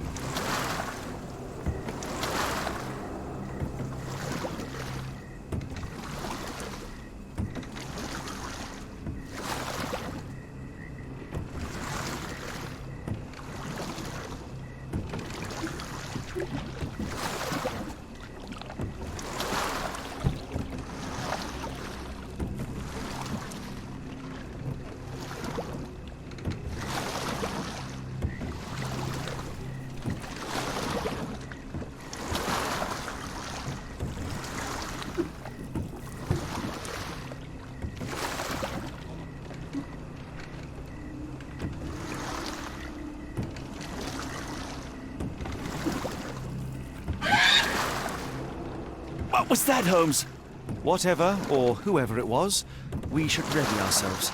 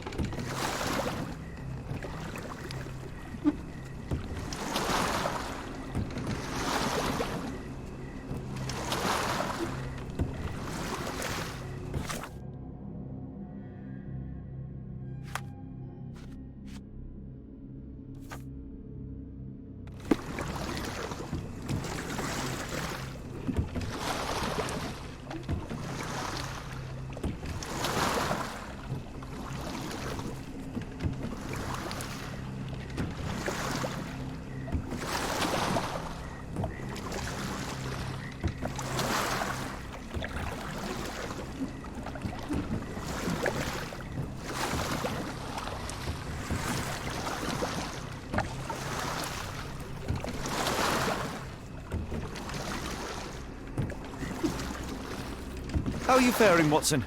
Are you tired? Not yet, but I've more than had it with these damn mosquitoes.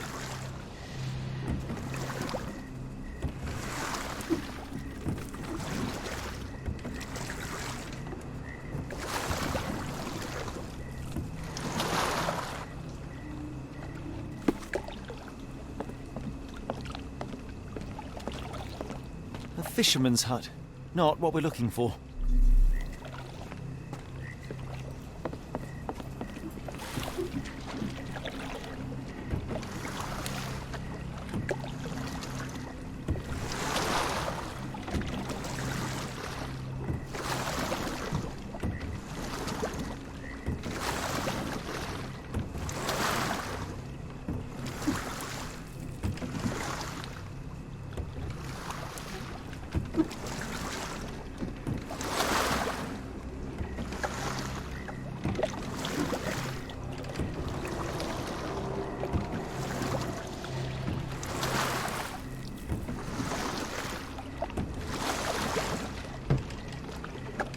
This hut has been abandoned for a long time.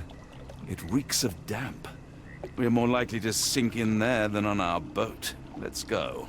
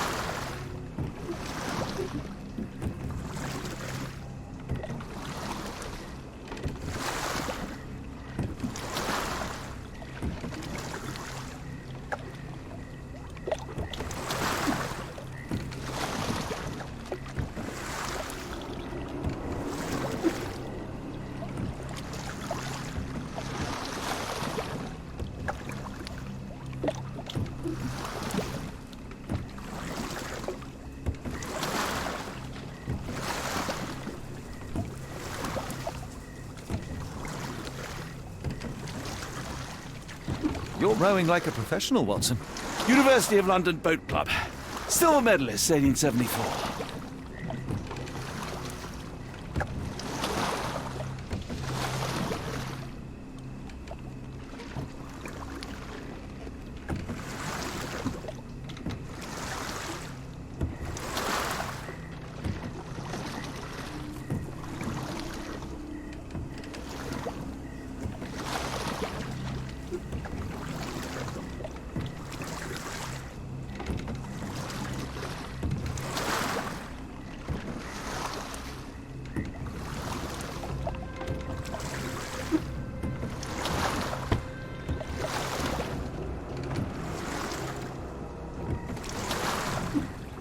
Am I hearing drums? Drums in the bayou?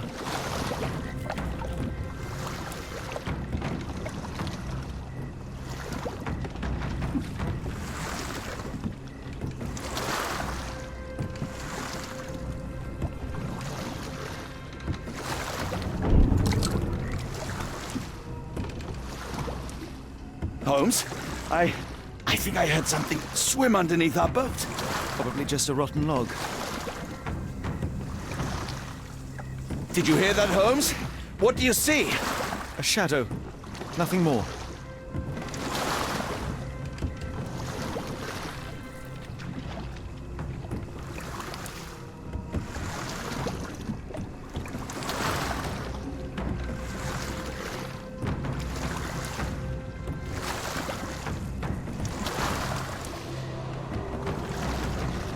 If you told me when I binned your paper that we'd end up fleeing the law in a rowboat through the Louisiana Bayou... I dare say you would have hardly been surprised.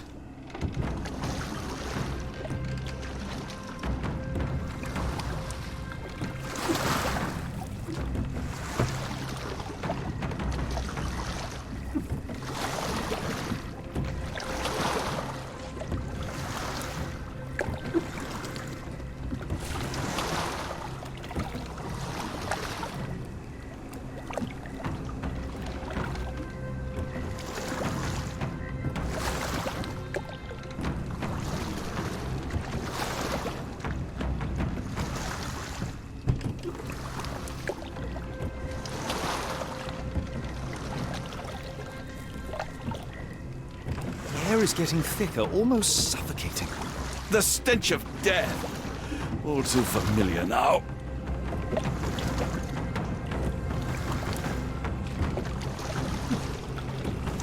Weeks of damp. We're more likely to sink in there than on our boat.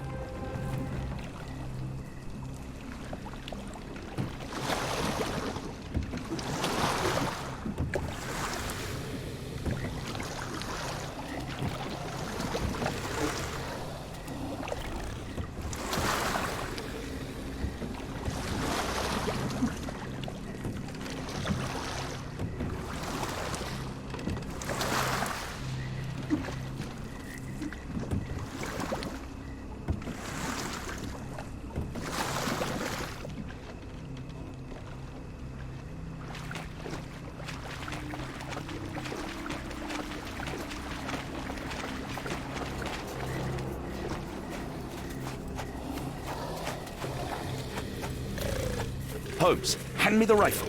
I can shoot the ropes holding a few of those poor souls. Come on, Holmes, give me the rifle. We shouldn't waste time in a place like this. Watson, stay calm, but be quick. An alligator has noticed us.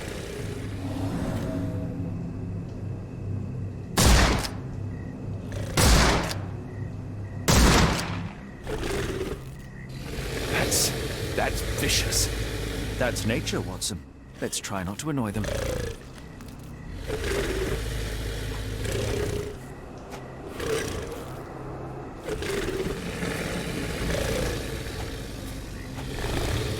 Any sign of answer?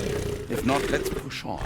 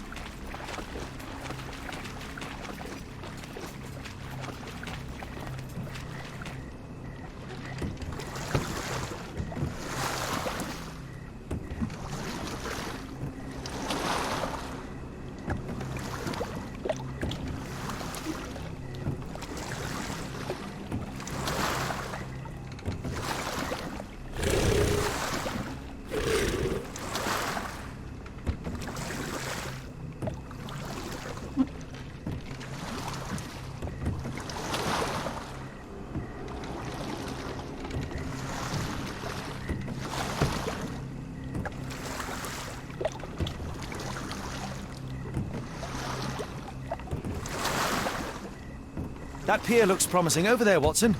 We're approaching the heart of darkness.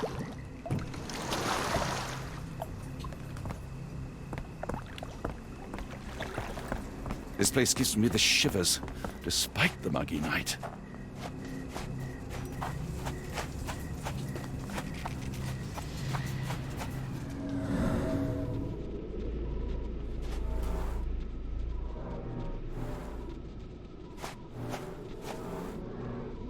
Ashmat dragged Arneson here.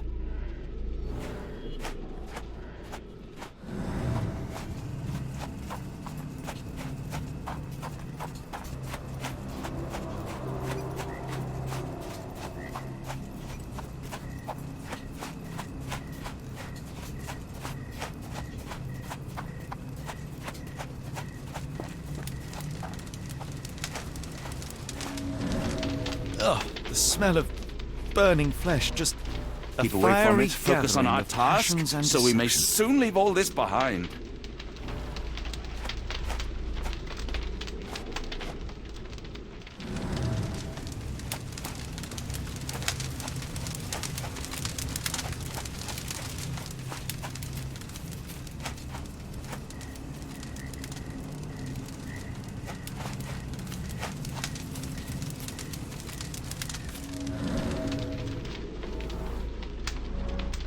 The hand tied here was bleeding in 4 places. This had to have been Arneson.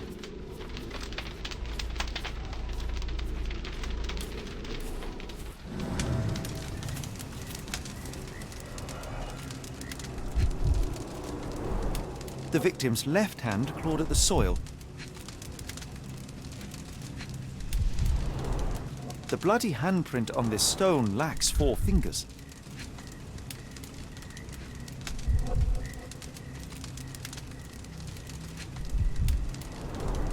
Sunken heels, the result of dragging a heavy body.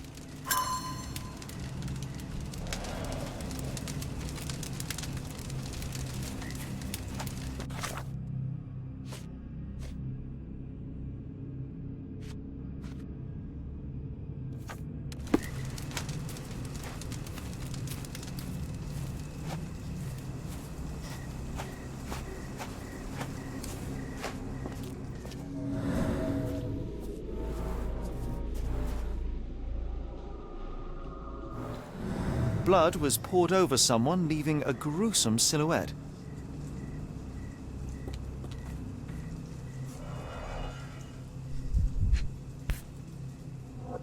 A worn blade, but clean and without blood.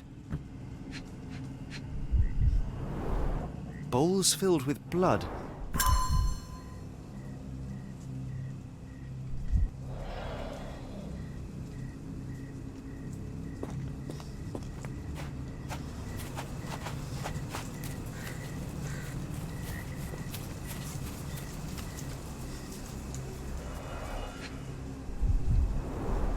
The initials EA are embroidered with silk thread.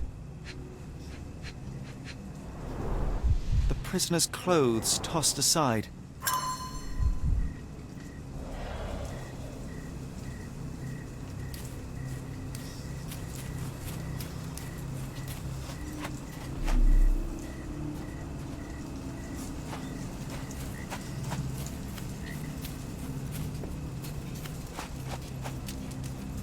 A heavy weight scored impressions in the ground 1 inch deep.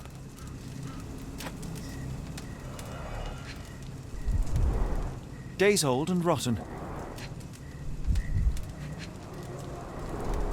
Damp and mouldy hay. The prisoners were kept like animals, slowly deteriorating under the gruesome treatment.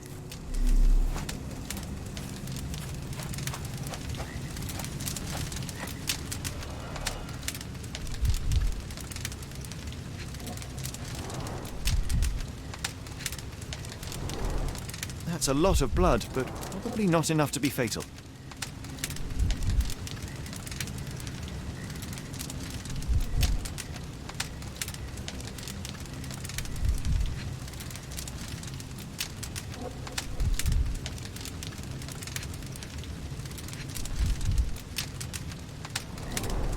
Both ends of the rope were cut cleanly.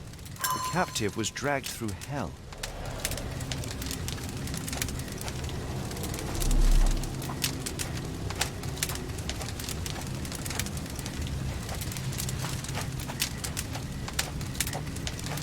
Thankfully, it's not Arneson.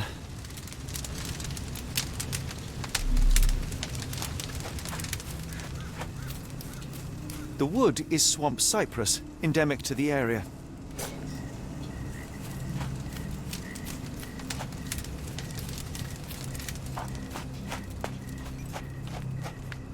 The tracks lead behind the stone slab.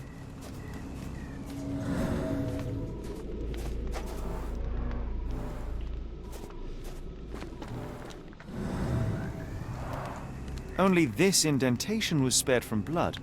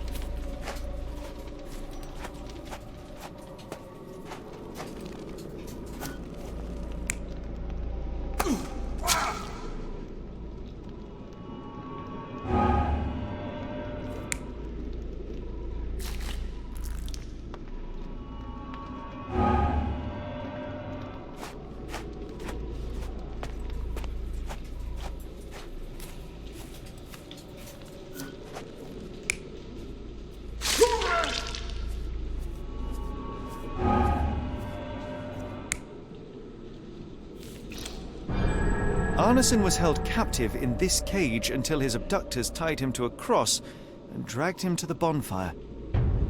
Arneson was left hanging here for a while before being freed and led to the altar. At the altar, Arneson's captors performed a ritual on him and poured blood over his head. With Arneson now prepared, he was escorted to the sealed entrance. They used the mechanism with an indentation to open the passage.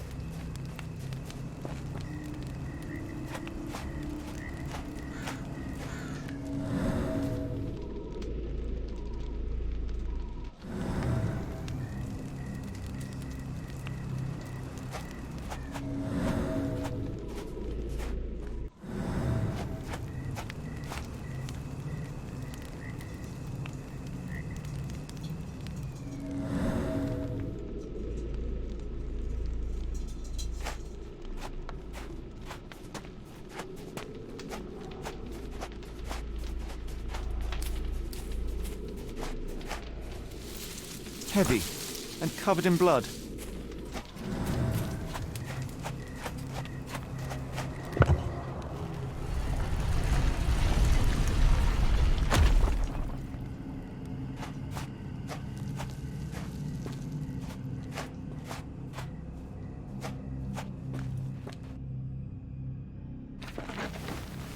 Damn it. Something is wrong with my lantern. Give me a minute. I won't wait for you. I'm going in.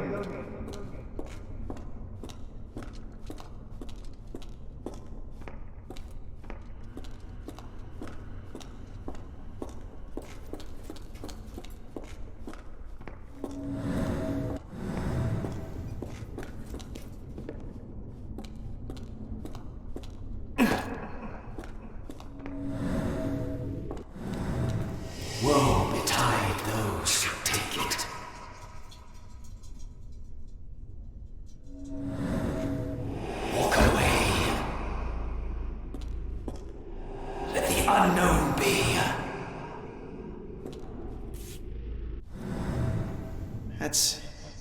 skin, and still warm. What's happening?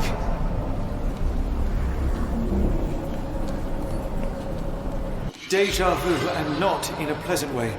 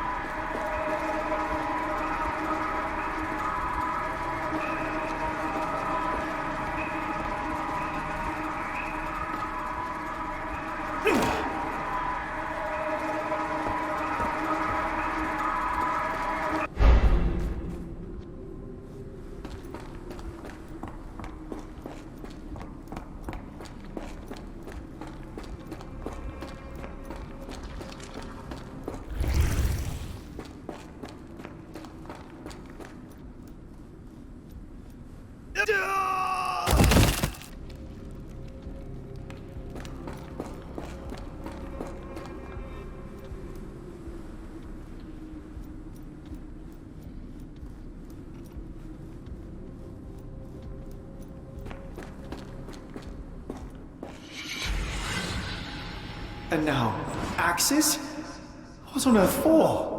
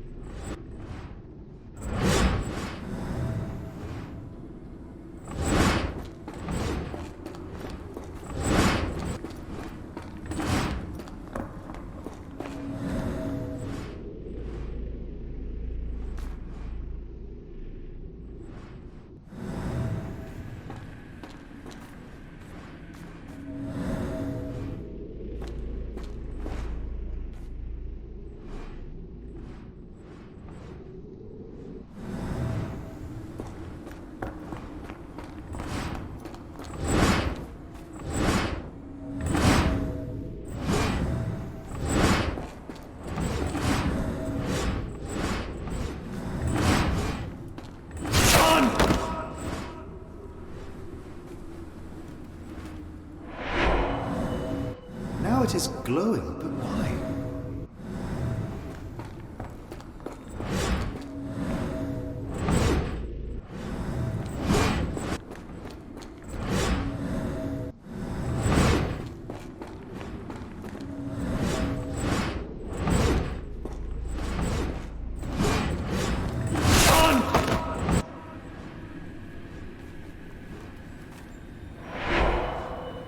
There's that glow again.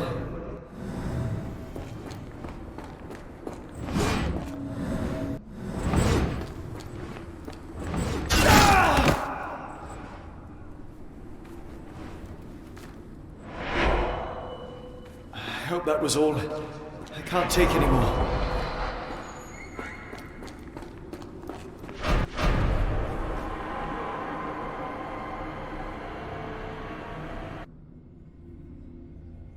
At last, the lantern's working again. Holmes, I'm coming.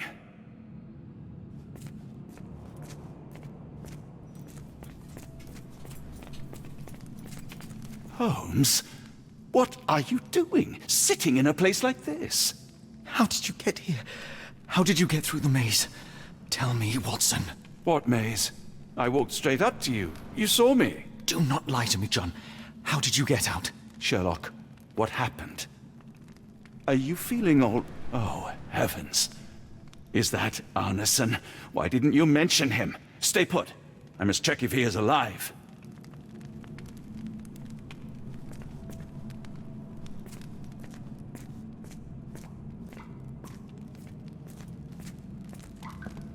The unknown, beckoning, great one, lightning! I should examine him before he has another seizure. Please tell me there are no eels inside Arneson.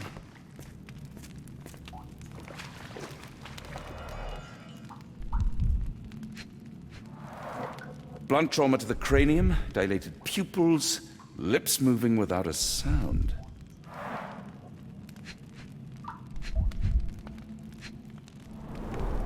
Severed fingers, the wounds are inflamed.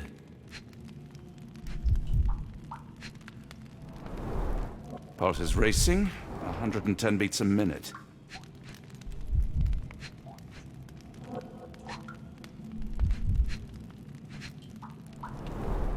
Cold sweat.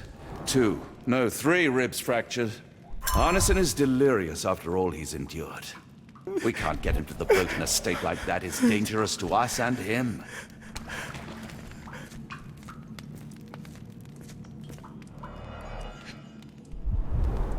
This is Dwale, induces sleep and relaxation. Salvia divinorum, provokes visual hallucinations. A gluey decoction. The smell is herby but sharp. It appears burnt, judging by the color.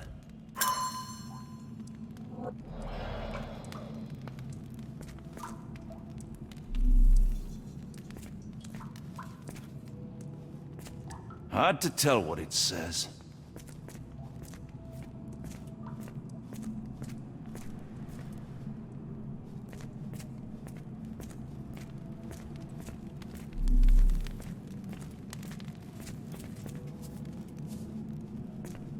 The nightmares these poor souls had to endure.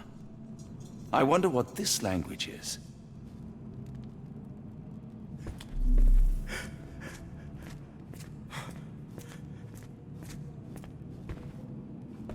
I can't decipher that text.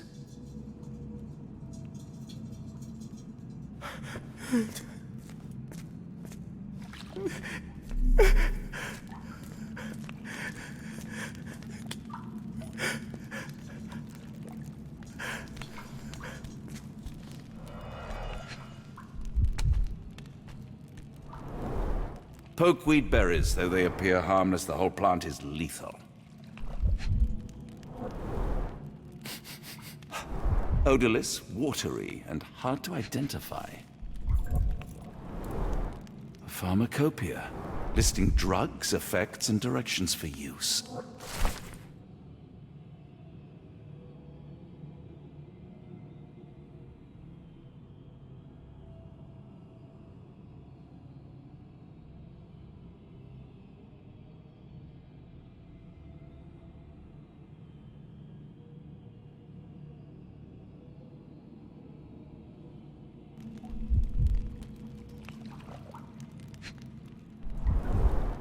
some kind of amanita mushroom. Extremely poisonous.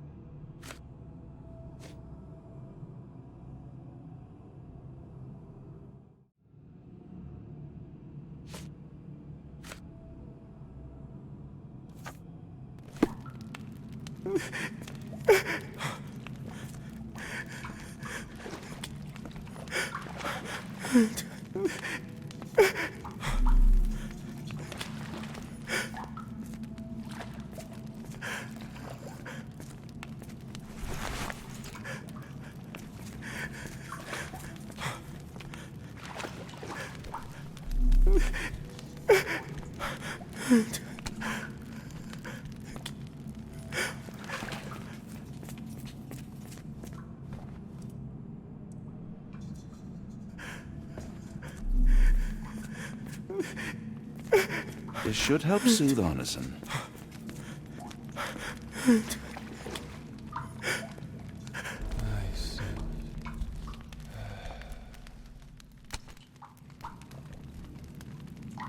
I need some fresh air. Yes, please go. I'll be right behind you with Arneson. Perhaps you can prepare the boat.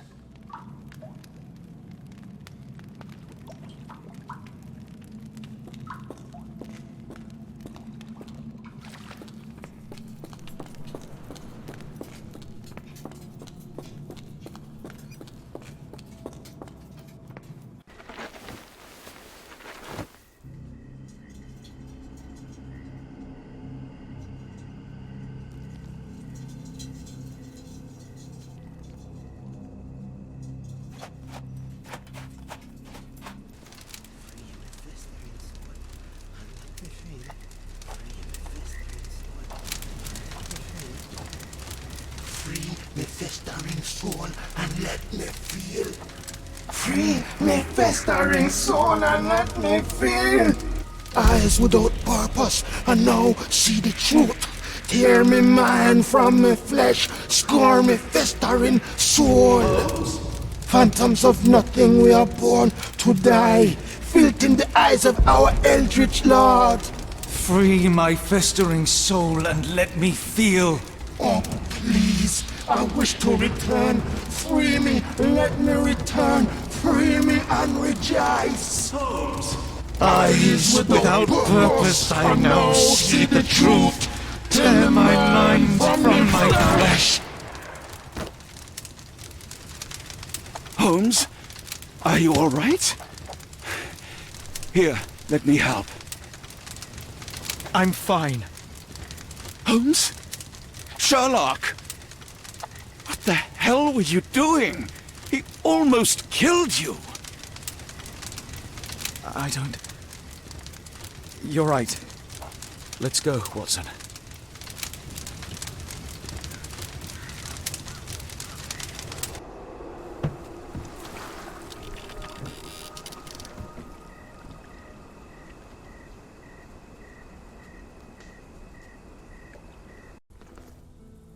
Bon Dieu! Still among the living. We are, though not for lack of trying by the sheriff. Well, he'd been telling people you died in the swamp despite his trying to save you. Crooked man. Through and through. Wait, is that Mr. Arneson? Yes, but he's not well. Do you know Lucy? Belle from the Nymph? That I do. Please bring her here. Mr. Arneson needs to see a familiar face if he's to have any chance of surviving. Power of the heart. I get you. Wait here. Errol? Oh, Errol! Reckon we should give him space. Farewells are painful. No, tell me that's not true. Watson? Mr. Arneson has endured a lot. Lost 4 fingers, a lot of blood, and some of his sanity. But with rest and tender care, he ought to survive those injuries, both physical and mental. Thank you, Johnny. I'll take care of him. Thank you for bringing him home to me. We'll be all right. Are you quite certain? Do you have the space? The resources? I will stay with him at the mansion. It is not a burden to take care of your love. His property is in quite a state. It may not be the best place for recuperation. Hush now. Champagne will see it sorted. Then it's settled. Hear that, Errol? Us living under one roof. Careful what you wish for. Oh, and champagne? I'm about sick of watching that sheriff run riot through New Orleans. We ought to talk. Funny. I was just thinking that grub did nothing to save your man. Together, I reckon you, me, and Errol have the sway to make some changes round here. I like the sound of that. Holmes, our boat. Oh, we must make haste. Farewell all. Take care.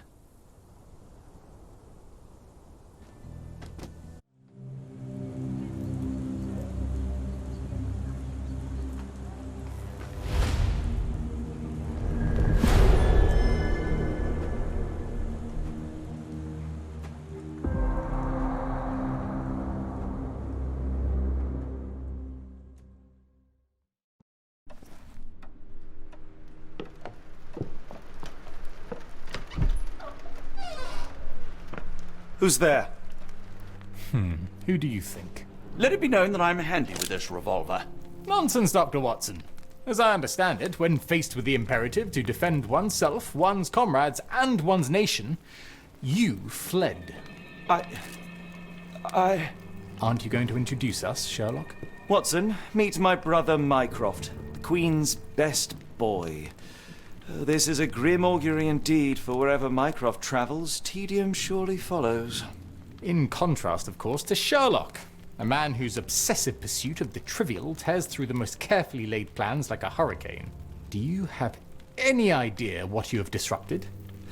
Your ego is inflated as much as your waistband. What word comes to mind? You work for the government? International trade is a delicate beast. Your antics in Edelweiss have jeopardized one of the Crown's richest relationships. Oh dear.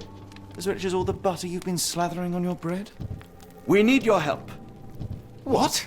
There is evil afoot. Strangeness and savagery like I have never seen. Something otherworldly festering in the dark beyond our reach. We have seen things that defy explanation. Mystic forces, magic. You must help us. It's true. The British government does not invest its resources in the insane or intoxicated. Pull yourself together. I know men like you. Men like you grease palms, whisper in ears, start wars, and you send men like me to die in them. You and the rest of your corpulent cronies. Ha! Corpulent! That was it. Interesting, Sherlock. That as you again drift away from sanity, you find yourself another John. All right, so the choice is made. I beg your pardon? There is only us. We cannot run from this problem. I shall take the book and Davy's cryptic message to Barnes. See what he makes of it.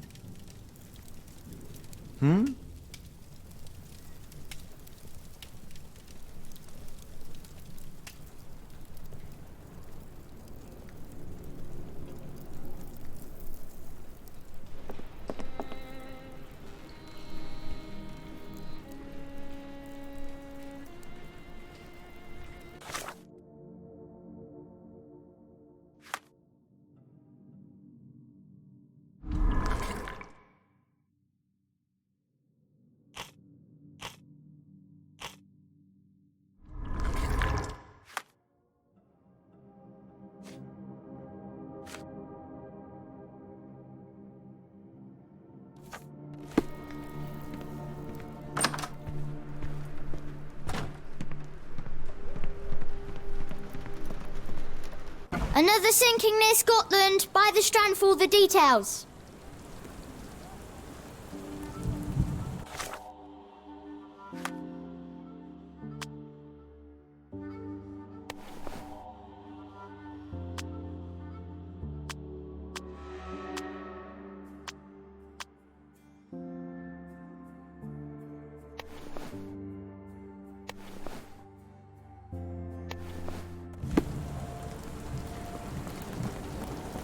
Get the Strand, get the true facts.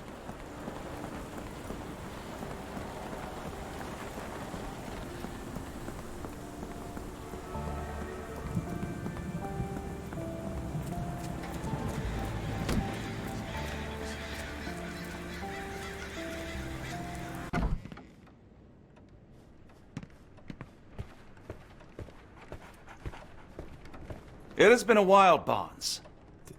Dr. Watson. Indeed it has, and good to see you as always. How can I help?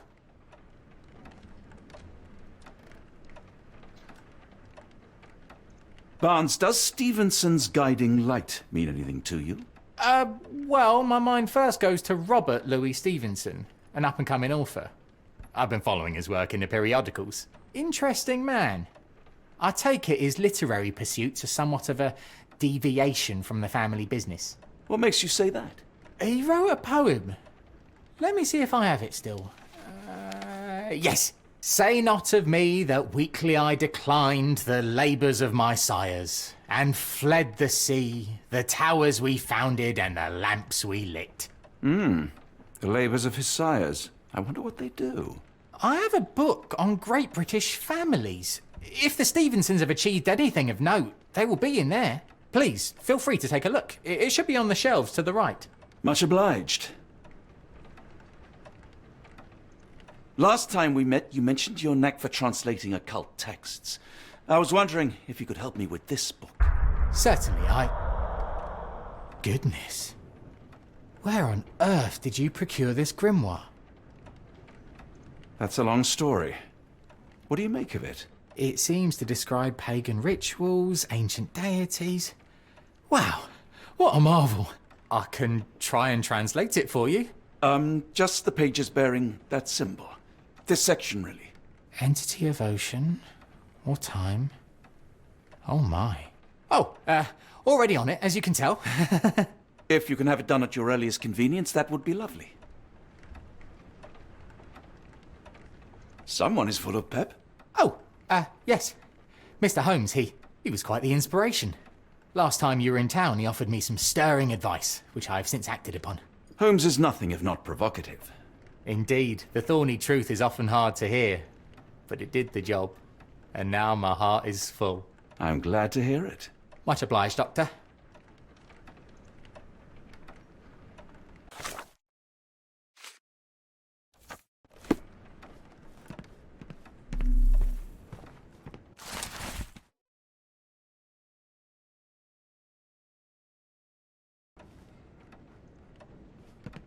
For some reason, it makes my skin crawl. Take care of your master.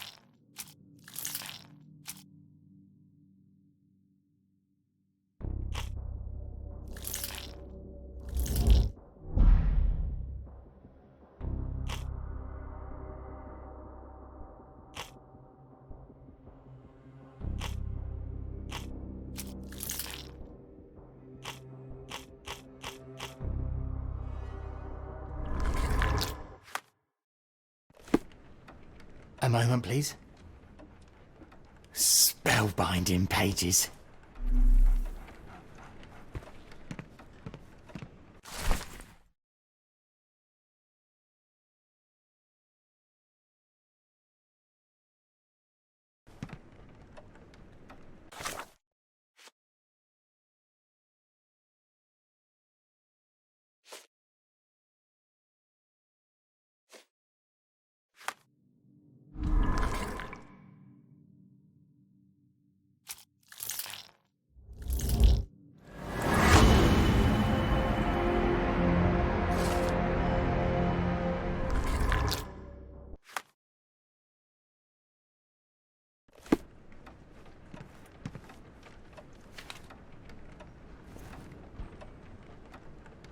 Say, do you possess coastal maps of Scotland?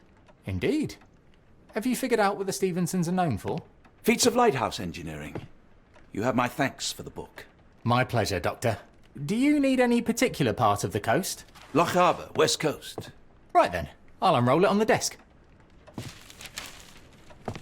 All yours. In the meantime, I will attend to my translation. Much appreciated.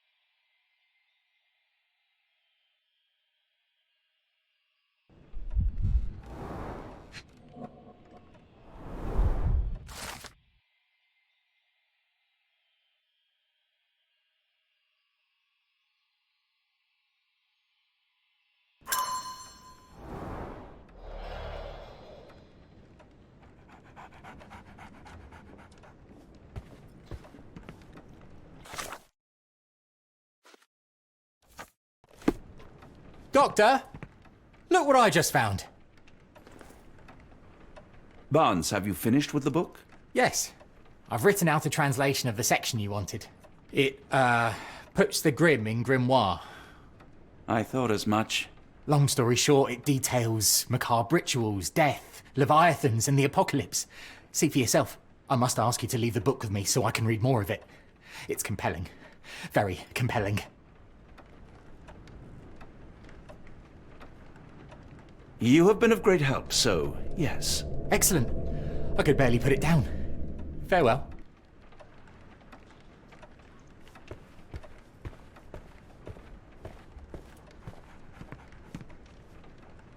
Mycroft, here to buy a book on fraternal dysfunction? The Holmes family is beyond counselling, Doctor. True, more deserving of scientific study. What do you want? I came to warn you. Perhaps you have a moment to... Sorry, I reserve Tuesday afternoons for time with friends. I'm worried about Sherlock. He's not well. You should know that he has had episodes in the past. Detachment from reality. He will need your support. Such gall. First you crush him under your boot heel, now you ask me to pick up the pieces.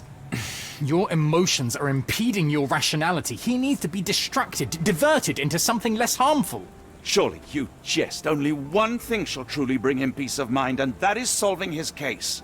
The last case he pursued so doggedly was Cordona. He came home a wreck, and this time I fear he may not return at all. You are not his father, Mycroft. Not anymore. He is a grown man, a brilliant man.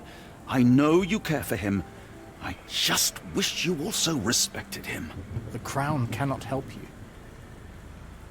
But I can. Give him this. What is it? A confidential note tied to his case. He may see value in it. Just do not tell him it came from me. Oh, speaking of the Crown, perhaps you can help us with another matter? It requires some local knowledge. I'm all ears. For your eyes only. Here is a folder with all the details.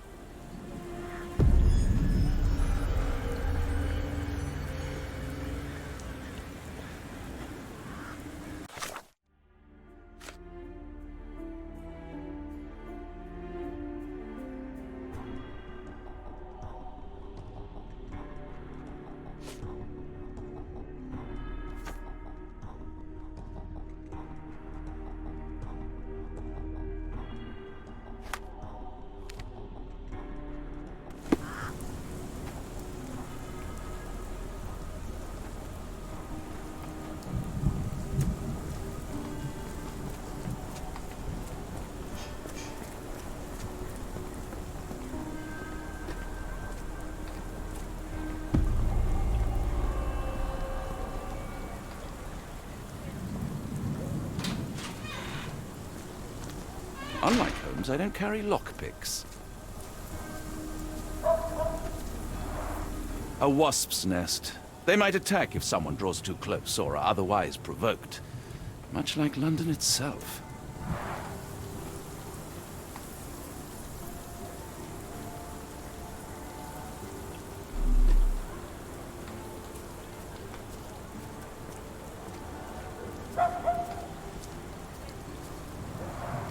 The spyglass was positioned to watch the windows of the embassy across the road.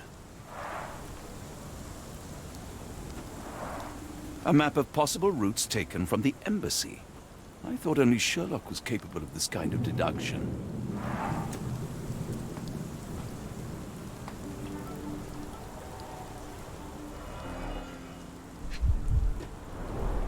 Royal Berkshire Regiment. They had it tough in Afghanistan.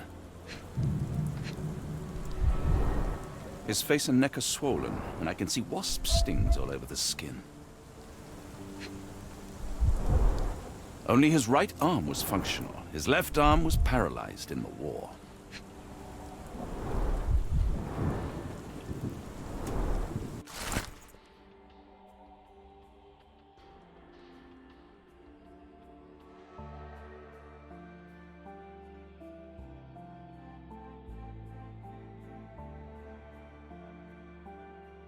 A capital M signed by someone else's hand. Near perfect camouflage. It makes me wonder if Mycroft also spies on our suite in Baker Street.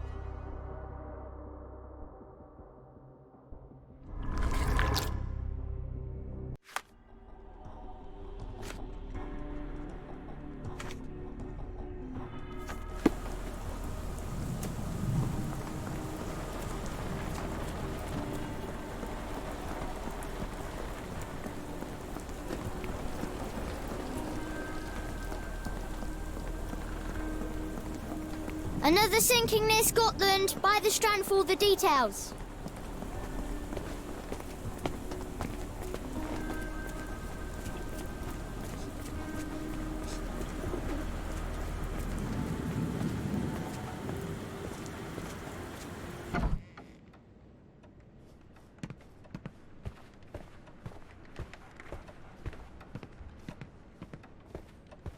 I'm sorry, I have bad news. Please do not tell me Hawk is a turncoat. Worse, I found him dead in his wheelchair, out in the garden. How did he die? Exactly. He was stung repeatedly by wasps. His body succumbed to anaphylaxis. And that is all you observed? Was there anything suspicious? Well, there was one thing. In his notes I found a handwritten M, but it didn't match Hawke's other writing. Listen carefully, Doctor. Do not investigate further, do not talk about this matter to anyone, and do not ask questions. Thank you. Now leave it alone.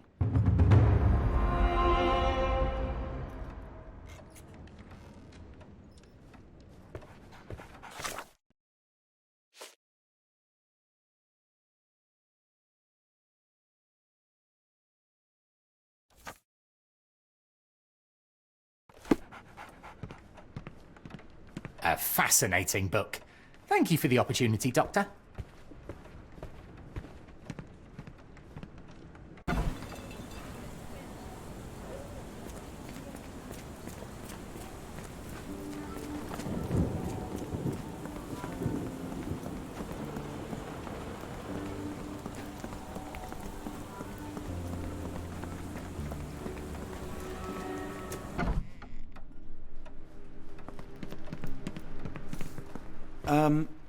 Am I mad?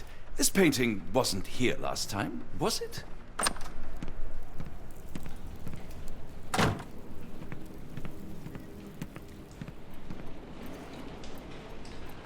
Holmes, I have the translation.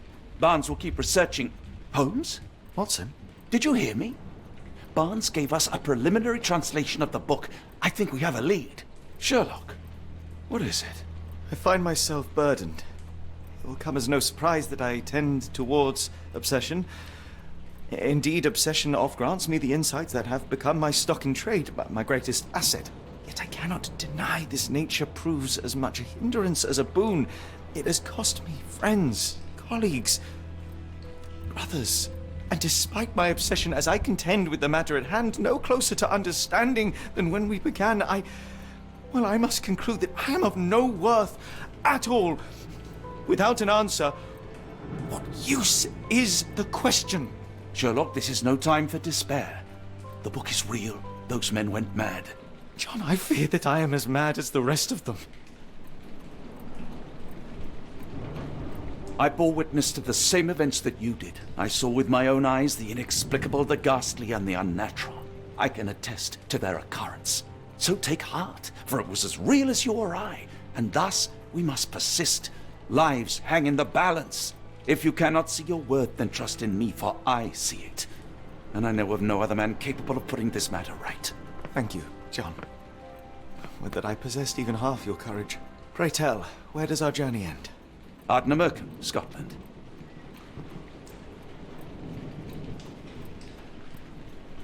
Well, shall we be off?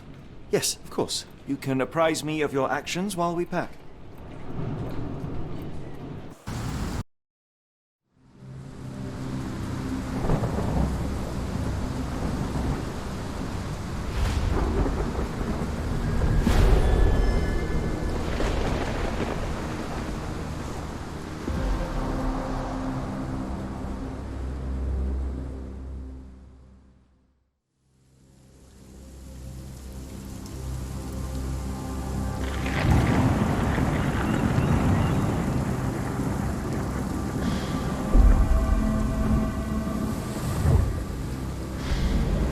Holmes, if we don't make land soon, I fear we will join those missing souls.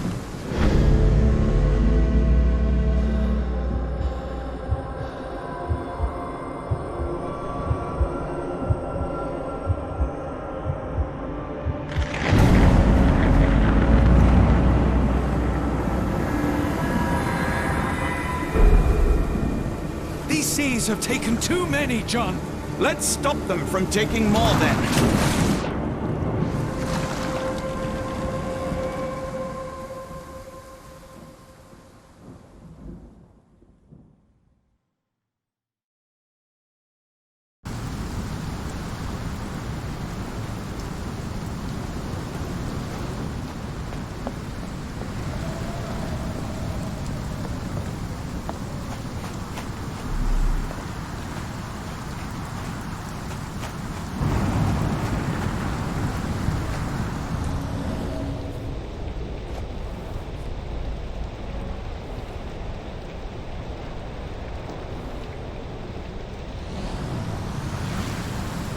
The door won't budge.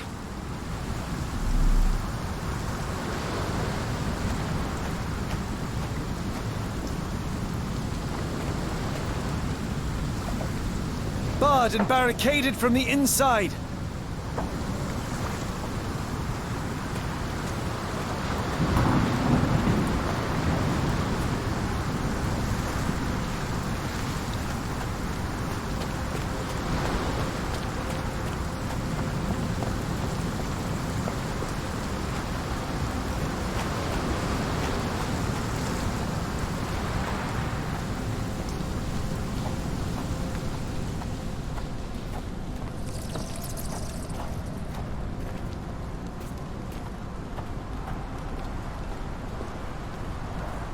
Where did the shirt come from?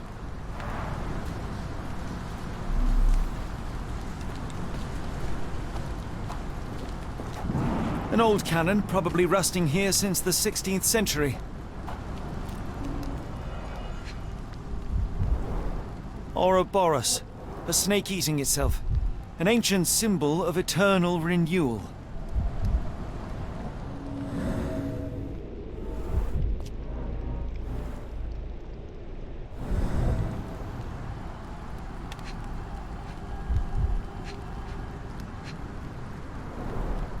Fresh marks, something scraped along the stone. This door requires a very specific key.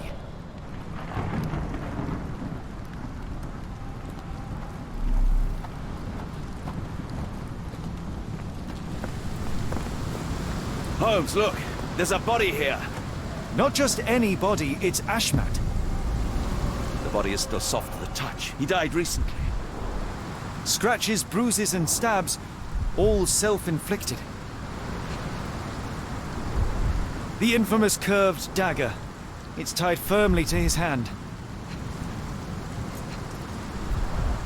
Oh, his eyes are gouged out.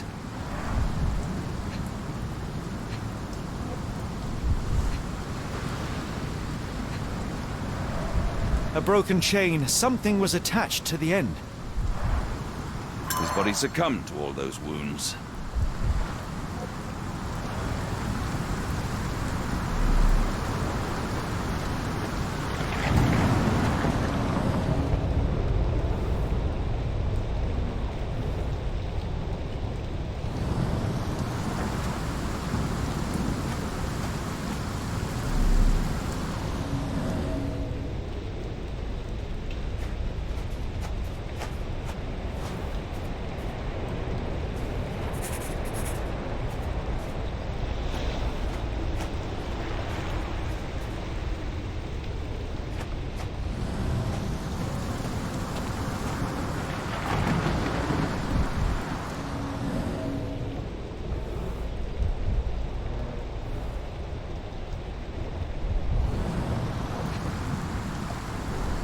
A human-sized imprint. Someone fell on their back.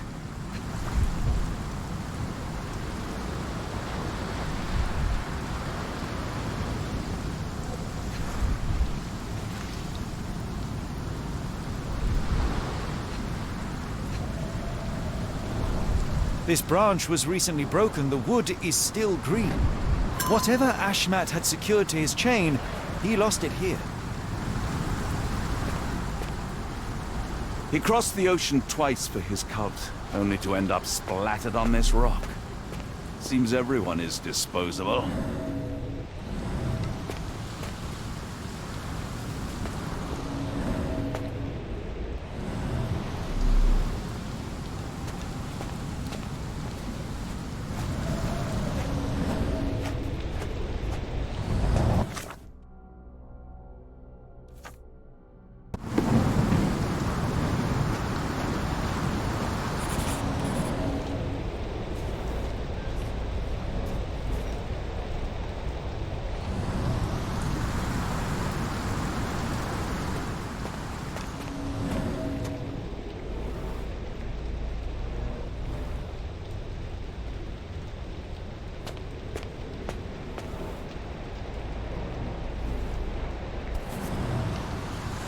Scratches.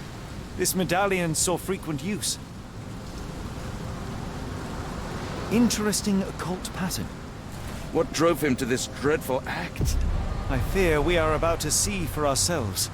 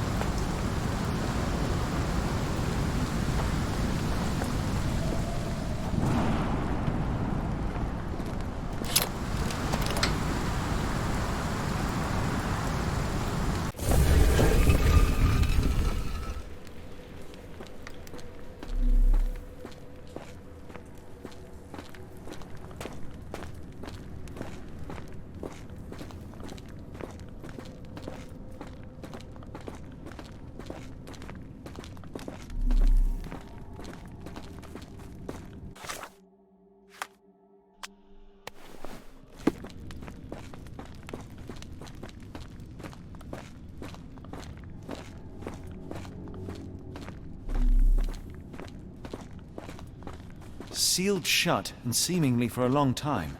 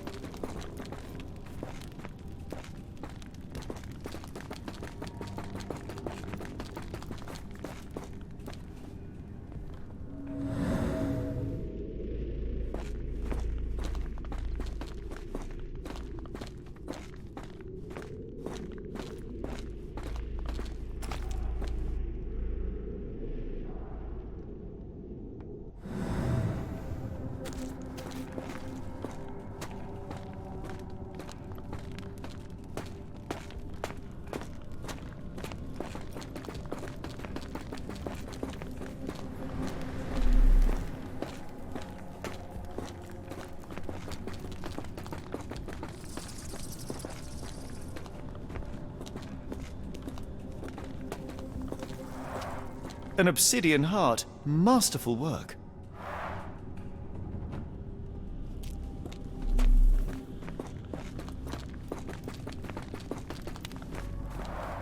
This vessel is covered in dried blood. Oh, I get it. We need fresh blood. And no, I'm not volunteering. Fear not. I think Ashmat can help.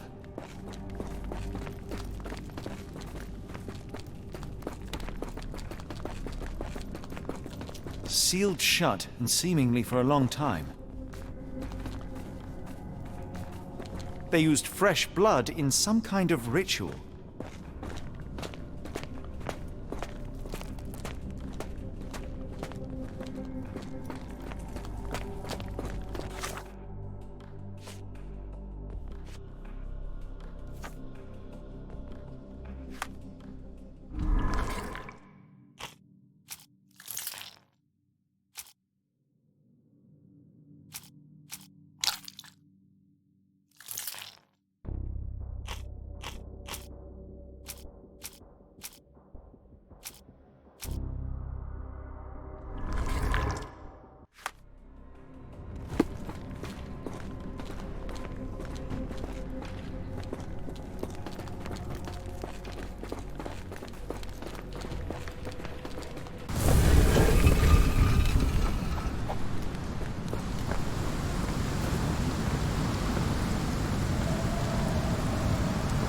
Do you have anything to hold blood, Watson? Fine. Take my flask.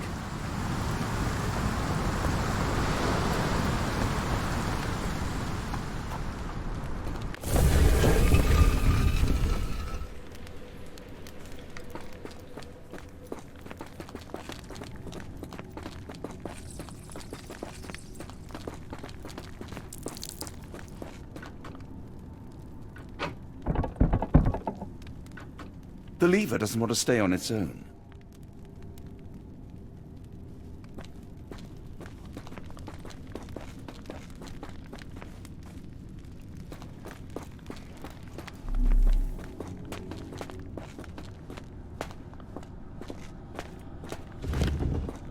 That's a crafty mechanism and quite ancient.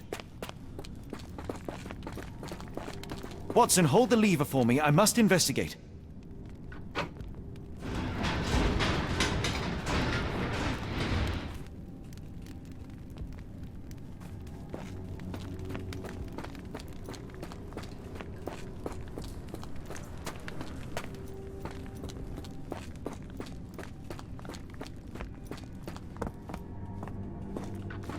Holmes, watch out! My lever went back up!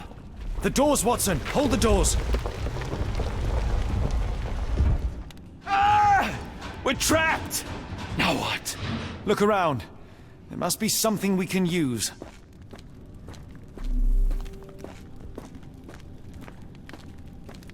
Look around, Watson. There must be something useful.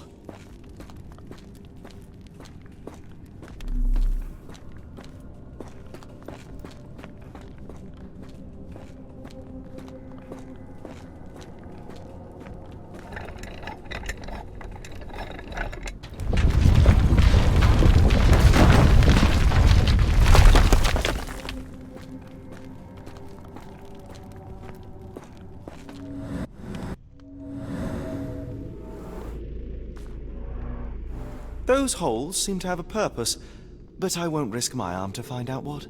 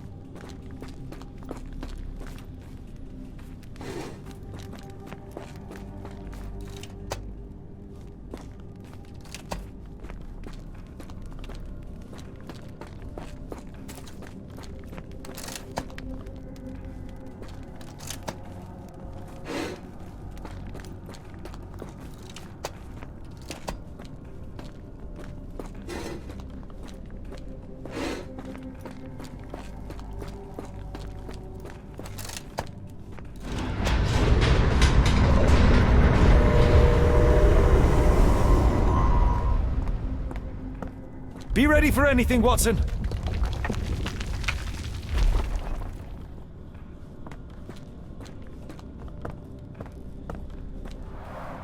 It's all right, Watson.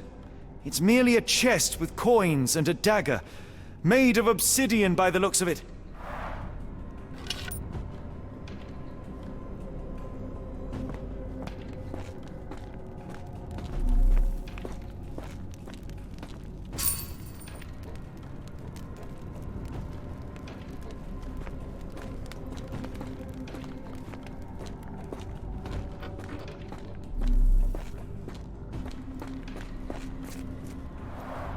A rather accurate depiction of the human heart.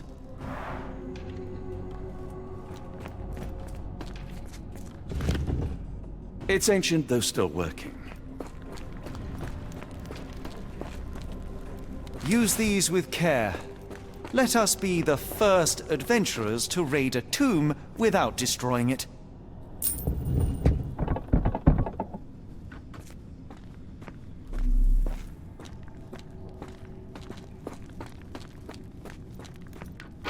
Terrific. Now, onward before they close again. Let us hope our paths converge, Holmes.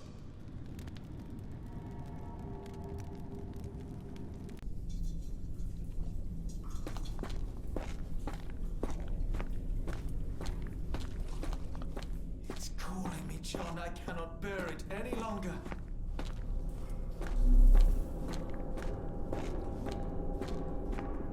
Is that you, Holmes?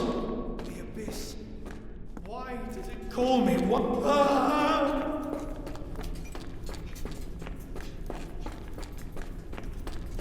Holmes, speak up! Please, John.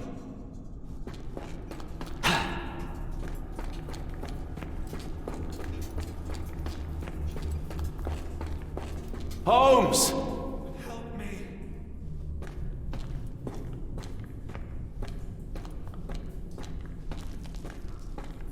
Holmes! Speak up!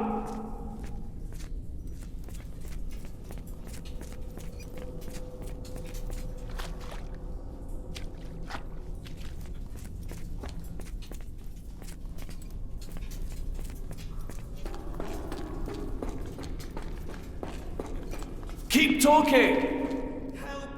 Please help!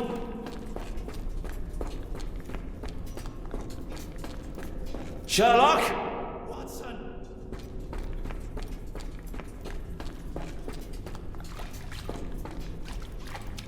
Keep talking! John! John, I'm falling!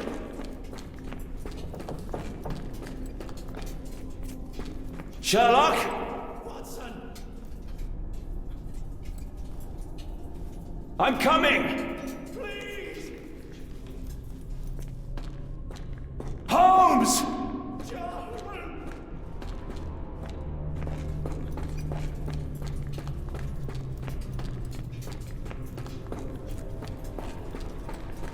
Where are you? John! Where are you? John!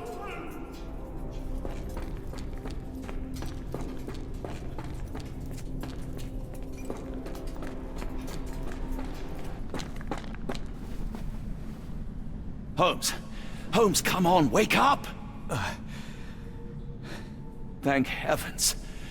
What were you doing? What happened?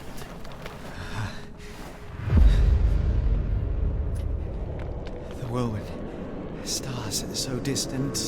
The sun inverts. The earth, it becomes transparent. Sherlock, snap out of it. Nothing is everything. We are so small, inconsequential. A shadow in the dark. I think we best go back. You are not well, Sherlock. No. We are so close. We cannot... You asked that I intervene if I saw you cracking. This is me intervening. With every passing minute, another life is extinguished. We must stop. Rochester, we must end this. Ah, Sherlock, you almost died. Do not worry about me, John. You have other men to save.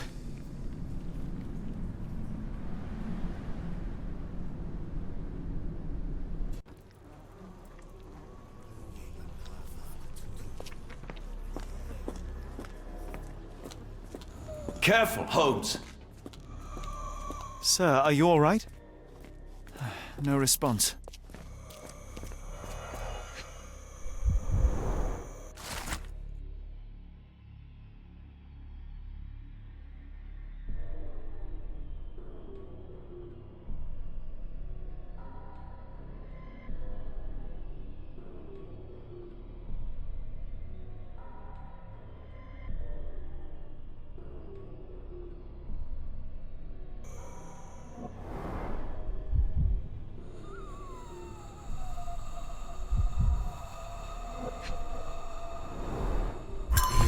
Here.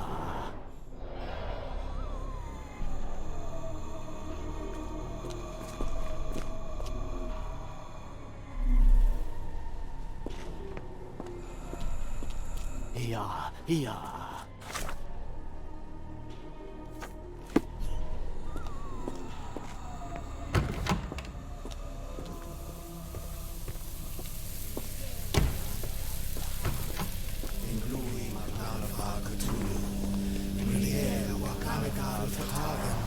They are all entranced, captivated by the light of the lens. Sherlock, don't touch it. We still don't know what it is capable of.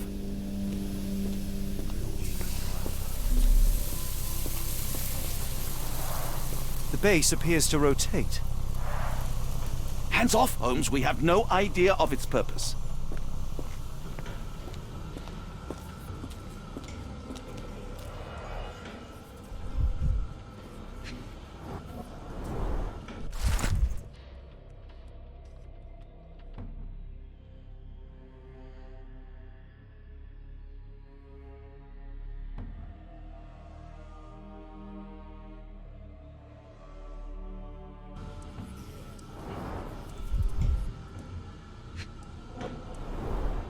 sheer form of it, the color, it makes me feel uneasy. Black, metallic, and with a characteristic hue. Obsidian yet again.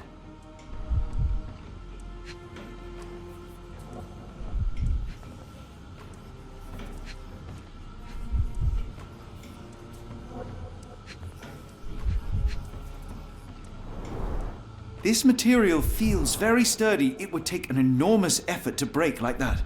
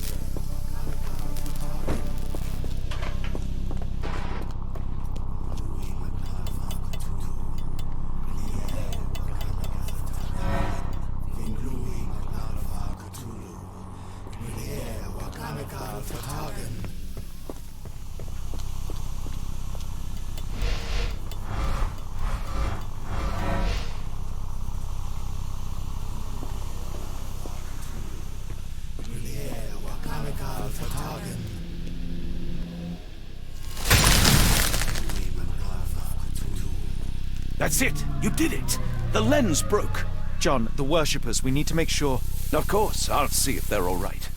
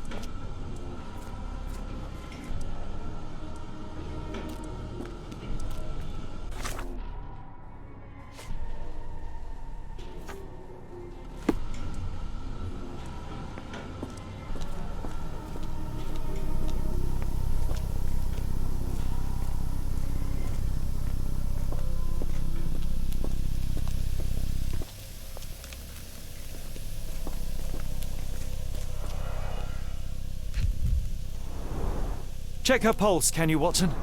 As expected, the pulse is elevated, but within normal limits. At least this awful mask is breathable. Her chest is moving fast. She's hyperventilating.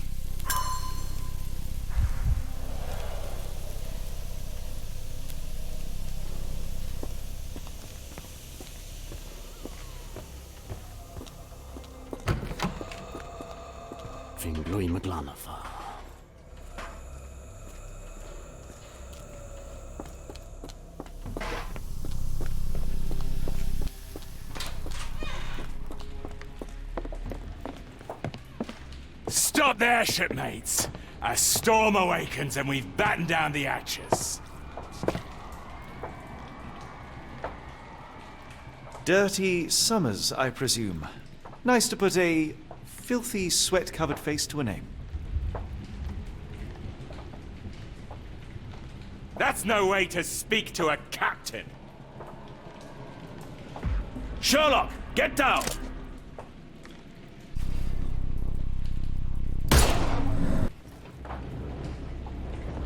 Watson, you killed him! I didn't have a choice. Well, what's done is done. If we do not stop Rochester, Summers' death will be but one of many.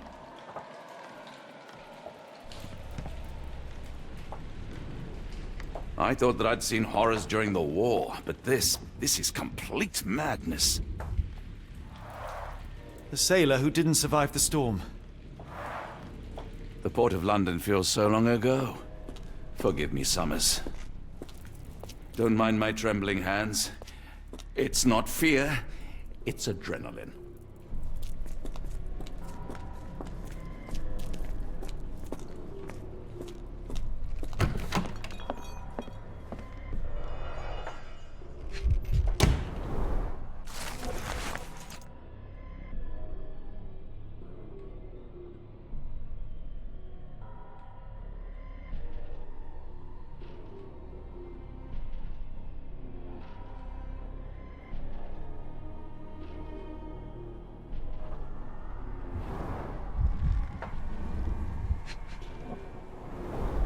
They modify the gallery and watchroom. Khalid lenses are placed inside the lantern room. It seems they have placed beam emitters all over the main gallery. One moment, Watson. I'll redraw this blueprint.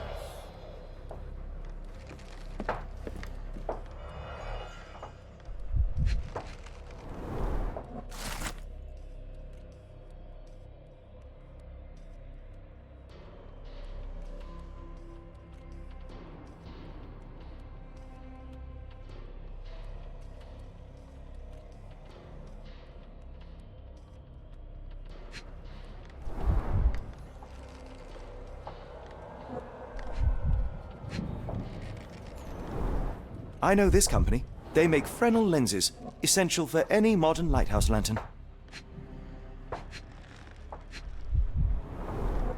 Hay for padding. They didn't want their cargo damaged.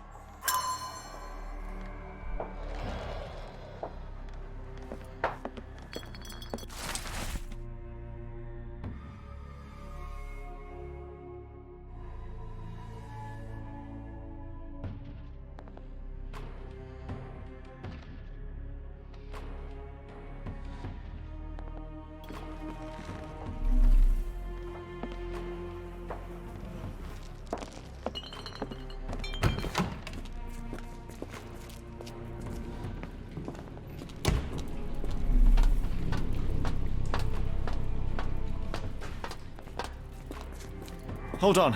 We need a plan.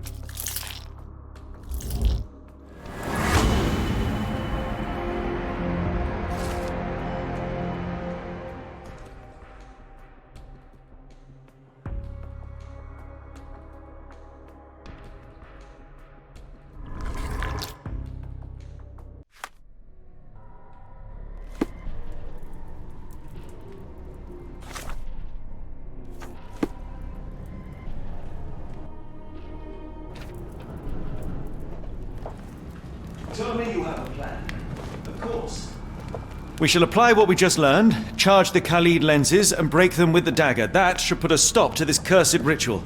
All right, good. I confess, I worry about what awaits us. Is it too much to hope this will all come right? If our future is black, it is better surely to face it like a man than to attempt to brighten it by mere will-o'-the-wisps of the imagination. Come on. We'll go together.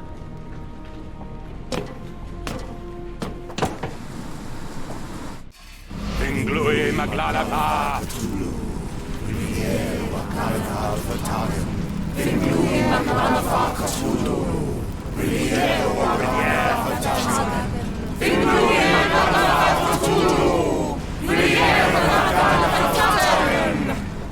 Look at them all. We have to help them. Watson, stop. Rochester will see you. What should we do? We get answers. Stay here, see to the lenses. I shall confront Rochester.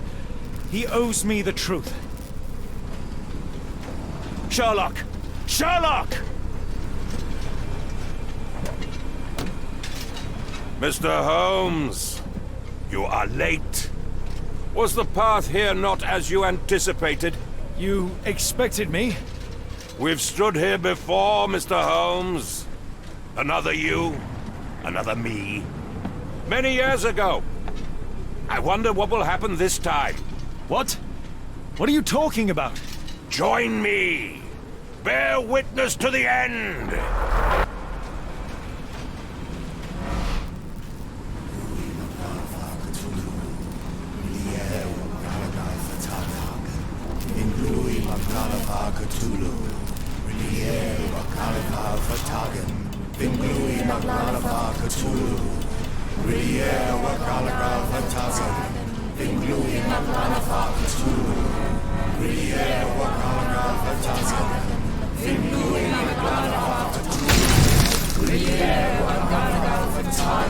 You cannot bear witness to anything, Lord Rochester. You are blind. How could you? It is what I do. No. How could you be so ignorant? For I have never seen more clearly than in this moment. Never felt more than I feel right now. Every fiber of the earth, every molecule reverberates in anticipation of the awakening. The bile of madness rises in our throats just as our master rises below. I see moon beasts, night gaunts, a witch doctor in Arkham. I see what the stars themselves are dreaming. I know more than any man has ever known. You are delusional. How did you do it? The compulsions, the visions, was it some form of hypnosis or no? A drug, perhaps, tell me. Ah! There is no ruse. There is no big reveal. It is exactly what it seems. You still fight so desperately against this truth, but you feel it too. Yes? Yes? You are mad. You have mistaken hallucinations for reality. Are you really want to talk, Mr. Holmes? Speak truthfully now. In the port, in the swamp, what did you see?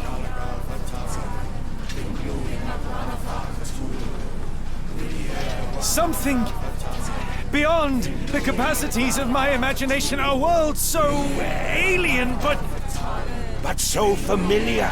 Yes, I see it too, in your mind's eye. Untold horrors lick their lips in the shimmering dreamlands as Sarnath sinks eternal.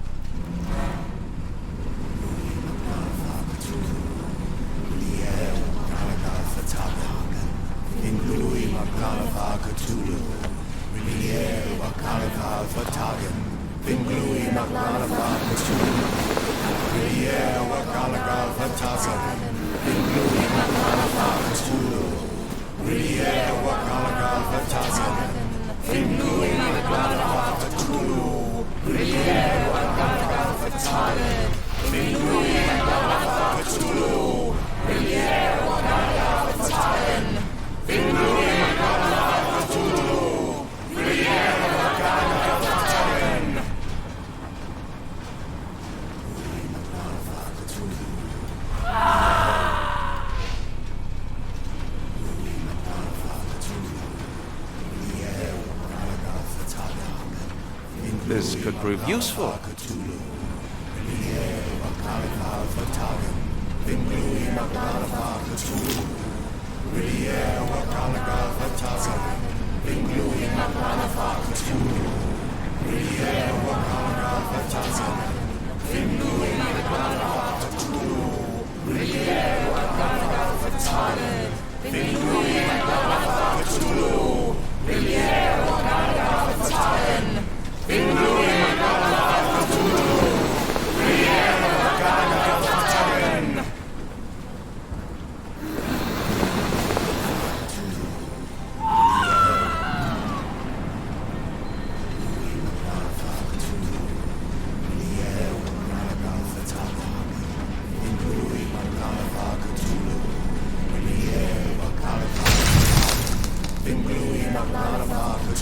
But what is the point? What are you hoping to achieve with all this slaughter? Do these people deserve such suffering? They are just tools. Their existence is meaningless unless put to use. Oh, all-seeing master. Oh, grand God beneath. How he has blessed them with purpose. You use them for cruelty. I've seen a man eat his own flesh just to hear the whispers of lizards. I've seen a mother behead her newborn that she might travel to another world. Galaxies swallow each other whole. Light folds in on itself until nothing remains. You know not cruelty, Mr. Holmes. Cruelty is for such knowledge to be beyond the reach of so many. This is hubris delusion. You are Icarus flying too close to the sun. No, no. You misinterpret the legend, Holmes. Icarus flew. He reached heights no man had ever reached. One must imagine Icarus happy. He burned. Rochester plummeted to his death. And were you to ask him of his choice, he would have not a single regret. Every step I took was necessary. Every drop of blood a blessing. Every death predestined. Surely you understand. It was for knowledge. The only thing worth living for. Why must you remain so blind? Be honest. What is it you fear?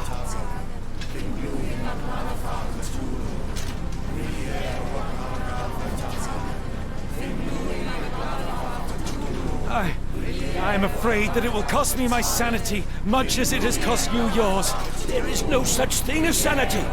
There is only the world as it is, and one's willingness to accept it.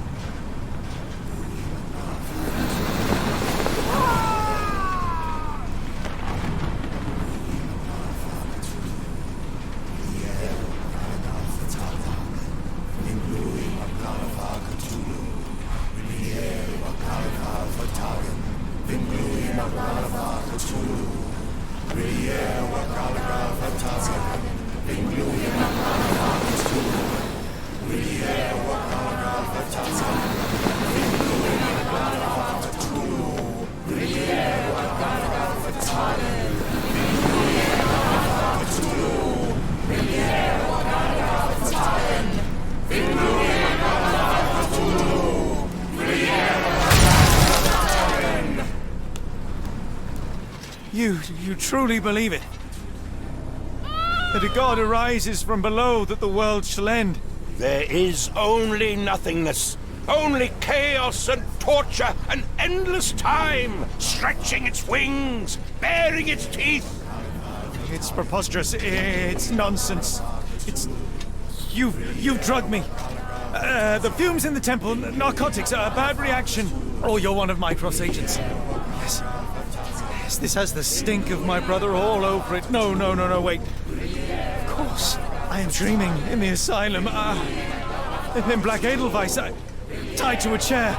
You are standing right here, Holmes, as you always do. You said that before. You said we had met, but I've never seen you before in my life.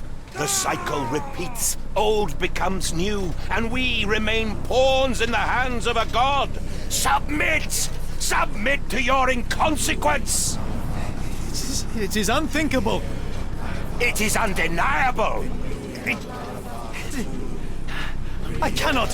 When you have eliminated all which is impossible, then whatever remains, however improbable, must be the truth. Now, Holmes! Now is the moment! You know it in your heart! Say it! Say it! It's real. All of it, it's real.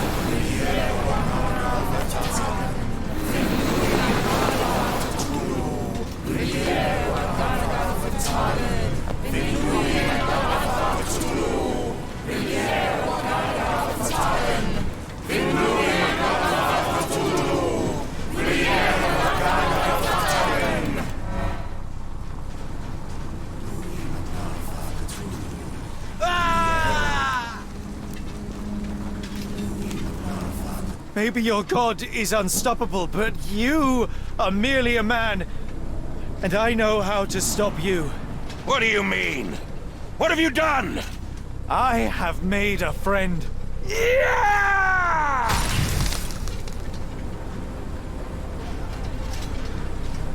No! Curse you! Oh, Great One, forgive me! It is over, Rochester. I thought this time would be different. But the gods laugh at man's arrogance. Sherlock, come back down! The wave! Come with us! Turn yourself in, save yourself!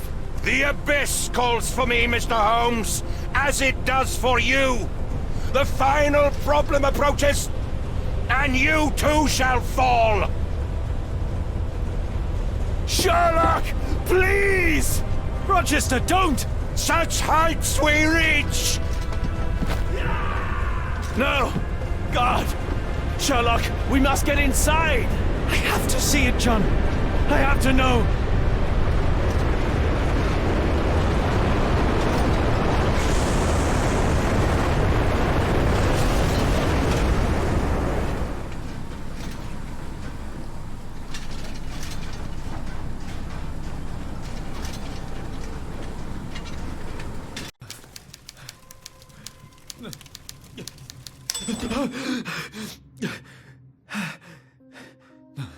Apologies, did I rouse you?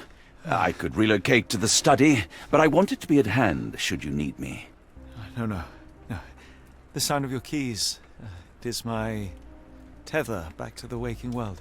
I find writing of our adventure helps me too. Perhaps at some point you could read it and tell me if it accords with your memory. There are moments in our journey that only you were privy to. Your encounter with Gygax, your visions with Light of the Abyss, your confrontation with Rochester. No. Pardon me? Do not publish it. It would be professional suicide. You would be a laughingstock, a fabulist, concocting penny dreadfuls for the unwashed masses. And I would no longer attract a distinguished clientele, but madmen convinced I could connect them to their deceased relatives, or help them capture a fairy. Ah. It doesn't seem to get any better, does it? When I close my eyes, John, I am falling. Falling into a black abyss. It is endless and suffocating and unforgiving. What I would give for a dreamless night. It's going to be all right, Sherlock. What is that? It will help you rest. No, not that. No.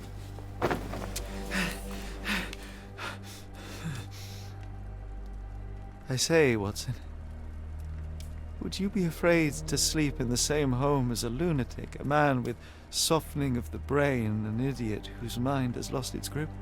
Not in the least. Ah. That's lucky.